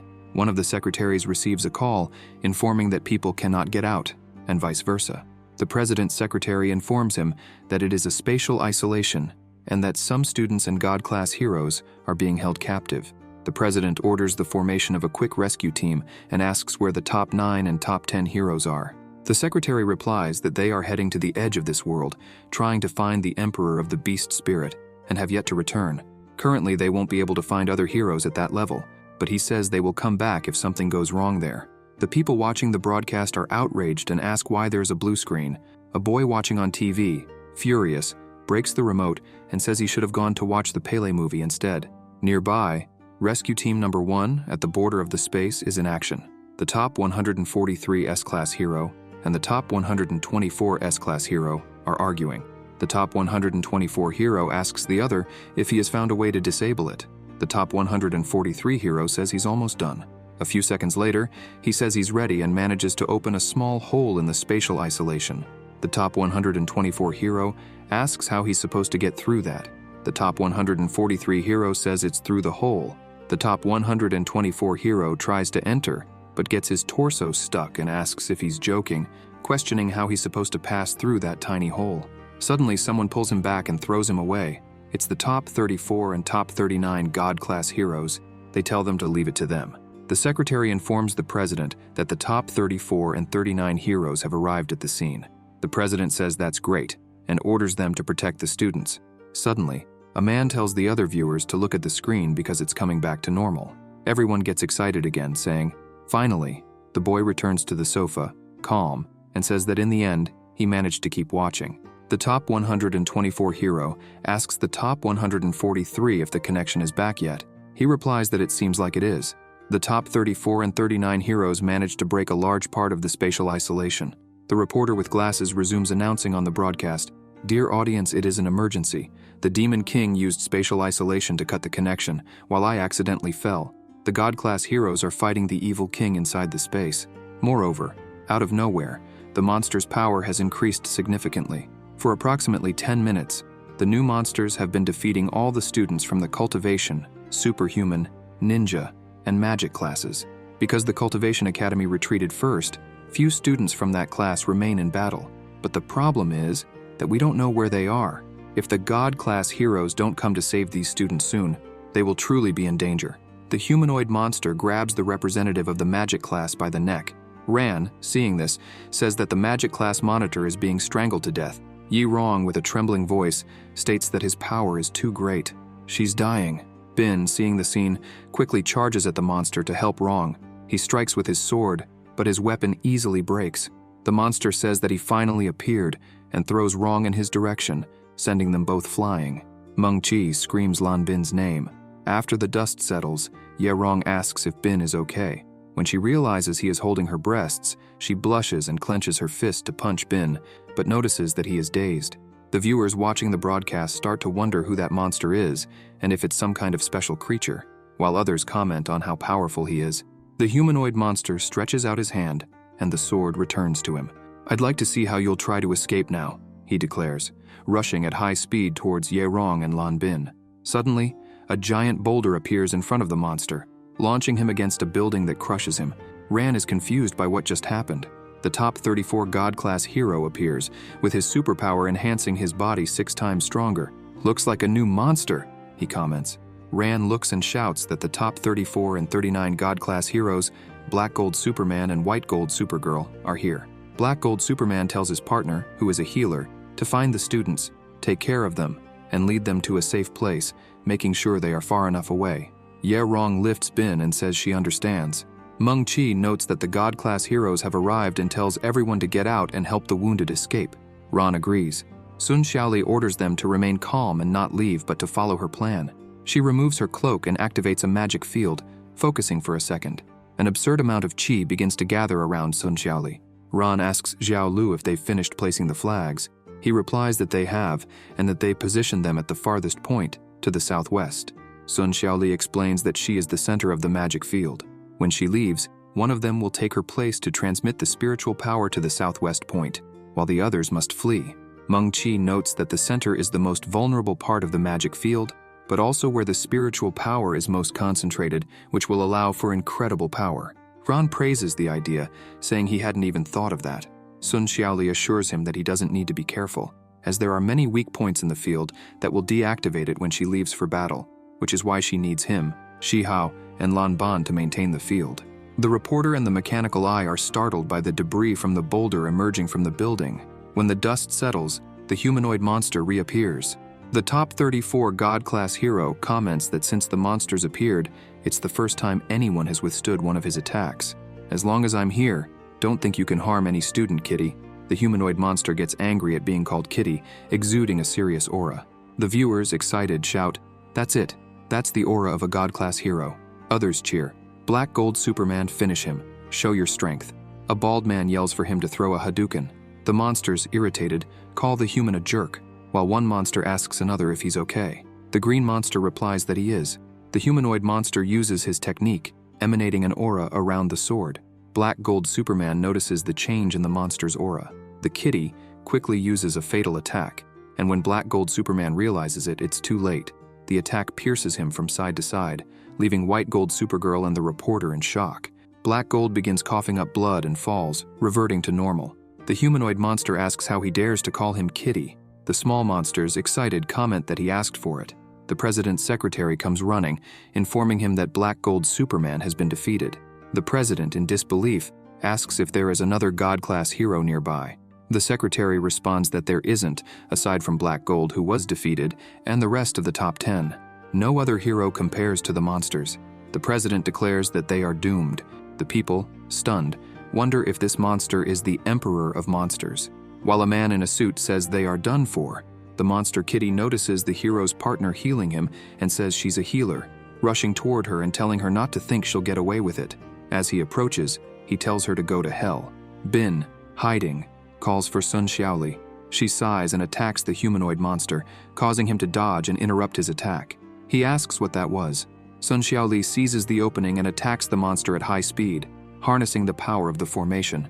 With her sword, she appears in the sky and uses the attack with all the accumulated demon chi, forming a massive chi blade on her sword, leaving the monster shocked at the sheer power. Sun Xiaoli delivers the blow, cutting half of the city and everything within range of the technique. The people, seeing this, are all stunned, mouths agape, unable to believe it.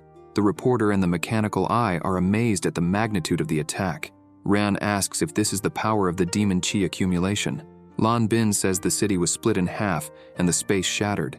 Sun Xiaoli is shocked by the devastating power of her attack. Amidst the dust, she hears the monster coughing and asks if he's still okay. The monster, injured and bleeding from the mouth, says that the demon chi accumulation is interesting. The viewers, seeing this, say, "Look, he's bleeding." Kitty declares it's time to use his true power. Sun Xiaoli tells him to go ahead. The monster asks why she ran away before, saying that if she gathered this chi now, she must not have dared to face him earlier. Sun Xiaoli tells him to shut up, bring it on, and calls him a coward. The monster, excited, says, "Here I come." In Antarctica, two superheroes land on the ground. The hero with a moss green helmet says the last thermal reaction is right ahead. The hero with a blue helmet comments that he remembers when this place used to be an amusement park. He notices something and tells the other to look ahead. They are in disbelief at the size of the crater before them. The hero with the moss green helmet says that this hole is ridiculously large. The one with the blue helmet says this must have been caused by the emperor beast of all emperors. The moss green helmeted hero shouts that there are still people alive down there. The two descend to see who it is. Steel Beetle, still in disbelief, says he was defeated. The heroes land and ask if it's the guy who transforms, questioning if he's okay. He replies that he's fine. The one with the blue helmet asks if he fought against that emperor beast. Looking at the sky, he says they are not an emperor beast but something far stronger than those little animals. The heroes ask what he means. The one with the blue helmet asks if it's a new type, and recalls that it was said a new type of monster would appear, questioning if what appeared there is the emperor of that type. The one with the moss green helmet agrees that it must be something like that. The blue one says that as long as this superhero cooperates with them, no monster will stand a chance, and he invites him to follow them. The blue helmeted hero asks where he is and notices that he is hidden, wishing them good luck. The two are confused. Steel Beetle says he doesn't need a warning, and that if they want to fight, they'd better return to headquarters, stating that this world is no longer at peace. As the swordswomen walk, one asks Ning why she didn't kill him. She responds that he looks cute and says she doesn't want to finish him off. Her friend agrees. Ning calls the little ones, who reply that they hadn't even said anything. She shows a drawing of a cultivator and asks if there is any hero in their world who wears an outfit similar to that. The gray little one responds that there isn't, because, according to him, everyone wears outfits like these, showing a drawing with superhero suits. She thinks it's cool, and concludes that no one in this world can defeat them. The red little one asks Ning who the person she showed is. The other swordswoman replies that it's their archenemy, and says it's better to leave because this place is boring. The little ones ask where they are going. Ning replies that they are going to conquer the world and, by the way, wants to see how the royal beast is doing, calling the little ones and leaving them confused. Back at the event, Sun Xiaoli and the humanoid monster exchange punches at high speed, flying all over the city, leaving everyone astonished. Sun Xiaoli and the monster charge at each other again, shouting. The monster tells her not to act that way with him, and their fists collide, causing a loud boom. The onlookers, in disbelief, ask if this is real, while a blonde guy with blonde hair asks if Sun Xiaoli has taken some kind of drug. He says that must be the power level of someone in the top 10. The punk agrees, saying it must be. As Ning walks, she notices something. A monster hunt competition mixed with a battle between demons and sacred entities, monsters and heroes. The situation is now complicated. When the monster was about to finish off all the candidates, Sun Xiaoli cast a magical power on herself to increase her power level. The demon and the sacred entity are on the same level. Who will win? Sun Xiaoli asks the humanoid monster how he's feeling and begins using demon chi accumulation. The monster asks if that's all she's got and tells her to do it again as he uses the demonic blood pact. Sun Xiaoli quickly appears in front of the monster, landing a solid punch on his face, knocking him down. Then she swiftly appears behind him and kicks him hard to the ground. As he falls at high speed, he insults her. Sun Xiaoli appears on the ground before him and kicks the monster's face, sending him flying through buildings. When he recovers, he tells her not to think that this magic field can, but realizes she's not there and stops talking, asking where she went. Sun Xiaoli, in the air, holding her breath, begins to gather yin and yang energy, forming a giant spirit bomb. She uses the level 2 Dragon Chi Judgment. Suddenly, 2 giant dragons appear around the spirit bomb. Ron and Gray are left speechless, asking how they were summoned so quickly. Meanwhile, Bin and Meng stay near the formation flag. Ran comments that if they reach Demon Chi, they'll be able to walk on air, and says that even a 1-level change is immense. Meng explains that the professor said that in the cultivation world, the difference of just 1 level is like the difference between heaven and earth. Many low-level cultivators can't compare to even a single high-level cultivator. Sun Xiaoli asks the monster if he wants to know where this power came from, and then launches the technique toward him, explaining that it was a hack given to her by her professor. The monster, terrified, is left with his mouth wide open. As the technique descends towards him, Ran, frightened, asks if she's going to destroy the whole city, and reminds everyone that they are still there. Meng tells him to stop shouting and says that Sun Xiaoli knows what she's doing. The monster, enraged, orders her not to underestimate him, jumps in front of the spirit bomb, and redirects it, pushing it away. Everyone is shocked. The spirit bomb explodes, causing a massive explosion. The swordswomen, seeing this on the city's big screen, shout that it's a cultivator. Annoyed, they ask how those idiots appeared there. Ning calls the little ones and asks if they didn't say there were no cultivators in this world. The little ones, scared, reply that they didn't know. Ning grabs Ye Ye's hand and says they need to leave now. Ye Ye tells her to wait and look at their levels first, noting that there's one at the Ding Feng level, an intermediate, 2 beginners, and the rest are just fighters. Ning draws her sword and says they don't need to run anymore, asserting that they must avenge the destruction of their tribe. Ye Ye, thoughtful, tells Ning to calm down and explains that she needs to be calm when facing cultivators. Ning asks why she's so hesitant and says that killing them would be a piece of cake for her. Ye Ye asks if she has forgotten the favorite trick of those bastards. Ning asks what trick that is. Ye Ye responds that it's hiding their true power to turn the tables suddenly, saying she believes they seem weak but are actually very strong, and that gradually, they'll make her surrender step by step. Ning admits that's true. Ye Ye says cultivators are heartless and evil, and states that if she wants to defeat them, she needs a well-thought-out plan first. Ning agrees, saying that sounds better. The humanoid monster returns after the explosion, Bin asks if the monster is back already and says that explosion must have been stronger than 16 billion tons of dynamite. Ron says it's the first time he's seen this level of skill in real life. The humanoid monster wipes the blood from his mouth and says that was really scary, but didn't affect him at all. Sun Xiaoli asks if he doesn't know and says she can repeat that infinitely. The humanoid monster, surprised, asks, "What?" The man, talking to his friend, says that the final technique of the cultivation class is terrifying. The other responds that he doesn't know why he finds it so frightening. Ning asks yeah if she heard that. She responds affirmatively, explaining that materializing qi in the environment helps save both spiritual and physical energy simultaneously. That attack was created by that pervert. Sun Xiaoli, in the air, gives a slight smile and says she wants to see how many blows he can take, creating several small spheres of yin and yang energy around her. The humanoid monster asks if she's crazy. Sun Xiaoli raises her hands and says, "One more time." The monster, terrified, tells her to wait and says there's no need to rush. Sun Xiaoli tells him to take 10 hits already to stop being a fool, scaring Kitty. He runs, saying this isn't good, that he can't let her keep attacking like that. He looks back and sees the students, who cheer her on to strike the monster to death, urging her to finish him off. Bin shouts for her to use the chair on him. The monster, looking at them, gives a malicious grin, silencing the students. He grabs his sword and charges at them, asking if they still want to laugh and saying that while he may not be able to defeat her, he can definitely take them all out. Ran and the others are terrified and call out for Sun Xiaoli. Sun Xiaoli asks if he wants to deactivate her magic field. The monster, heading towards the magic field, says how is she going to attack 10 times if he shuts the field down. The frightened students begin to scream. Sun Xiaoli charges at Kitty at high speed, causing an explosion when their swords clash. The monster says she finally showed up and declares he won't let her use that ability.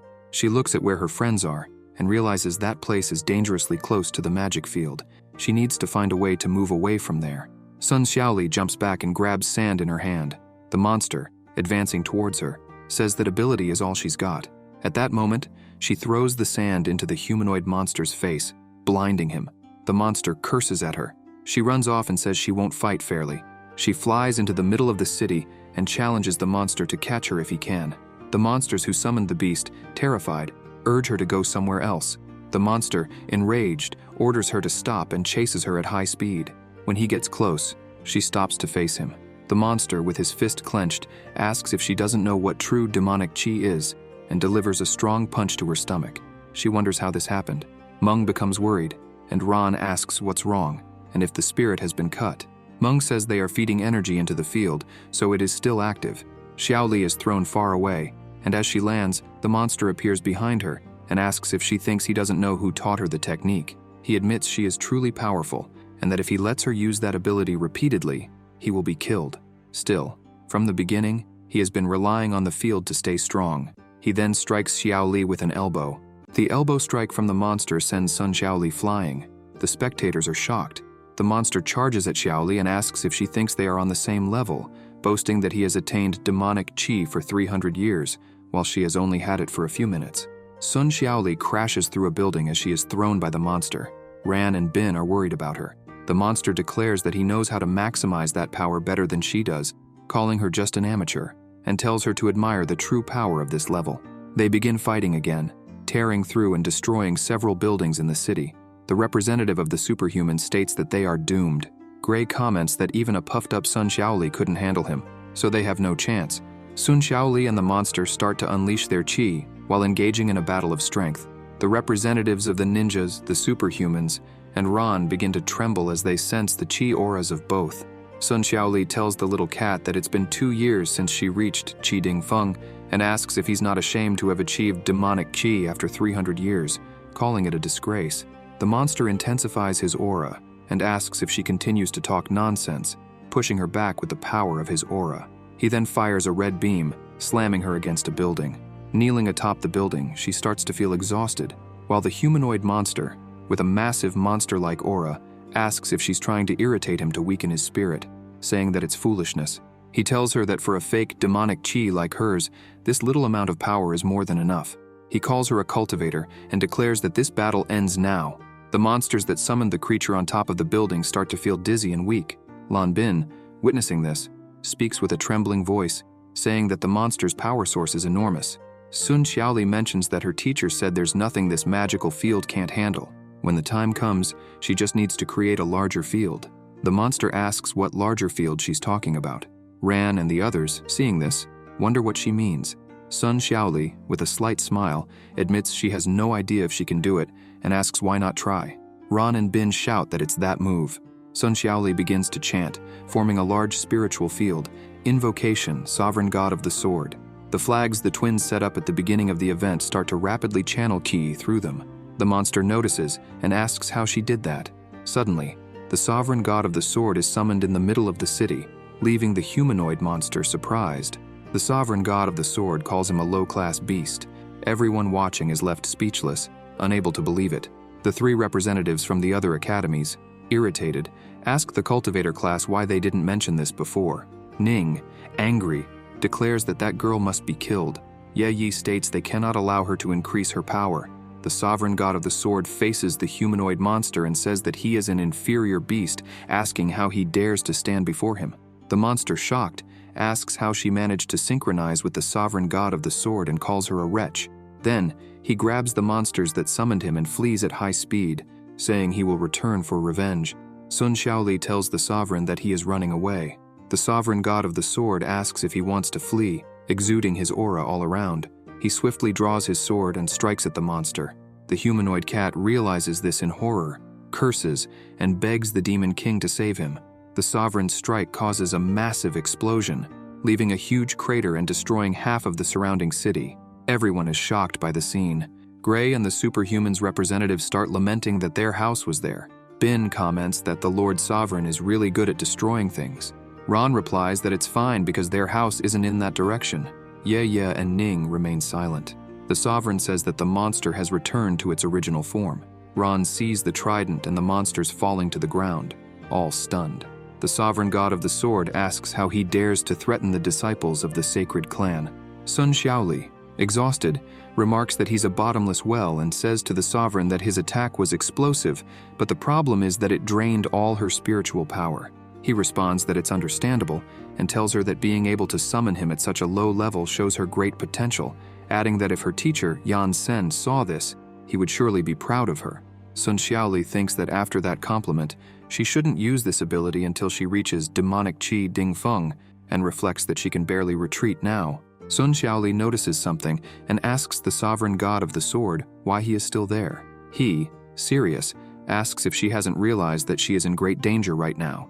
She asks what he means by being in danger. He explains that he can clearly sense, to the north of this world, two sinister individuals who are furious with her. Sun Xiaoli, perplexed, asks if the they he mentioned are the beasts and says that they just defeated one, which was no big deal, and that they just need to fight together again. The sovereign of the sword replies that she is mistaken. Sun Xiaoli falls silent. The sovereign says that if they reveal their powers, even without doing anything, she would die from the shock, and asks if he needs to explain how strong they are. He adds that, compared to them, she is just an ant. Sun Xiaoli asks if the difference in power is really that vast. He replies that she need not worry as long as he is there. Sun Xiaoli mentions that she is not yet a demonic qi cultivator, and asks how she will be able to use his power again, as she can barely stand right now. At that moment, she notices something and realizes that the magic field is still there, transmitting spiritual energy to her. She notices and, irritated, asks the sovereign if he is sacrificing his own lifespan to help her maintain the magic field. He, smiling, replies that he has lived for over 1,000 years, so it's more than enough, and that if something bad happens to her, Yan Sen will certainly kill him. He adds that no matter what happens, he will be affected one way or another, so he asks her to let him do this first, and then ask Yan Sen for a few dozen thousand years of life. She starts to respond, but the sovereign cuts her off, telling her not to say "but" again, and asks if she still hasn't found the way. Sun Xiaoli asks if he can break the space to reach there. The sovereign god of the sword places his sword on the ground and says that, with this closed field, their little game can be shattered with a snap of his fingers. Sun Xiaoli then orders him to do it and help Lord Yan Sen get out of there. He responds that, regarding that, he thinks he can't. She, confused, asks why. He asks if she really thinks he needs her to save him, explaining that Yan Sen is actually having fun while playing in that place. He adds that Lord Yan Sen reversed the ownership of that space, meaning no one but him can enter. Sun Xiaoli asks what they are going to do. He tells her to leave it to him and says the master will come out but that he won't be able to join him and won't fight those beings alone. He mentions needing that guy's help. Sun Xiaoli asks who he means. In the space, the ancestral Mecca faces a giant green dragon. Das, on top of the dragon, laughs and asks his family members if they are seeing this, saying that after centuries, he can witness heroes facing danger again. Crying, he says that if his family were still alive, they would be so happy. The bamboos remain silent upon hearing this. 001 comments that he has been crying for almost an hour and asks if he's done. Das apologizes and says he gets emotional easily, that he has been underestimated so many times, and this time he is so happy. He points his finger and says they better not think they will escape this time, declaring that this beast from another world will kill them. The green dragon begins gathering energy in its mouth. 001 mentions they are about to fire again when the system announces that solar energy cannot be absorbed due to a lack of power. Das starts laughing, saying it's the end for them. Suddenly, someone rushes at high speed toward Das and the green dragon. Das notices and asks what that is. The sovereign god of the sword arrives, kicking the green dragon's face. The bamboos are shocked and ask why that fool is there. The sovereign immediately charges at 001, pulling him out of the space where they were trapped, and they arrive in the city. 001 says he doesn't need his help. The sovereign god of the sword tells him that without him, he would already be dead. Ran and Rong are surprised, exclaiming that the number 001 Mecha is there. The spectators, the reporter, and the mechanical eye are all stunned. Then, the green dragon emerges from the space. Ran asks what that is, while Gray wonders if it's a beast. The reporter with glasses asks the mechanical eye if that creature is one of their allies. The eye responds that it is not. The sovereign god of the sword tells 001 that he is very weak and asks how he couldn't finish off that little chick. 001 asks who his partner is and says that, if not for the lack of solar energy, he would have defeated someone as strong as him. 001 asks the sovereign god of the sword if, after all this, they could have a battle. He replies yes, whenever he wants. Meanwhile, inside the space where Yansen is, Janaka and Lucas, terrified, scream for help. Janaka says that the spatial confinement is useless and asks why he trapped them in there. Lucas replies that he has no idea. The sacred weapon, the true demon king, is running and begging for forgiveness, claiming he really doesn't know where the divine realm is as he flees. Yansen, seeing this, remains silent. Lan Chi asks if he isn't cruel because the protagonist beats him up, heals him, and then beats him up again. With a smile, he asks if that's cruel and says that when he was a child, during fights in the divine realm, he never killed anyone. In the worst cases, the person just couldn't walk again. Lan Chi laughs and says he isn't cruel. In her mind, she thinks he isn't cruel but sadistic, and that it would be much better if he just killed him. The protagonist asks if she is trying to deceive him and says he can smell the scent of the divine realm on that dirty body, then asks why he keeps saying he doesn't know. The sacred weapon, the true demon king, looks back and honestly says that when he realizes he isn't there, he wonders where he went. The sacred weapon, the true demon king, then looks forward again and sees the protagonist right in front of him. The protagonist slaps him in the face, knocking him to the ground. Yansen uses his shunpo, appearing in front of him, and with his foot on his face, says that this will be his last chance. He asks if he's going to tell the truth. Lan Chi comments that she thinks he should just talk already. The sacred weapon, the true demon king, says he really doesn't know. With a trembling voice, he claims he's just a small beast and asks why he doesn't believe him. The heroine Lan remarks that he's crying so much he nearly wet himself and says he probably really doesn't know. On the ground, he thinks he was finally going to be safe. But then the protagonist steps on his head, shoving it into the ground. Yan gets irritated. Das says they are so close and won't let it end this way. He orders the green dragon to finish them all and kill everyone. The dragon launches an attack toward them. The sovereign god of the sword swiftly intervenes, telling 001 to stay out of it, and kicks the dragon's attack away. Das commands the dragon to ignore him and destroy the ground. The dragon then launches several attacks toward the earth, saying it's going to work. Das remarks that there's plenty of blood left, so he can do everything calmly. The sovereign god of the sword asks if he wants to play that way and at high speed starts deflecting all the dragon's attacks, sending them far from the ground. Ran and Gray, terrified, say it's dangerous. The dragon admits that the sovereign god of the sword is on a higher level than he is, so he can't compare to him. Das tells the dragon to blow everything up along with him and says he believes that as long as they're alive, the demon king will come to save them.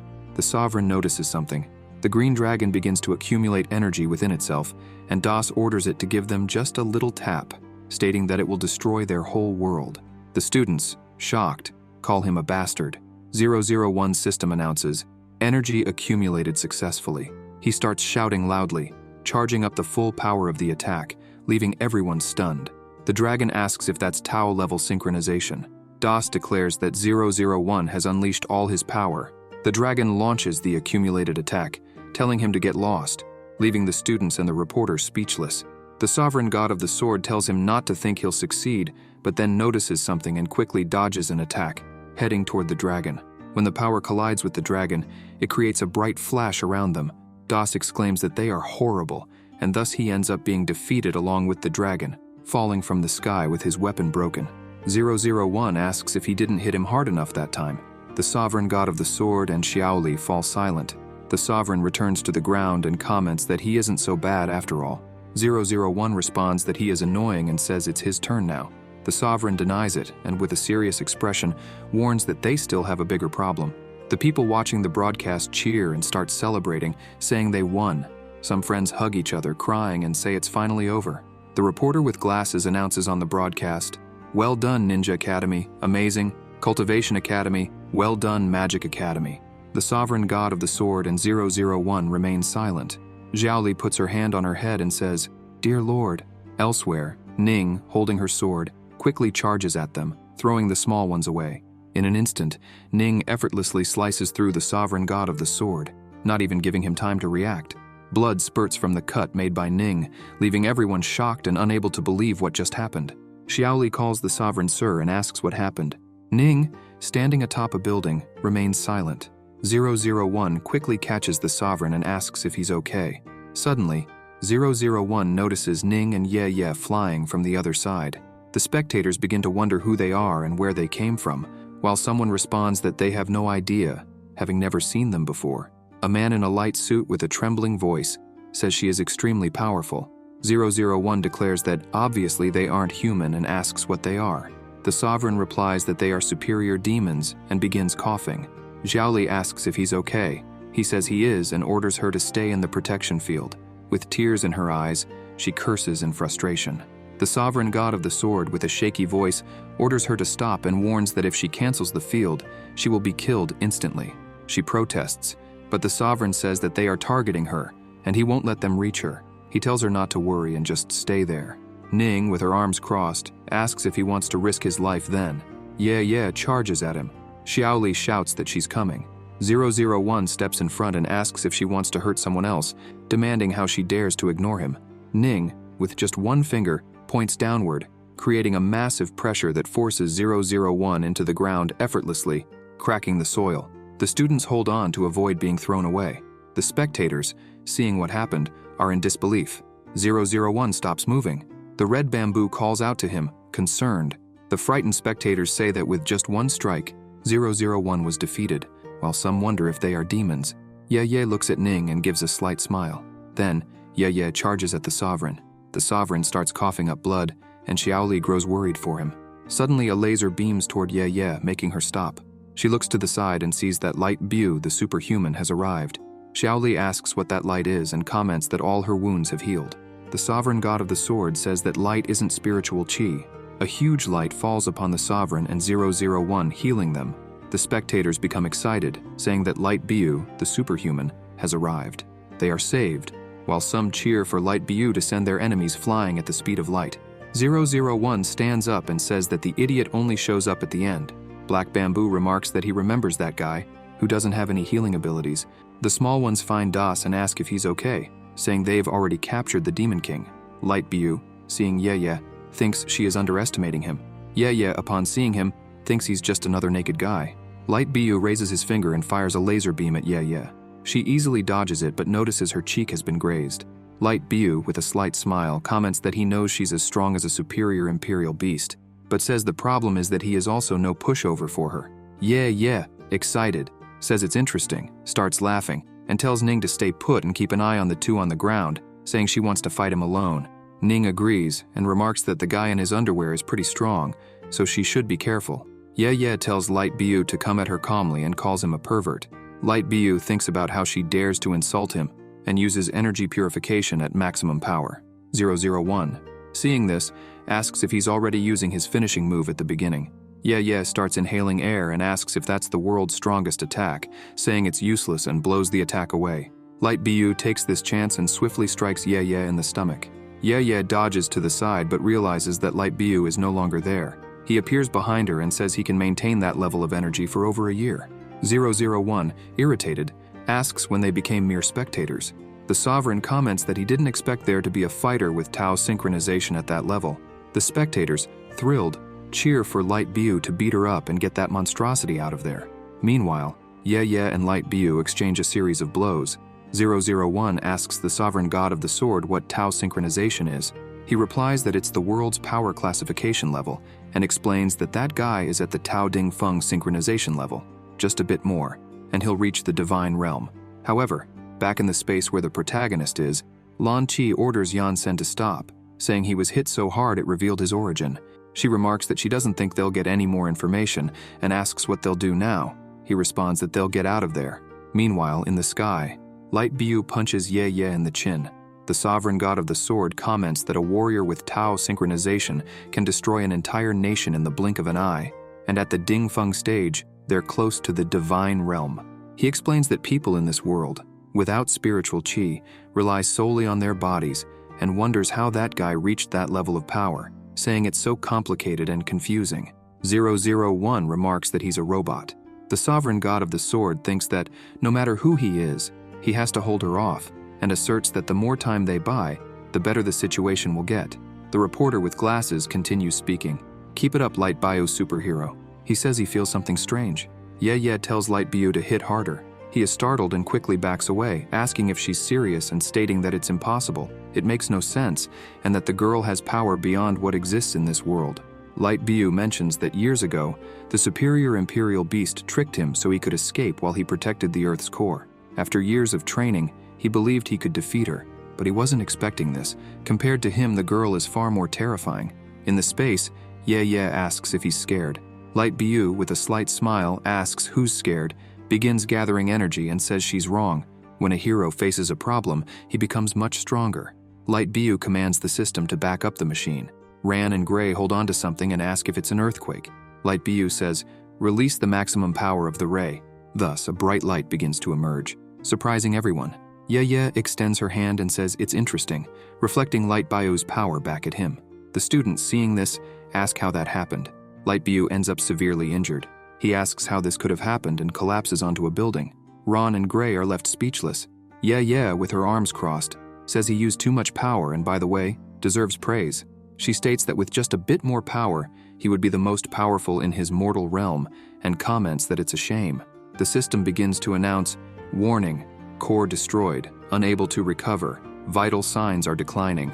The Academy students, in disbelief, ask if the strongest hero is dead. The people watching the broadcast are shocked and silent. Ye Ye declares that she has won. With his remaining strength, Light Bu says he shouldn't die like this, that he mustn't fall because he is the #1 hero in this world. His fall would mean the end, and he asserts he will never kneel. He mentions making a deal with his lord, and hopes his lord will grant him a bit more spirit and power. Then he screams, and his vital signs surge, creating a massive red energy around him. Ye Ye looks confused. The small ones comment, "There it is, the power of love, the light of justice." They say that apparently he died, which is impossible. The small ones call him an annoying worm. 001, annoyed, asks the small ones what kind of name power of love, the light of justice is, and says, "What kind of stupid name is that?" He declares it's about trust. Light Bu begins gathering the power of people around the world, becoming stronger. Ye Ye is stunned. People all over the world start raising their hands and sending power to him. Light Bu shouts as he gathers enough power and says that a hero never loses. Never. He unleashes a laser with the total power of everyone he has gathered, directing it at Ye Ye. Ning, seeing the attack is dangerous, tells her to be careful. The laser's power creates a massive light around the world. When the energy dissipates, time returns to normal. The students ask if he won. Light Bu is left exhausted. Ye Ye starts laughing with only a few injuries. The people are shocked by this. Ye Ye, excited, says that's cool, and admits the attack reached at least divine level. If her skin weren't so tough, she would definitely be hurt. Laughing, she comments that not only did he reach divine level power, but he also managed to resurrect, and that's why those monsters struggled against him. She says they are no challenge for him. Light Bu, exhausted, says that was all his power. Ye Ye remarks that there's a rule in her world. It's rude not to return a gift. With a serious expression, she puts her hands forward and uses the divine art, creating an enormous divine phoenix, the phoenix of the 9 divine realms. Ran and Gray, in disbelief, say they're screwed. Wrong asks what that is. Gray says it's a bird. Ran is stunned. Light Bu comments that he's reached his limit. Ye says that there's no need to hold back anymore and sends the divine phoenix toward the number 1 hero. 001 says he's doomed. If he takes that attack head-on, his body won't be able to regenerate again, and he calls for help. Ning says he should take care of himself first and launches an attack in their direction. Ran and Bin scream Xiaoli's name. Suddenly, a giant blue sword falls in front of the Sovereign and 001, shielding them from the attack. 001 recognizes the sword. Just as the divine phoenix is about to hit Light Bu head-on, Yansen uses his Shunpo and appears in front of Light Bu, slapping the phoenix in the face. While Lan Qi holds tightly to the protagonist complains that it's annoying and throws her off. Ning and Ye are shocked. Ran laughs and says it's Lord Yan. Yansen declares he's back. Light Bu asks if he's the superhero with the black cloak and thanks him for the help. He replies that he's grateful. The people, overjoyed, call him the 2nd greatest superhero. The protagonist tells Lan Qi that it's time to let go, so she jumps onto the building. Ning and Ye are irritated. Yansen looks at them. Ye asks if he isn't an immortal with a foundation. Ning replies that he is, and says he's at the Dingfeng level of the immortal foundation realm. Ye says she knew it. Ning adds that judging by his strength and the aura he's emitting, she can tell he's at the peak of the immortal realm. Still, his aura seems very chaotic, different from what they saw before. Ye comments that he's only at the foundation of the immortal realm. Ning concludes that this means their stages are no match for him. The people start to gather their trust, and with their hands raised, say he is the 2nd hero who came to help them, and that they will give him power. The protagonist, startled, deflects the energy, and asks what the hell that is. The people are in disbelief that he rejected it.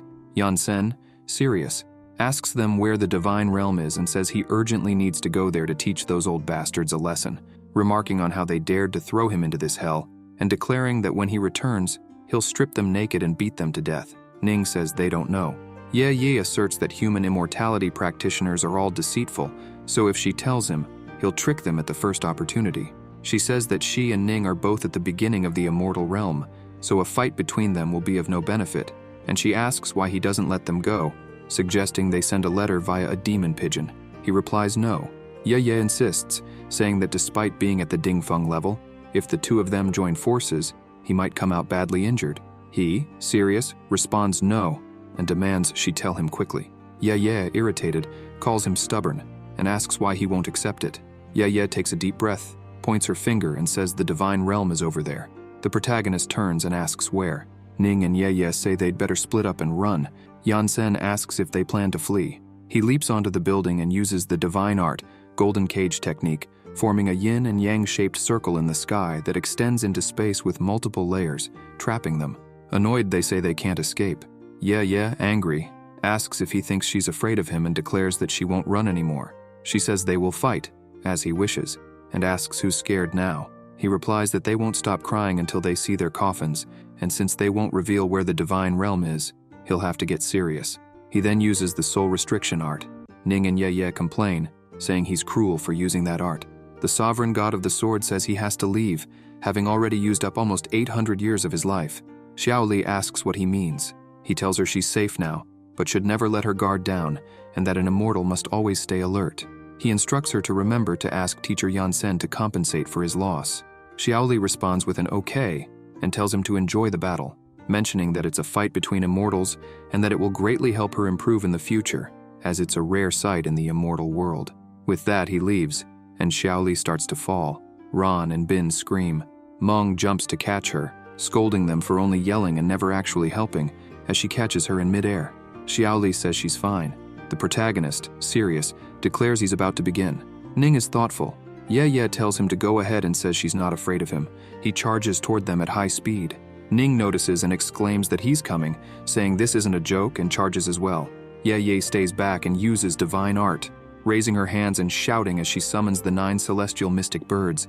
She summons 9 mystical birds in the sky, saying that the crowned phoenixes soar above the heavens, and orders them to watch her dry up their little planet. The students start running, screaming that it's too hot and begging for help. affecting the entire world by drying up plants and the ground. Light Bio's system begins to announce, "Warning, warning, overheating." He says that this temperature doesn't make any sense and asks what on earth he's dealing with now. Light Bio starts to feel the extreme heat. The protagonist notices what's happening to Earth and deflects Ning's kick, grabbing her leg and throwing her far, hurling her toward a building. She becomes dizzy. Yansen uses his shunpo and grabs her by the foot again. She demands that he let her go. He responds that a naughty child needs a good punishment. She starts insulting him. He says that cursing will only make things worse. Ye screams that she's going to roast his world and raises the temperature further. With his hand, he uses the immortal law, creating a massive tsunami, astonishing Lan Bin. The tsunami begins to take the shape of an enormous dragon. The reporter with glasses, in disbelief, says that the surrounding rivers have dried up. A huge dragon heads toward the protagonist, who calls it the Great Sea Dragon. People, watching this, exclaim how incredible it is. Then, he launches the sea dragon toward the birds. The sea dragon and the birds collide, destroying each other and leaving only water vapor. A few seconds later, the sky clears up again. Ron asks if it's over. Gray responds that he thinks so. The people watching say it's not over. A man with blonde hair says that the protagonist isn't even using their faith and is still too powerful. The guy with glasses questions if this makes any sense and wonders if it's some kind of show. As the water vapor begins to dissipate, Yansen appears, telling Ye once again that he won't repeat himself and that it's not too late for her to tell him. Ye, furious, replies that there's no way and says she won't tell him, even if she dies. Ning appears behind the protagonist with her sword, ordering him to let go, and strikes with her blade. Ning is shocked when her sword shatters upon trying to cut Yansen. She thinks it's impossible.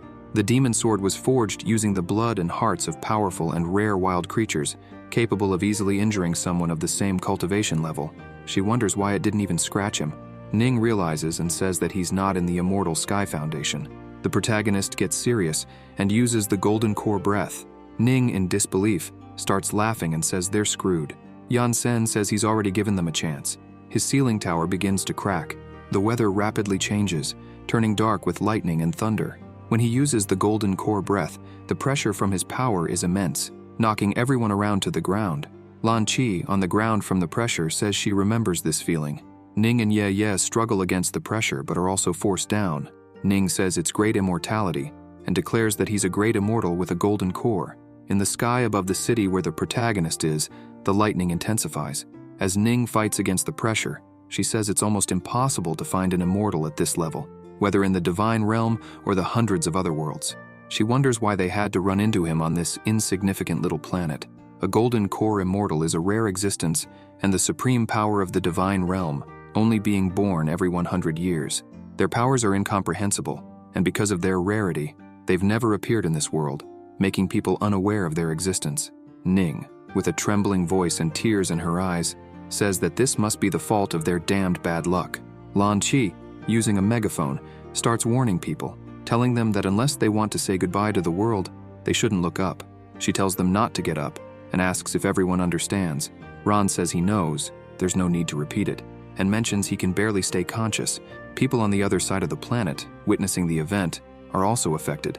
They start asking how far they are to be affected too. One person says it's half the planet, while others say it's terrifying. Ye struggles to stand. When Ning sees, she screams at her that it's enough, says it's dangerous to face him and tells her to surrender. Ye stands up despite the overwhelming pressure and pain, saying she will never tell him. The protagonist asks if she's serious. She, furious, shouts loudly that she will never speak. Yansen snaps his fingers, increasing the pressure on her. In this way, her eyes start to bleed from the increased pressure, and she collapses face first to the ground. The pressure is so intense that it ends up affecting the planet, knocking it out of orbit from the solar system.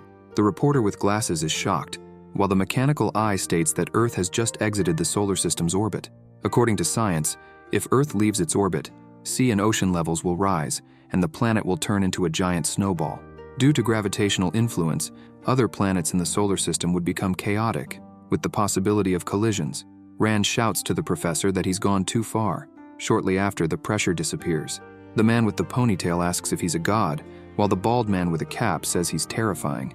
Sun Xiaoli comments that this must be what the book means by a great god can destroy the world. Meng Qi asks if they will reach that level in the future. Yansen begins to descend from the sky where Ye is. She, battered and barely standing with a determined look, says she will never tell him. Ning, crying, says that's enough and begs Ye to stop. She falls to her knees, continuing to declare that she will never bow to any immortal cultivator. In her right palm, she starts to gather qi. Meng remarks that if she just told the professor where the divine realm is, he might stop, and asks why she is so stubborn. Sun Xiaoli adds that the book also said demons can fight well but are not obedient, saying they are inflexible. She notes that they want to conquer worlds, but strength alone is not enough. Grey Shadow notices that the protagonist looks different, and asks Ran and Bin if their professor can also transform. They reply that their professor has always been like that. Ye, now on her knees, gathering qi, says he wants to know where the divine realm is. Yan Sen, looking at her, remains silent. Ye insists she will never tell, and with qi in her hand, she strikes her own forehead, leaving everyone in disbelief that she killed herself. Ning, enraged, declares that she will join Ye and begins gathering qi in her hand. Sun Xiaoli and Meng are stunned.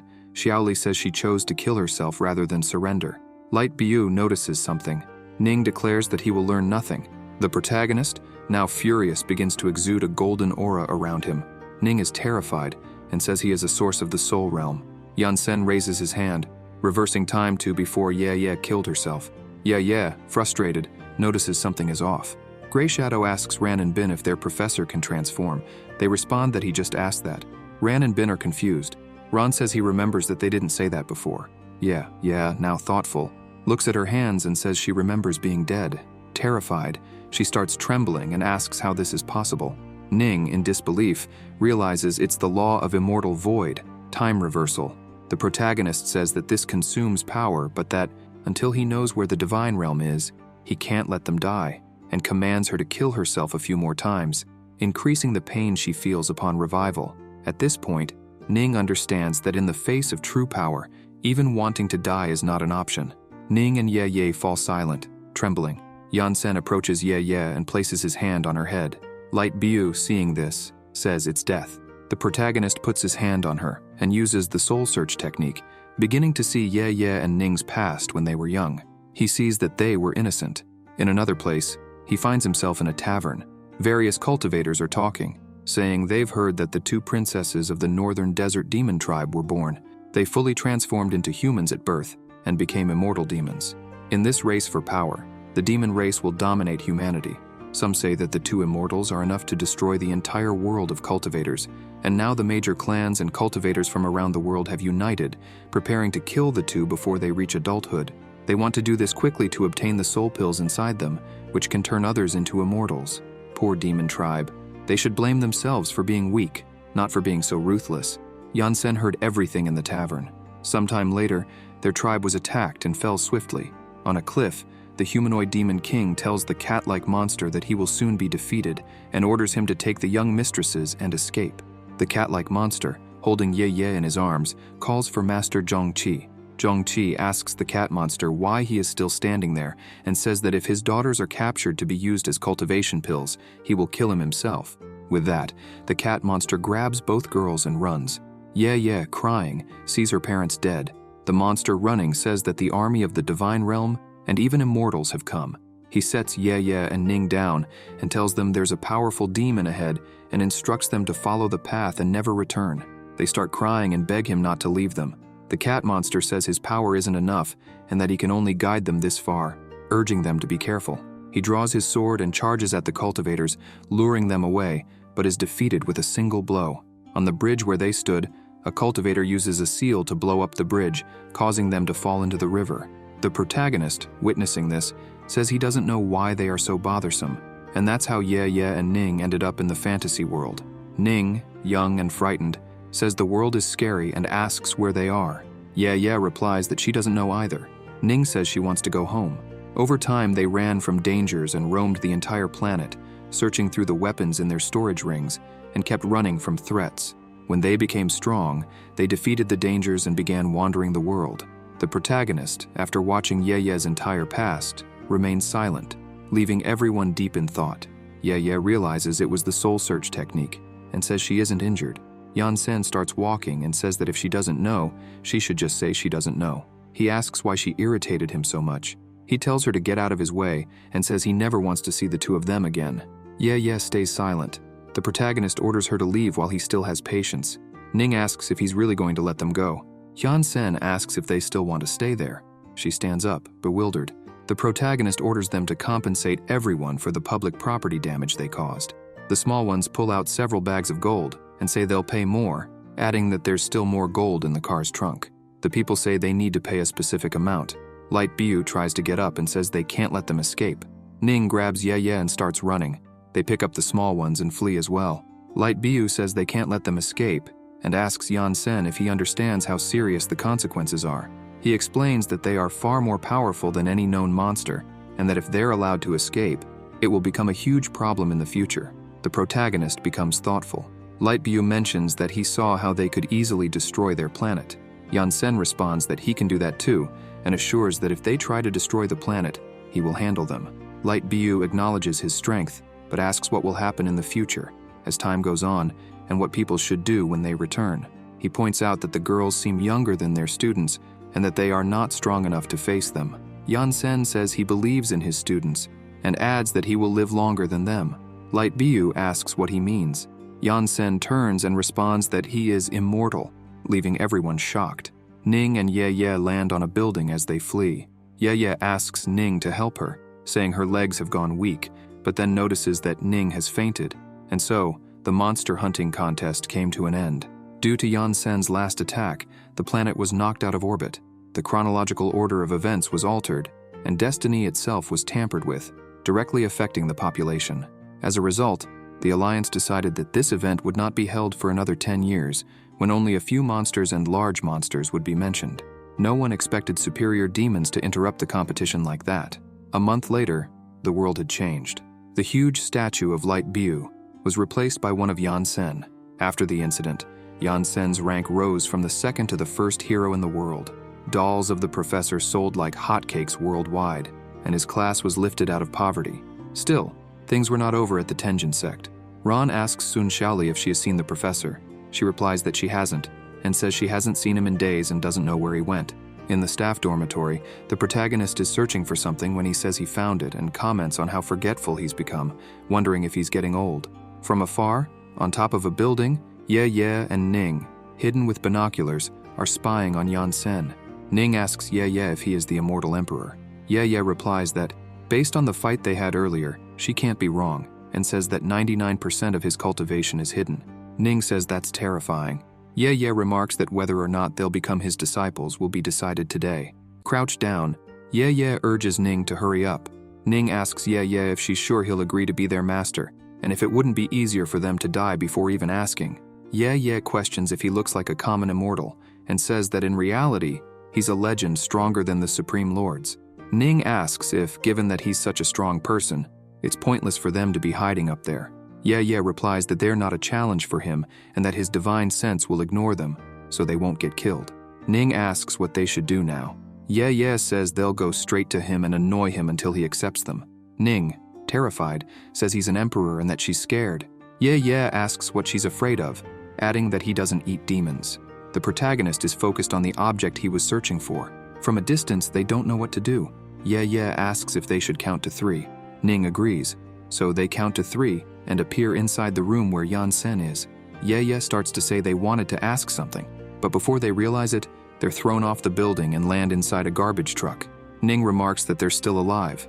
Ye comments that they were thrown out before even getting a chance to see him. The protagonist wonders what that was, then leaves the room, while they sneakily follow behind him. He looks back, but they hide. Ning asks if he saw them. Ye says he didn't, and notes that there wasn't any fluctuation in his divine sense. When they follow him again, they realize he's disappeared. They begin searching for him, but step on a demon trap rope. Dangling upside down, they complain about the pain. Yan Sen gives them a final warning, telling them to stop following him. In a small hut in the middle of nowhere, in the desert, the small ones wonder what's wrong with the demon lords. The bigger one tells the other to forget about it if he wants to live a long life. They sit dejectedly, drawing in the sand. As days pass, the new school term finally arrives. Inside the classroom, the students greet each other with good mornings. The bald one asks Brother Lu how his winter break was. He replies that it was good, as he feels that by the end of the competition, this year he'll be able to gather qi in his body. Their long-haired friend tells Brother Lu that he knows it's not that easy, and that with his talent, it will take at least 20 years to gather enough qi. One of the students asks Ron what he's doing. Ran chuckles lightly and says he still hasn't finished his homework, writing on 2 sheets at once. The protagonist enters the room and says the break is over, expecting them to focus more on their studies this semester and become immortal soon. He hands out several scrolls, explaining that these bamboo scrolls contain the textbooks for the semester, detailing all types of herbs that exist in the heavenly realm and their spells. He mentions there are more than 480 billion types in total and says, of course, he won't let them copy this time. The students sigh. Yan-sen states that in 10 years, they must have memorized all 480 billion herbs. One of the students asks what he's doing. Yan-sen welcomes everyone and announces that the second lesson of Immortal Yan-sen's class will be about alchemy. Yan-sen writes on the board, saying that this group of herbs is their first lesson. He explains that when they become stronger, it will be easier to remember them all, and comments that alchemy is a long process, so they shouldn't be impatient. In the world of immortal cultivation, those who are persistent spend hundreds of years studying diligently to reach the first level of alchemy, but few succeed. He explains that a supreme alchemist, whether in the heavenly realm or any other part of the immortal heavens continents, is a powerful entity. A quality alchemist is comparable to a great nation. Ron and the other students are astonished. Yan-sen remarks that of course they are not very strong yet, and some can't even fight, but they can make others stronger and inspire them to want to fight. Ron asks if he's serious. The professor says this is a special version he made for them. In the future, he will teach them how to recognize, care for, and cultivate these herbs, as well as understand the effects of mixing different species. During this time, he will teach each of them individually and asks if they understand. The students reply that they do. And so, under Master Yan-sen's guidance, the students embarked on a new chapter in the world of immortality. This year, while the students gave their all to learn, 2 miserable demons were trying to get a chance to be taught by this professor. Ye and Ning, perched atop a building, say they want to go to school. Everyone thought that Yan-sen sensei's terrifying display of power before the competition would silence the world. Yet, in a world where magic, immortality, ninjas, and superhumans coexist, a battle of wits among various factions had just begun. Sometime later, night falls, and it starts to rain. Inside a church, a group of worshippers holding crosses recites something. When they finish their recitation, their leader shouts for their king to awaken. From within the coffin, a hand emerges. It's Count Dracula. Dracula asks who summoned him. The leader of the worshippers responds that it was him and addresses him as Your Highness, saying he's admired him for a long time. Dracula asks if he's human. The worshipper leader confirms that he is. Count Dracula injects his blood into the man's forehead, saying that from now on, he is one of them. The leader begins to transform into a vampire. Dracula declares that immortality and life will soon bring destruction, and with a sinister smile, he starts laughing. Somewhere in the world, something strange is born, beyond the comprehension of the Academy and the Superhero League. Meanwhile, the League has finally rebuilt the city and opened the graduation exam for each Hero Academy. A blimp flies over the city with a banner reading, "The 20th graduation exam for the greatest superpower academies." At the Superhuman Academy, the representative remarks that at least the alliance of those fools rebuilt the city and says he's been studying in that hell for 20 years. After training so hard for years, they are no longer as weak as they used to be, and nothing will stop them from graduating. The superhuman girl reading the list announces that this time, their evaluator will be Yan-sen, the Black Cloak, from the Immortal class. Upon hearing this, the representative is shocked and exclaims, "Oh crap! The graduation exam is about to begin. The place is the same, the people are the same, and there's even a familiar feeling." Inside the exam arena are Ran Zihao, Lan Bin, Meng Qi, and Sun Xiaoli. Meng asks which professor will be in charge of the exam this time. Bin says it doesn't matter, and mentions that if it's anyone but Lord Yan-sen, they will pass. Sun Xiaoli, with a slight smile, agrees, saying they've waited a long time for this.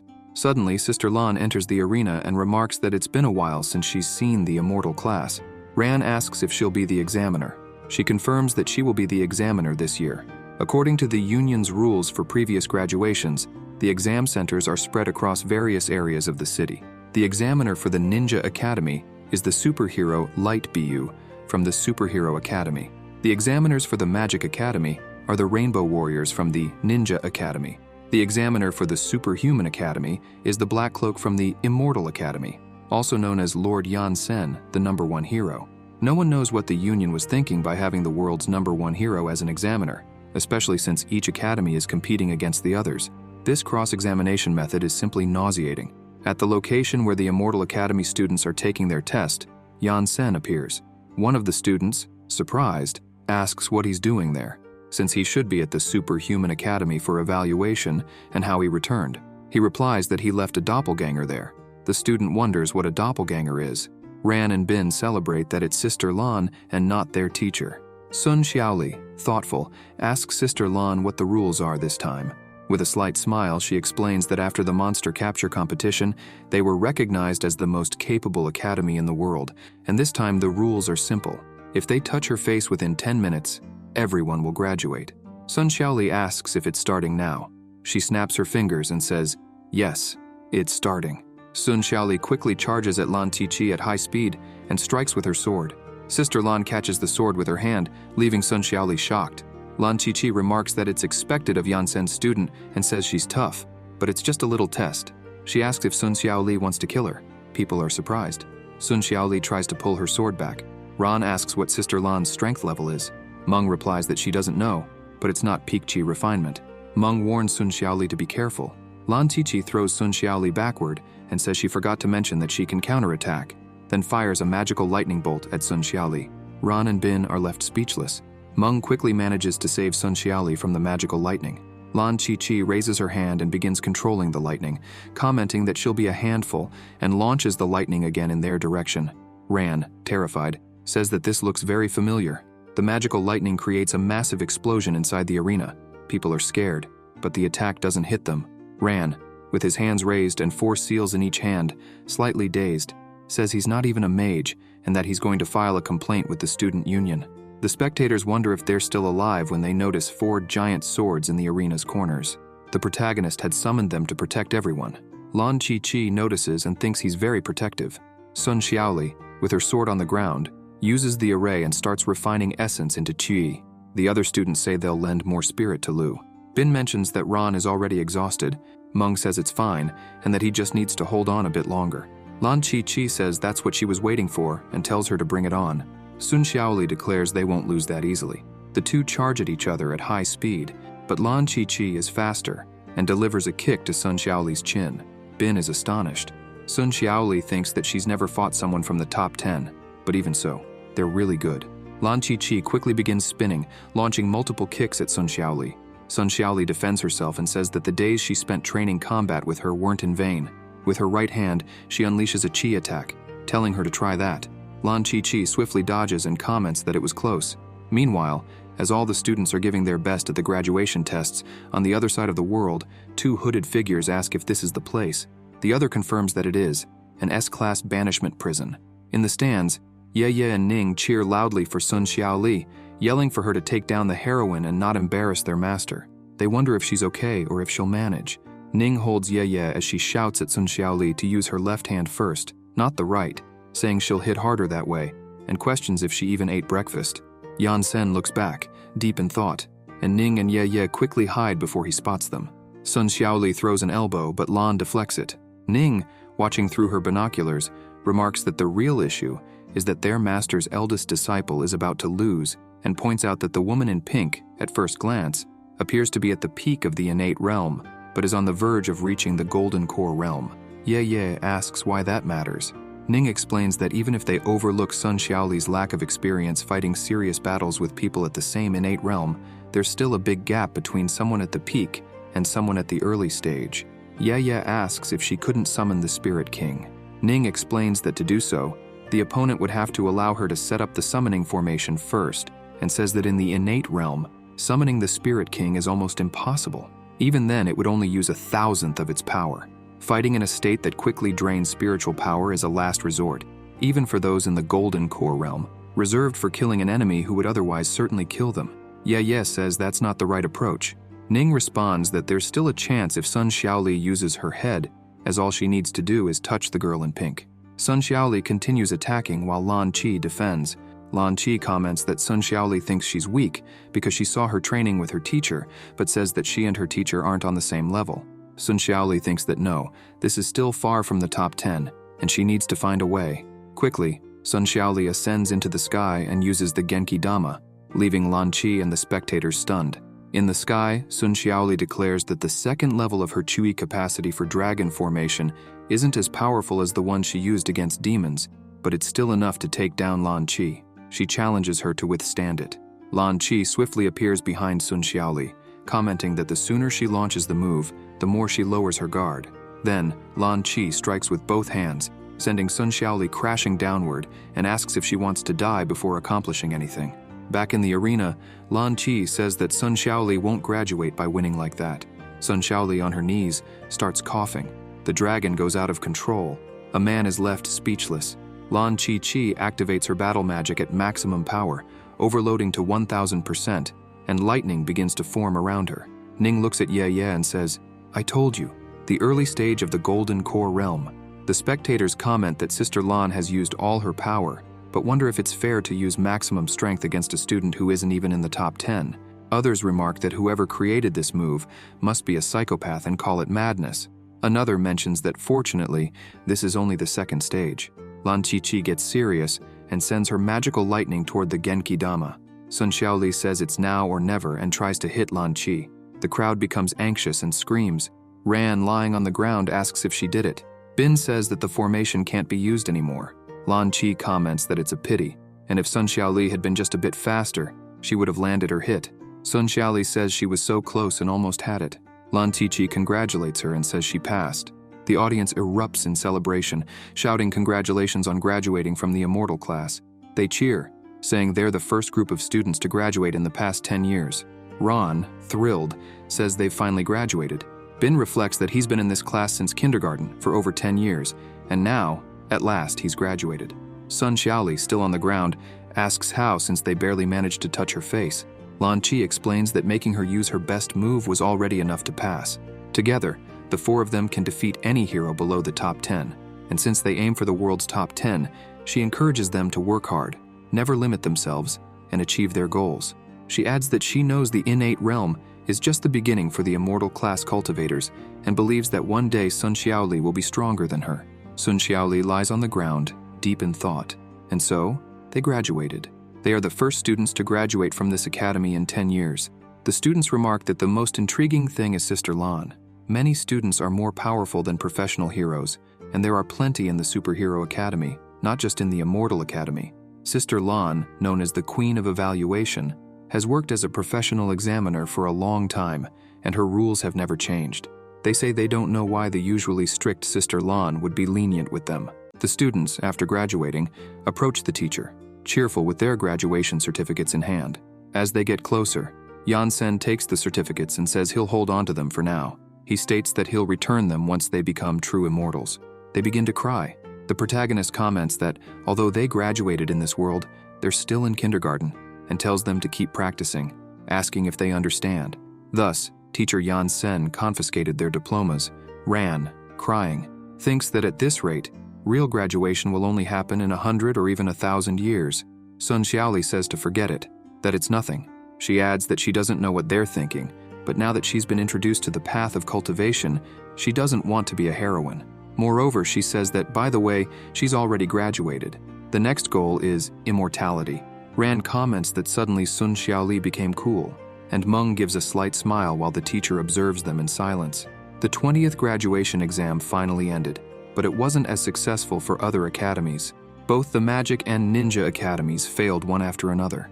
The Superhuman Academy even broke the record for the fastest failure of the century. With this historical failure of these academies in the exam, still, some immortals returned to school, where they began a 1,000-year cultivation journey. The students tend the soil for planting herbs, and the teacher explains that alchemy cannot be done without herbs, and herbs cannot be grown without soil. He states that they will learn the basics of agriculture. He also adds that, when looking at a herb, they should consider its age and color, which takes a long time to learn, and asks if they understand.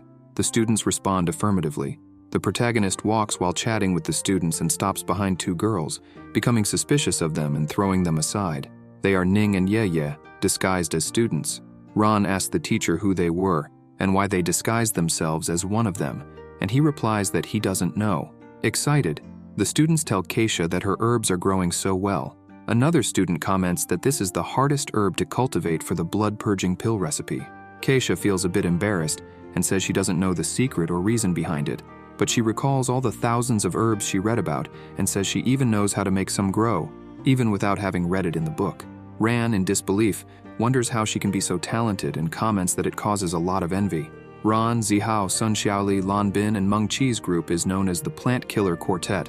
Sun Xiaoli, frustrated, says that was already the 110th plant, and that she followed all the book's instructions, but wonders why they keep dying. Meanwhile, Ran tries to make his herb sprout with incense, and Lan Bin tries with a dance. The protagonist watches them from afar while sipping tea, thinking it's good. Meng Qi feels sad, while Yan Sen keeps observing. A few days later in the classroom, the students celebrate the class monitor's birthday. The twins shout that it's time to party, and Meng Qi, annoyed, thinks she said there would be no more parties. But still, those idiots went ahead with it. One of the students asks how old the class monitor is, but his friend tells him to shut up and asks if he wants to die, reminding him that ever since they started down the path of immortality, not only the monitor but also Sun Xiaoli have become particularly sensitive about that. Last time, when Lu Xiaoyi said something inappropriate, his mouth was washed out with soap by Sun Xiaoli. Meng Qi comments that birthdays should be joyful occasions, but now all she wants is to beat up those idiots and declares she hates birthdays. Originally, birthdays are full of rituals and happy days, but for the girls in the immortal class, this has become a collective annoyance. Sun Xiaoli talks with a student and asks why he didn't invite Yan Sen sensei. He replies that he did invite him and spoke with him 2 days ago, saying the sensei must have left on a trip in recent days since he hasn't seen him. A student comments that she thinks he has arrived. Meng runs to open the door, but upon opening it, she sees it's the students from the Superhuman Academy, wishing her a happy birthday. She orders them to leave, but the superhumans rush in, saying it's a party, and leave presents for Meng. When the superhuman representative enters, he notices Gray and Rong are there and asks what they're doing. Gray says the party doesn't start without them, and Rong comments that he's the one who's late, calling him slowpoke. The students shout that it's time to celebrate. While one asks whose birthday it is, another asks to take a picture, and finally they all shout congratulations. Lastly, Sister Lan and several other great heroes came to celebrate as well. Yan Sen was the only one who didn't show up. Later, while Meng with a piece of cake enters her room, she says she's tired of everyone and vows never to have another birthday again. At that moment, she notices that the teacher is sitting at the table drinking tea. Meng, smiling, asks if he's already back. He replies yes and picks up a sword, throwing it towards Meng, who, startled, catches it. He stands up and calls her to go with him. She replies that she's coming. They walk to a deserted place. Meng Qi asks the protagonist where he's taking her. He remains silent. She realizes and says she remembers this place, chuckling. Yan Sen asks if she's ready. She, confused, asks ready for what. He grabs Meng Qi's shoulder and uses his shunpo, appearing with her on the moon. Surprised, she asks if he's serious. He replies that today he will teach her a sword technique from the Tenjin clan and tells her to pay close attention, saying he'll do it only once. The protagonist becomes serious, and 5 blue swords appear around him. In the immortal world, every sword cultivator is a professional assassin. They don't practice alchemy or magic, but follow an immortal cultivation system different from common immortals. He grabs his sword, and a blue aura surrounds Meng Qi, who becomes thoughtful. Yan Sen explains that by fully understanding their sword path to its limit, they can kill even with their eyes closed from a distance of 10,000 miles. Divine senses can detect other people's attacks and even predict enemy movements. He tells her to watch closely. He takes the sword and strikes toward Earth, slicing 2 flies into thousands of pieces, reaching the subatomic level of their cells and even their DNA. Ning and Ye, witnessing this, are left in disbelief. Meng asks how this is possible.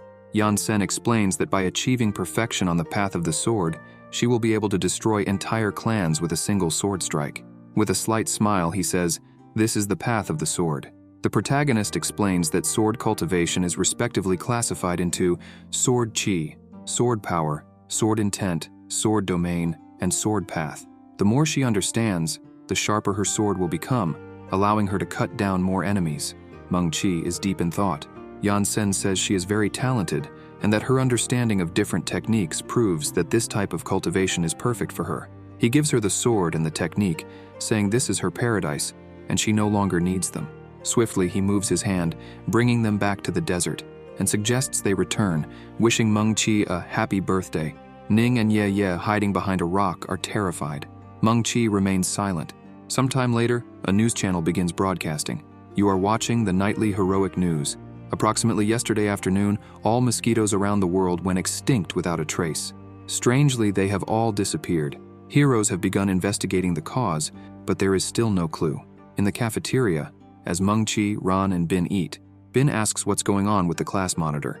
Ron replies that he doesn't know either. Wu Mengqi, the class monitor, is still recalling the strike her teacher used to exterminate a species over 300,000 kilometers away, and that's why she's like this. While eating, she murmurs, "Sword path." In the desert, in a small hut, the little ones are eating while Ye and Ning don't know what to do. At dusk, somewhere in an alley, one of Dracula's subordinates, holding a hero, calls out to His Highness, saying it's a top 10 god-level hero. He declares that these heroes are nothing but trash, boasting of being powerful, but in the end, they're just weaklings. He adds that their king will soon rule this world. Lord Dracula begins to laugh. Suddenly, a voice says it was looking for him. Lord Dracula, an A-class deported criminal, quickly looks up and asks who it is. At the top of a building, two hooded figures say he must be very bold to choose to be a villain in this world. He asks who they are. The hooded figures ask his age and mock that he can barely hear.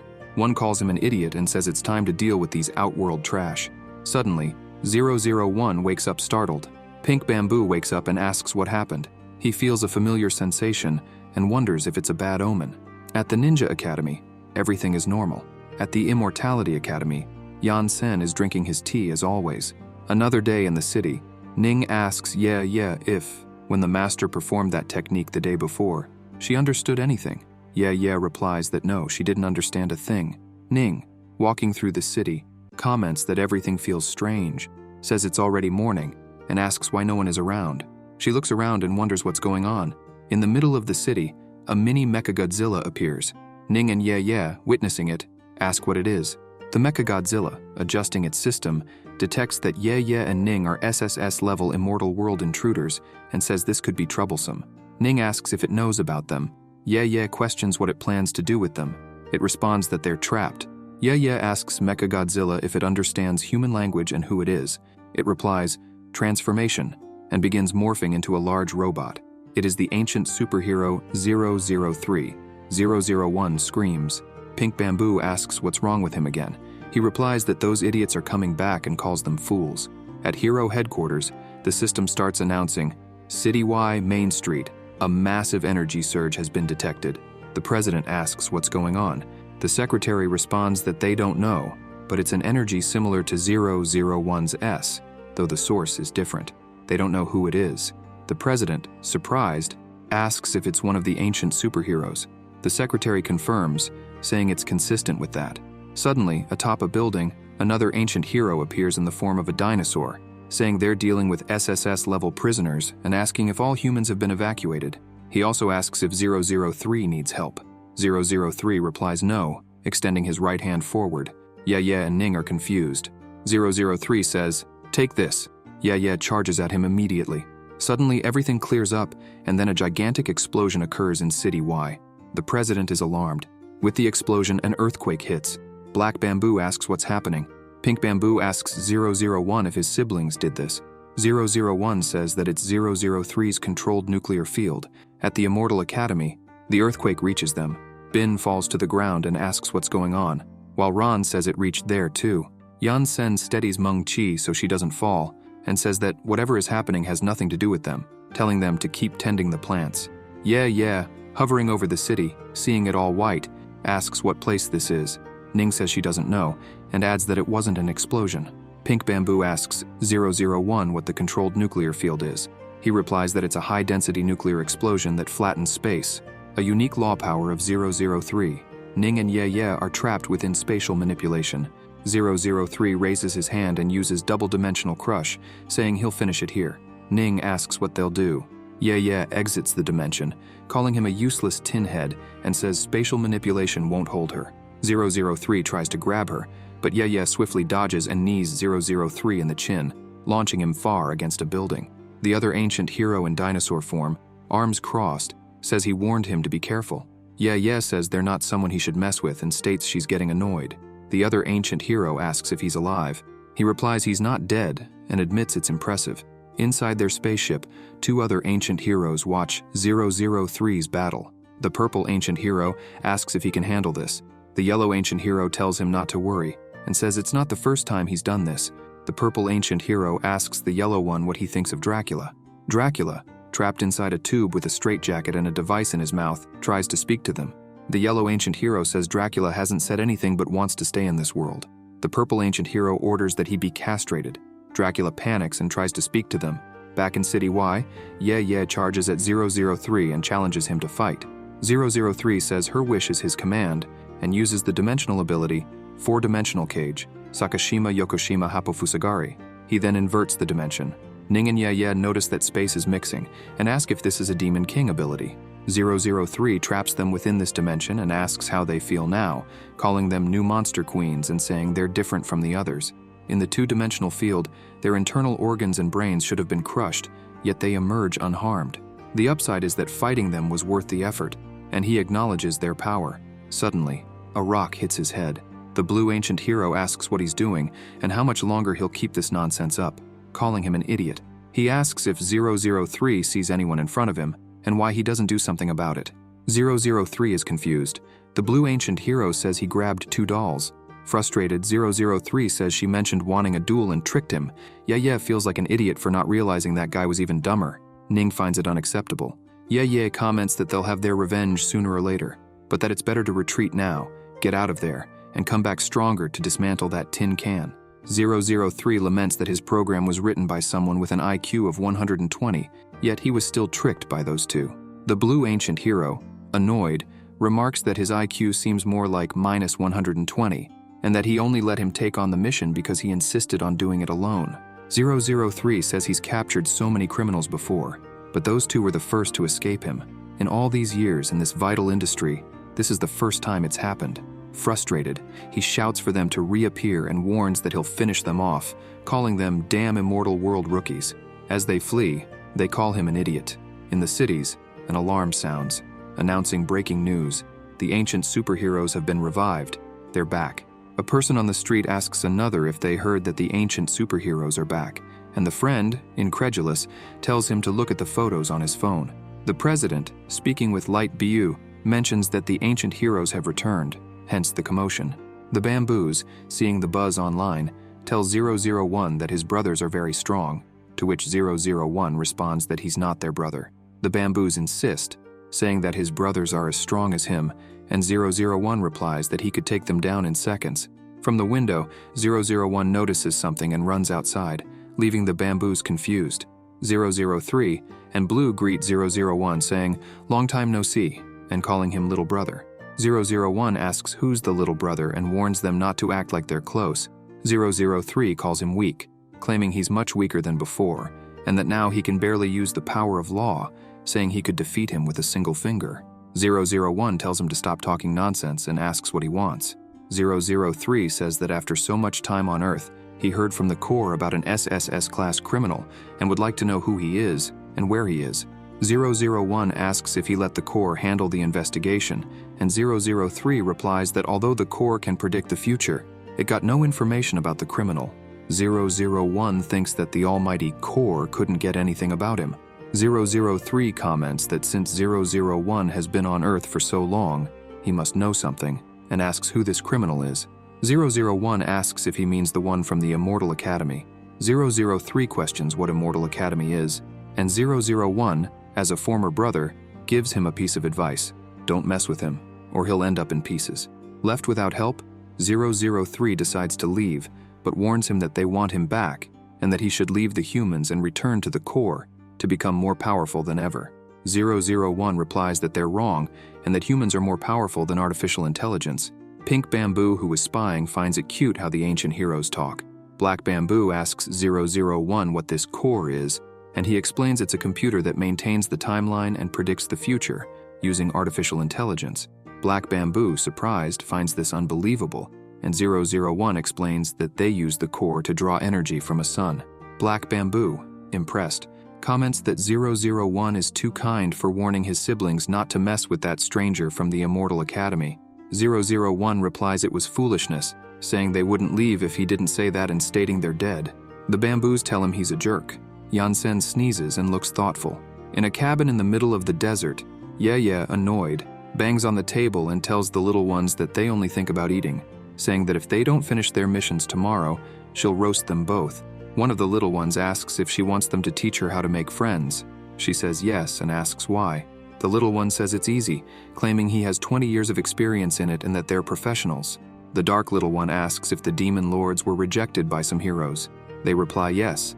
The little one, tearing up, says he understands what they're going through, sharing that they've been through that too, and comments that in this world, it's not easy for monsters. Ning tells them to stop fooling around and asks how they made so much gold. The little one replies that as monsters, they only do 7 jobs a month for heroes, and says they had to steal some jobs from other monsters too. She asks if he's going to say how or not, and he says it's easy, telling them to give a gift. They ask what he means by gift, and he replies yes, saying gifts bring people closer in a subtle way, and advises her to focus on people and say good things about them. He explains that once the gift is accepted, the job is done. Annoyed, they ask why he didn't say this before, and they, terrified, reply that they weren't asked. Ye calls Ning and suggests they go to the Immortal Academy. Ron notices that Ning and Ye are there and shouts, asking if they've returned, warning them not to cause trouble in the professor's domain. Meng comments that, last time, they disguised themselves as students in the class. Sun Xiaoli tells them to wait a minute, saying she doesn't think they're here to cause problems, and asks what they want. Ye and Ning pull out 2 storage bags full of weapons, leaving the students speechless. Later, Ron, Bin, Mengqi, and Sun Xiaoli, all armed, see several students behind a door. Ron asks what they're doing. One of the twins asks if they haven't heard that the sensei and Sister Lan have been in the dormitory for a while. Ron reminds them of what the professor taught and says it's not right to spy on others' lives. Quickly, they all run to the door to try to listen. Ron asks how long they've been there. One of the twins says half an hour, adding that just a bit ago when Sister Lan entered, she looked uncertain and blushing. Some ask if they saw the professor's face. Suddenly they hear Lan Qi's voice through the door, telling them to go slower, and everyone is shocked. Lan Qi again asks them not to push like that. One of the students tells the class monitor to calm down. At that moment, the door falls, and all the students tumble into the room, embarrassed. They see the professor wearing a mask and holding 2 tools, while Sister Lan Qi is lying dazed on a bed. Ran and one of the twins say they were just passing by and tripped. Ran asks what he's doing. The protagonist explains that Miss Lan Qi allowed him to conduct some experiments on her, so he could understand the power of this world. Lan Qi, with tears in her eyes, asks what he understood. He says that, in this world, there's a strange magnetic field in the galaxy, and their bodies communicate with this field to harness energy, thereby creating fire in his hand. Ran and Meng, incredulous, exclaim that this is a superpower. Ran comments that it's fire created by superpowers, not spiritual powers. The protagonist confirms and says he's proficient in it. In his other hand, he creates water. One of the twins and Ron are shocked, exclaiming that he managed to produce both fire and water. Xiao Yi comments that these attributes are mutually opposed. Yan Sen uses his heat vision and asks if there's anything like attributes. Ron and Meng are confused. The professor's heat vision hits the wall and bounces back. Ron warns the sensei to be careful, and he responds that it's annoying, saying it's not as good as cultivation power. Xiao Yi asks if he acquired superpowers. Ran comments that he wasn't as skilled as the professor when he got his powers, saying it's outrageous and legendary. Lan Qi says her powers awakened naturally, unlike his, and says that those who acquire them like this are like newborns learning to walk, adding that calling him eccentric wouldn't be wrong. The protagonist asks if it's really that difficult, says he didn't think so, and asks what they want from him. Meng Qi and Sun Xiaoli mention it's about the demonesses. Yan Sen says he heard them talking good things about themselves, and asks if they forgot that the demonesses tried to kill them before, also asking if they received any gifts. Meng answers yes. They received a few little gifts. The professor says that since they've forgotten the past, he won't say anything more about it, and asks them to let the demonesses know to see him later. Meng and Xiaoli say they understand. In Yan Sen's office, the 2 demonesses, bowing to the protagonist, ask him to accept them as disciples. As he sips his tea, he says that they are powerful demonesses and questions why they want him as their master. Ye says it would be a great honor for lowly demonesses like them to become his students. He remarks that they were very skilled at winning over his students. Ye replies that all the gifts are proof of their sincerity. Yan Sen mentions that the guardian beast of their clan has at least a golden core. Ye looks confused. He says that since his students have forgiven them, they may guard the front door for now, and when they reach the peak of their realm, they can become his bodyguards. They respond that they'll do as he wishes. He thanks them for gifting the children, and the 2 happily leave, cheering. Back on the ancient hero's ship, the green ancient hero scolds 003, saying he can't even capture 2 SSS-level criminals and let them escape. He adds that if they'd worked together, this wouldn't have happened. 003 replies that he didn't do it on purpose, explaining that they were so strong they broke not only his 2-dimensional cage, but also the 4-dimensional one. The blue ancient hero asks what's wrong with them. The pink and yellow ancient heroes inform them that Dracula has escaped. The yellow hero comments that they just got back, but he's already gone. The green hero says he never imagined they could be so foolish. The core, an artificial intelligence computer, says, okay. 003 addresses it as Your Highness and explains that they've investigated the SSS-class criminal and he is at the Immortal Academy. The core says there's no rush and explains that every 100 years, the solar fusion core reaches its most intense day. Even if their elder brother doesn't appear, they can exceed maximum power and surpass them. It informs them that in 2 weeks, that day will come, and then they will send the remaining criminals to the afterlife, finally able to return home. The ancient heroes say they understand, affirming that they cannot allow these people from other worlds to influence the world their mother left behind. In the middle of the desert, the vampires, protected by parasols, are talking. One of them asks another if they aren't pure-blood vampires and how they dare let those tin heads defeat them. A vampire bares his fangs and asks how he dares speak to him in that tone, questioning where he was and if he ran away. The white-haired vampire replies that he was trying to recover his strength and asks if he didn't see him trying to save King Dracula. The other asks if, had he not run, the king would have been captured. The vampire with glasses tells the two to stop fighting and listen to what the king has to say. He asks Dracula what they will do now, saying they can't let things go on like this, or they'll be captured. Dracula says that the ancient vampires, the Hobbs, are somewhere in the desert. The vampire with the broken tooth yells that they'll end up as barbecue and complains that they're just standing there without finding anyone. The vampire with glasses asks Dracula if he's sure that the ancient vampires are in the desert. Dracula confirms and says that, before his parents were eliminated by humans, they mentioned that there was a type of powerful vampire there. He comments that he has no other information except that they might be found in the hottest places on Earth. As they walk, Dracula senses something and begins chanting a spell, finishing with a shout to open. A portal forms, revealing several giant trees inside. The vampires are surprised and comment that it's true. Dracula says he thought his parents had gone mad for creating that mantra. The two vampires start celebrating, saying they're saved, and that Earth isn't the only place with ancient heroes.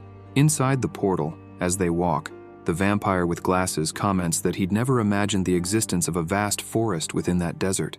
The red-haired vampire hears some laughter. They approach the source of the laughter and see a waterfall where 4 people are playing volleyball. While playing, the vampires hide and wonder if these are the Hobbs.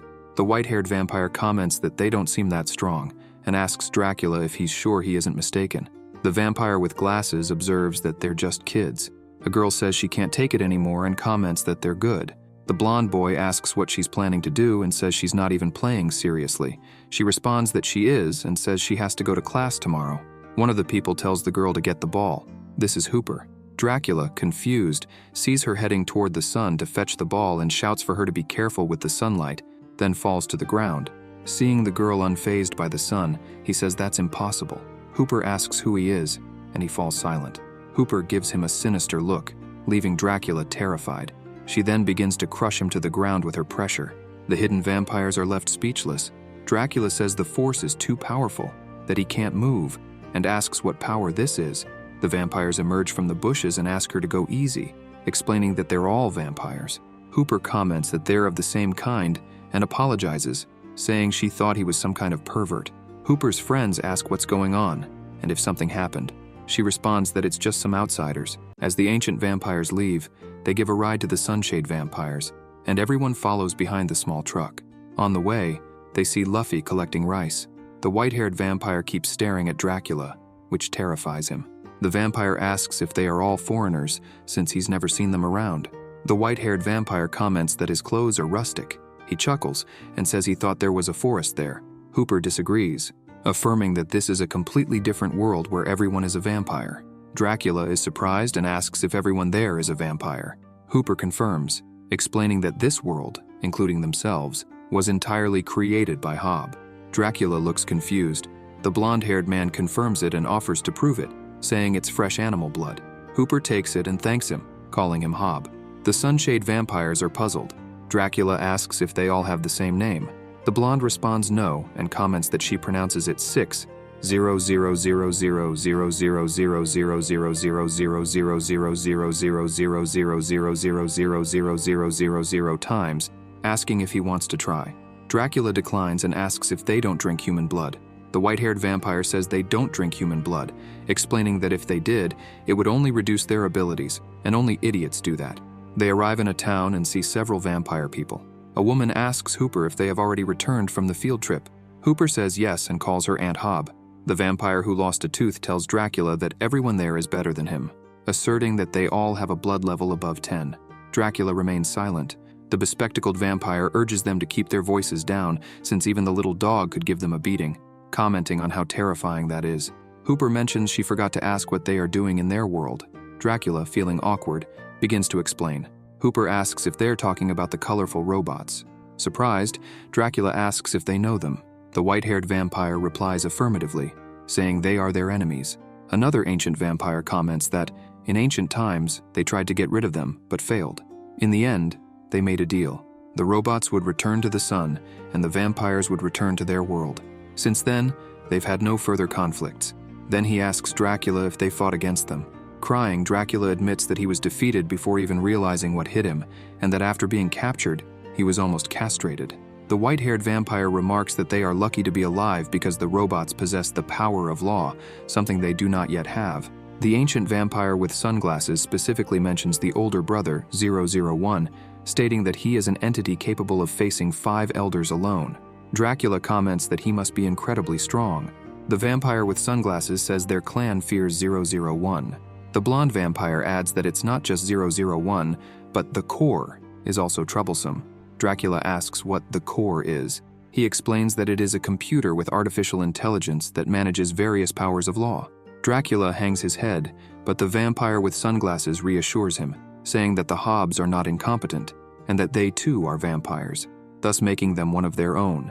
He says that since they didn't break the agreement, they can't blame them for being rude. Dracula asks if he can make decisions within the Hobbs family. Hooper responds that of course they can, as they are the last 6,073,000,000 vampires created, and that he loves them the most. Dracula asks where they're headed. The vampire with glasses explains that they are going to meet the third elder of their house, the only vampire in the clan with the power to predict the future. Surprised, Dracula asks how it's possible to foresee the future. The vampire with the broken tooth says it's not true. The vampire in sunglasses explains that whenever they leave this world, they consult the third elder to predict if the journey will go well or not. Dracula and the broken tooth vampire are shocked, commenting that she is very powerful and wondering if vampires like that really exist in this world. The white-haired vampire confirms, stating that the 3 elders are the most powerful and respected in the clan. Thus, they continue walking toward the house of the third elder. Upon arrival, they see a mansion. The vampires watch as the young ones go to greet the elder. The third elder comments that if they've come to her, it means they plan to leave Hobbs' world. Hooper confirms, saying that the third elder is always right. The elder asks her not to flatter her like that, explaining that she doesn't know everything, and advises them not to act just because Uncle Huo loves them. The vampire with the broken tooth suggests that Dracula take a look at her, and asks if she's a vampire or a mage. The blonde vampire explains that the third elder served at a magic academy many years ago, and chose to become a vampire after witnessing the power of the Hobbs. Hooper says they want her to foresee their future. The third elder agrees to begin. She starts gathering power in a magic crystal to see. Hooper asks the elder how their journey to the other world will go. She replies that it will go well. The elder starts laughing, saying it's going to be great. The eldest brother, 001, has severed his ties with the siblings and is weaker than ever. Hooper laughs, saying it's time for revenge, stating that 001 was the most annoying of them all. The red-haired vampire adds that without him, those guys are no challenge at all for the Hobbs family. The third elder says they don't need to act because someone else will take care of them, adding that not a single bolt of his will be spared, and that they have won the day. Hooper asks the elder who this person is, and she replies that it will be great. The elder, suddenly confused, asks why. Hooper asks what's wrong, and the elder says she can't predict the future when she looks at him and asks who he is. Shortly after, a funeral is held for the third elder. The vampires begin to cry. The blonde vampire, sobbing, says that the third elder left too soon, questioning how an immortal vampire could die like this, wondering how a vampire dies after leaving home. Suddenly, the elders arrive. Hooper announces that the first, fourth, and second elders have arrived. The elders ask what's going on. The blonde vampire explains that they don't know the reason, saying that last night they were preparing to go to the outside world and spoke to the elder to foresee their future. She, terrified, simply said, "Who is he?" and then met a violent death. The green-haired elder asks how this happened, noting that the third elder had predicted that they would all die in the same year, month, and day, so how could she have gone before them? The gray-haired elder tries to console him. Later, on a rainy day, all the vampires gather to give the third elder a proper funeral. In the middle of the funeral, as they carry the elder, Hooper, crying, says that the third elder died for no reason, and questions how this happened, stating that they haven't even gone to the other world yet, and wonders how an ancient vampire could die like this. The vampires ask if Huo Bo was summoned, and someone confirms that he was. Suddenly, someone asks what's going on. They look up and see that Huo Bo has arrived. Hooper and the blonde vampire fall silent. Dracula and his subordinate, confused, ask who Hobbs is. Hooper, looking up, sees that Hobbs has arrived. The broken-tooth vampire asks if he is the vampire who created this entire world. Dracula confirms it. Huo Bo asks what happened. Hooper tries to explain, and then states that the third elder died a violent death. Hobbs, upon seeing the elder, comments that it's terrible, and notes that she had no blood left in her body. Hooper asks Hobbs what happened to her and how she died. Hobbs responds that she was afraid of death, leaving everyone shocked. Hooper asks what fear of death he means. Hobbs confirms it and asks if the elder left anything behind. Hooper, holding a stone sphere, explains that before dying, she inscribed 2 words with her last breath. On the stone sphere, it reads Immortal Academy. She says she doesn't understand what it means. Dracula says he knows of such a place and mentions that in his world, there is a place called the Immortal Academy, and he believes that must be what she referred to. The green-haired elder agrees, stating that the death of the third elder is unforgivable. Thus, the vampires begin to shout for vengeance, saying they must seek revenge. Meanwhile, Yan Sen had no idea what was happening. He was sitting at his home in the sky, drinking tea. The green-haired elder asks Hobbs what happened and insists that he must know who he is. Hobbs explains that in this world, there are some living gods. The elder is shocked by Hobbs's words. Yan Sen, sipping his tea, becomes thoughtful. Meanwhile, the world was plunging into chaos due to the appearance of vampires, ancient superheroes, and the various academy systems. The protagonist wanted to live a quiet and peaceful life, not expecting to enjoy tea like this at home. He savors his tea moment thoroughly. Meanwhile, in the sky above the academy, Sun Xiaoli and the kitty monster were exchanging rapid blows. The monster remarks that that's the way it is, urging her to refine her qi to the level of a god instead of relying solely on brute force. He explains that cultivating immortality means refining qi to a godly level, which makes one stronger. He acknowledges her skill in setting up magical fields, but warns that her enemies won't wait for her to prepare them, advising her not to rely too much on luck as they continue exchanging strikes. Sun Xiaoli runs swiftly and tries to set up the flags for the magic field, but the monster says it's too obvious and quickly destroys the flags. Meanwhile, Janaka and Lucas serve tea to the students. Ron and Bin, feeling bored, comment that Sun Xiaoli is already at the peak of chai refinement, while the rest of them are still at the peak of qi formation. Meng Qi points out that they always skip training sessions. Bin asks Meng what she's doing, and she replies that she's meditating. Bin and Ron, whispering to each other, note that the monitor hasn't reached the peak of qi refinement yet. Thank heavens, she's still at the same level as us. Meng warns them that if they don't want to be cut into 7 pieces, they better shut up. Bin and Ron, terrified, say she's scary. Janaka comments that they're already strong, claiming that they are the top 4 in the class. The short, orange-haired one mentions hearing that many people in the class have trained for over 3 years and have barely reached the early stages of martial arts. Ran and Bin lament their situation. At the entrance of the Immortal Academy, Ye effortlessly slices a fly with her sword, saying she can't let it pass, and orders a bald man to leave, calling him a pervert. Ning adds that they are guarding this gate, and if he wants to stay alive, he'd better leave. The bald man runs off, shouting that there are monsters there.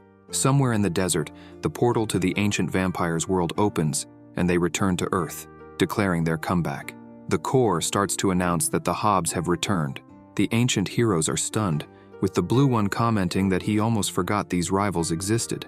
The pink one says he hates those guys, while the yellow one remarks that they never tried to get rid of them and wonders what they want. The green one says he doesn't know either, but suggests they should still check them out.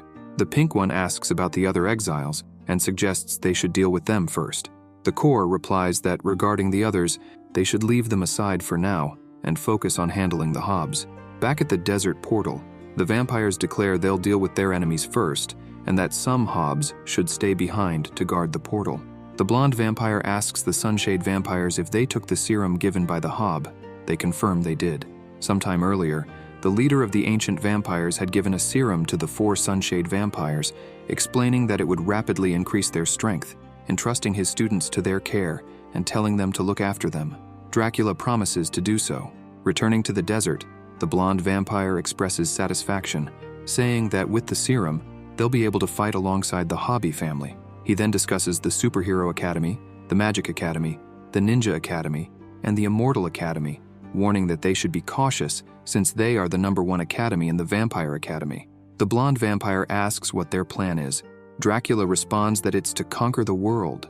The blonde slaps him across the face and asks if he can show a bit more ambition, questioning how they still aim to dominate the world at their age. He insists that it's fine to be a villain, but if Dracula doesn't have a brain, he more than deserves to be hit.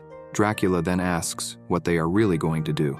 The blonde vampire says they will start by opening their own class and spreading their system across the world, declaring that they will make the world believe in the vampire family, which is their goal. The broken-tooth vampire comments that he thinks he understands why the robots wanted to eliminate them. The white-haired vampire believes that cultural invasion is much worse than world conquest. The vampires ask what they're going to do next, and if they're going to start a fight. The blonde responds that they have 2 powerful rivals, the Immortal Academy and the broken robot from the Ninja Academy. He explains that the Immortal Academy was the one who killed the 3rd Elder, so they must take revenge. The blonde vampire asserts that they must know they are here by now and likely consider them as enemies, probably as their top targets, and remarks that it seems they will need to get rid of the ancient superheroes first. A few days later, at the gate of the Immortal Academy, the short ones come running, shouting and calling for the demonesses, saying that it's not good and that they have a huge problem. Ning asks why they are so frantic. The orange shorty explains that that morning, Lord Janaka, the king of monsters, went out to buy food, and a group of people appeared out of nowhere and with a single move, captured the king of monsters. Ye orders them to calm down. Ning asks who they were, and they respond that they don't know, only that they appeared in simple clothes but were very strong. Ye, enraged, declares how dare they kidnap her little brother and vows to end their lives. In the desert, Janaka is tied to a log with his mouth gagged. The hidden vampires wonder if they think the others will come. Dracula confidently asserts that they will, stating that those ancient superheroes have a contract with him and the headmaster of the Immortal Academy, and that once he captures those 2, the whole world will know. The blonde vampire agrees, praises the plan, and asks if he's sure. Dracula tells him not to worry, claiming that they are experts in spreading news, and orders everyone to be quiet because the 2 are approaching. Ning and Ye appear, announcing their presence and asking if there's no one else. Janaka spits out the cloth in his mouth, warning them not to come closer, revealing it's a trap. They are confused, and the blonde vampire orders the others to attack quickly. The 4 Sunshade vampires drink the serum they were given and charge at the 2, laughing. Dracula taunts them, telling them to prepare to be captured. Ye suddenly appears in front of Dracula and lands a solid kick to his face, leaving him bewildered. The blonde vampire calls him an idiot and reminds him that the serum hasn't had enough time to take effect yet. Ning asks what she just hit, and Ye replies that she doesn't know, but it was really ugly. Dracula collapses unconscious on the ground. The blonde vampire curses and asks why they're standing around, ordering the other vampires to help. The ancient vampires grab various weapons, and the blonde commands them to capture the 2 alive. Ning demands to know who the hell they are. Ye responds that she has no idea and suggests it's better to hit first and ask questions later. Ye then begins unleashing a flurry of rapid strikes on the vampires. Ning shouts that more vampires are coming. At that moment, one of the vampires extends his arm, sending several other vampires flying toward her. They start falling headfirst in her direction, but she dodges them all effortlessly. The blonde vampire, irritated, calls them losers, useless, and says that Hooper trained them for nothing, claiming it's disgraceful and that he shouldn't have brought them. He summons his own group, declaring that they'll have to do all the work themselves, and swiftly charges at Ning and Ye. Ning seizes the opportunity, lunges at the blonde, and lands a solid kick to his stomach, mocking him, saying he's not much better than the others, calling him a crybaby and suggesting they should learn to move properly before starting a fight. The vampires who had fallen headfirst on the ground start getting up and leap towards Ye one by one, forming a vampire ball above her. Ye quickly uses her sword to slice through them, sending them flying into the air. The vampire with sunglasses mutters, "Whoa, that's intense," while Hooper and the white-haired vampire suggest it might be best to retreat. Ye taunts them, calling them a bunch of weaklings and asking if they're tired of living. Suddenly, Dracula and the Toothless One are engulfed in a red aura. The blonde vampire comments that the serum is taking effect and explains that this serum was made by Hob himself, which means it can increase an ordinary vampire's power hundreds of times, ordering them to show those two who's boss. Ning asks if their intention is to capture them or what. The vampires who took the serum float in the sky, emanating a powerful bloodthirsty aura. Ning stays on guard, hand on her sword, and uses the superior demon art. Dracula, laughing, says this feeling is amazing and that he feels full of energy. Ning strikes swiftly, not giving the vampires time to react. Dracula, terrified, admits that Ning's strike is incredibly powerful. Ning's attack defeats all four at once, leaving them stunned. The young vampires are shocked by Ning's power, and the white-haired vampire comments that they shouldn't have messed with them. Ning sighs lightly, thinking it's hard to believe she actually tried to take these guys seriously, concluding that they are still too immature. Ning asks where they are and suggests to Ye that they capture only two to interrogate and find out who they are and what they want. Ye replies no, that it's better to kill them all, saying she doesn't want any answers from them. The young vampires, terrified, plead for help from Hob. In his castle, back in their world, Hob hears the plea and opens his eyes. Ning and Ye notice, but Hob raises his fingers, exerting enormous pressure on them. They try to resist, but are eventually slammed to the ground, shattering the area and coughing up blood. Students and vampires are flung away by Hob's power. The blonde vampire shouts, saying that Hob is overdoing it and reminding him that they're still there. Hob closes his fist, creating a portal to his castle and pulling the two inside. The green-haired elder asks if they're dead. Hobby responds no, saying that they're merely in a temporary coma and that their bodies are stronger than he anticipated, adding that they won't die so easily. The green-haired elder asks if they are really just little girls and how they could be so strong, questioning if he's sure they were merely gatekeepers. Hob replies that, judging by their appearance, he believes so. The elder exclaims that it's outrageous and asks what they'll do with them and what the students' plan is.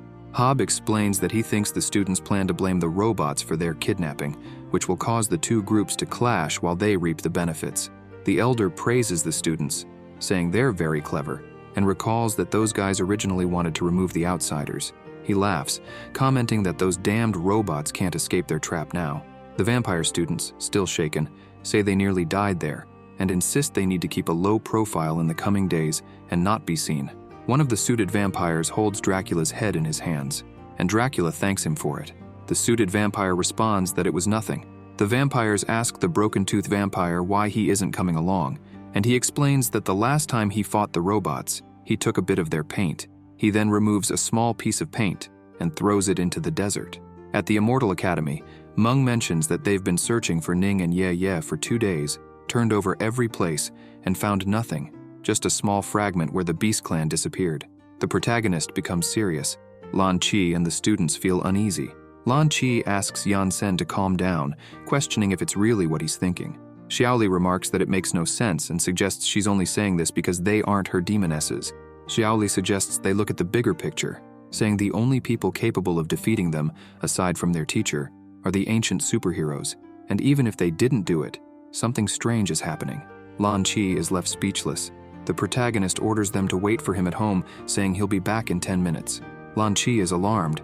Bin tells Ron that this is the professor's "everyone must die" look and predicts something big is about to happen. Ron realizes there's no stopping this.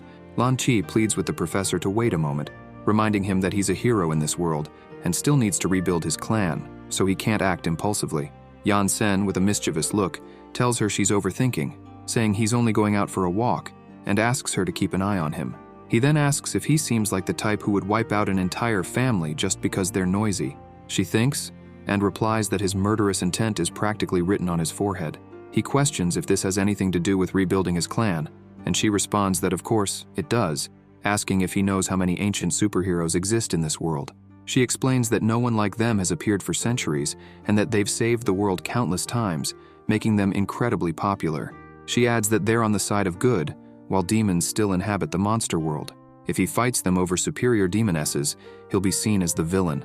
Therefore, she insists he shouldn't act this way if he believes in the academy. The protagonist falls silent and says he knows someone who might help solve this problem. In the supermarket, two friends talk and ask the bald guy if he knew that Yansen's black-cloaked mascots were captured by the ancient superheroes. The bald guy asks if that's for real. He responds that it's not just that, and says he heard that Yansen hasn't done anything for several days. Meanwhile, the Superhero League has issued a red alert, instructing all heroes on non-emergency missions to stay in secure locations. The Steel Beetle, frightened, starts bolting his door shut. A friend on the street remarks that it's not just that, and asks the bald guy if he sees any heroes out on the streets now. The bald guy tells him to stop it, and suggests they find shelter. At the entrance of the Ninja Academy stands Yansen. Black Bamboo runs up, shouting that they're screwed. Red Bamboo and Yellow Bamboo ask what's going on. Trembling, he says that Yansen is coming. The Bamboos are all terrified. Yellow Bamboo asks why he's here, saying she knows the ancient superheroes belong to the Ninja Academy and that capturing his mascots has nothing to do with them. 001 remarks that they're being too noisy and says that if he had wanted to destroy them, he could have crushed the place with a snap of his fingers, then asks if they really think he would let them go back to warn others. He clarifies that he didn't come to kill them. The ancient superheroes, positioned near the sun with a stopwatch, explain that every few hundred years, the sun's radiation, due to fusion, reaches its peak. 003 comments that he has been waiting for this day for a long time and declares they will eliminate the Hobbs first and then send those trash from another dimension back to their home at sunrise. Dracula and the broken-toothed vampire ask if it's an earthquake. The blonde vampire responds that they're coming. The ancient superheroes, fully powered up, fly swiftly over the city. 003 notices that 001 is ahead and orders the others to stop. The other superheroes call out, referring to him as Big Brother. 003 asks 001 if he has changed his mind and wants to return to the core. 001, irritated, retorts, asking what kind of nonsense that is and who the hell would want to join losers like them. 003 responds that his tone hasn't changed, but says it doesn't matter because he sees him as a coward and has no problem bullying him. In a taunting tone, he asks what 001 is doing there and if he intends to fight them. 001 responds that that's exactly what he came for. A man in Shelter N starts yelling that there's a fight, and the others ask if he's been living under a rock, saying that everyone is already watching. 003 begins to laugh, while 001 remains deep in thought. 003 says this is getting interesting, and then all the ancient superheroes shout, "Transformation Gigantify." All the ancient superheroes revert to their original forms, terrifying the onlookers around them. 003 taunts 001, asking how he plans to defeat them now. He remarks that he was being polite by calling him Big Brother, but says that deep down, he's nothing more than a pile of crap. 001 responds that he has one last question and asks if the two guards from the Immortal Academy were captured by them. 003, disdainfully, asks what that has to do with anything and suggests that maybe they weren't. He adds that a real man never surrenders. 001 questions what he means by that and realizes that it wasn't them after all. He concludes, "So that's how it is." Then he shouts to the protagonist that it was those guys who did it and that he can kill them. The protagonist, now furious, glares, and the Bamboos cheer with excitement. Yansen swiftly charges at 001 and transforms, merging his energy with him. 003 is in disbelief as 001 declares that his brother is back. 001 reverts to his original form, clad in entirely black armor. Civilians and the Bamboos are astonished. The ancient heroes are left in shock. 003, bewildered, asks how this is possible. Ron shouts that Yansen is controlling an ancestral mecha, and Xiaoli retorts that she can see that for herself. Meng is taken aback. At the desert portal, the vampires watch the battle unfold. The protagonist, inside 001, thinks that now it looks more advanced and way cooler. Red and Black Bamboo scream that when they controlled the mecha before, they had no upgrades or transformations like this. Dracula asks if this isn't the same one capable of defeating the 5 Hobbs elders, and the blonde vampire, trembling, confirms. 003 reassures everyone that there's no need to be afraid, because even if 001 has regained his strength, it doesn't mean he can defeat them. He reminds them what day it is, stating that today is the day of the highest solar radiation caused by the fusion in the core in centuries, which makes them far stronger than usual. Moreover, he adds, even without the sun, they've trained for years, so they can't lose. Just as he finishes speaking, 001 suddenly appears in front of him and delivers a powerful punch to 003's stomach, launching him with tremendous force into space. The impact is so intense that he passes through the light and ends up on Mars. The students and onlookers are left speechless. 001 summons his sword and hurls it toward 003. Yan-sen watches the scene unfold. The sword strikes the moon, pushing it all the way to Mars. People horrified start saying they don't want to die in this battle. Ron asks how in the world their master is controlling a mecha, and Xiaoli replies that she has no idea. Others, witnessing the scene, fear that the Earth is about to end. 001 turns to the remaining ancient heroes and declares that one is already down. The blue ancient hero tells the others not to panic because 003 is still there, and that the radiation has made them stronger. Barely finishing his sentence, he realizes that 001 is standing right in front of him. The size difference is staggering. 001 stands at 2,038,000 meters tall, while the blue hero is only 107,700 meters. The blue hero, in disbelief, exclaims that it's impossible since they're hundreds of kilometers apart, and he wonders how 001 can move so silently. Lan Chi lets out a chuckle. The blue hero punches 001 in the face but is shocked when 001 doesn't even flinch. 001 asks if that's his best. The blue hero, terrified, stammers, "How?" The green hero charges towards 001, but 001 catches his kick effortlessly and throws him away. The green hero asks the blue one why he's just standing there, telling him he needs to do something, and asks if he's scared. The blue hero apologizes, admitting that he can't move, recalling what happened to 003. The green one asks if he remembers what happened to 003. The blue hero confirms he does. The green hero asks where he went. The pink hero shouts that 001 is above them and questions what he plans to do. The green hero says this is bad, remarking that with their older brother's personality, this will definitely be a finishing move. 001 raises his spear. The green hero calls for 005, who responds, saying he understands, and quickly leaps up, yelling, "Leave it to me, fire!" The green hero calls for the others to assist, and together they use the absolute defense, fire barrier. The students and onlookers are amazed by the technique. In space, 001, wielding his spear, unleashes the spiritual art. If you enjoyed this video, subscribe to the channel, hit the bell icon, and like the video. Thank you.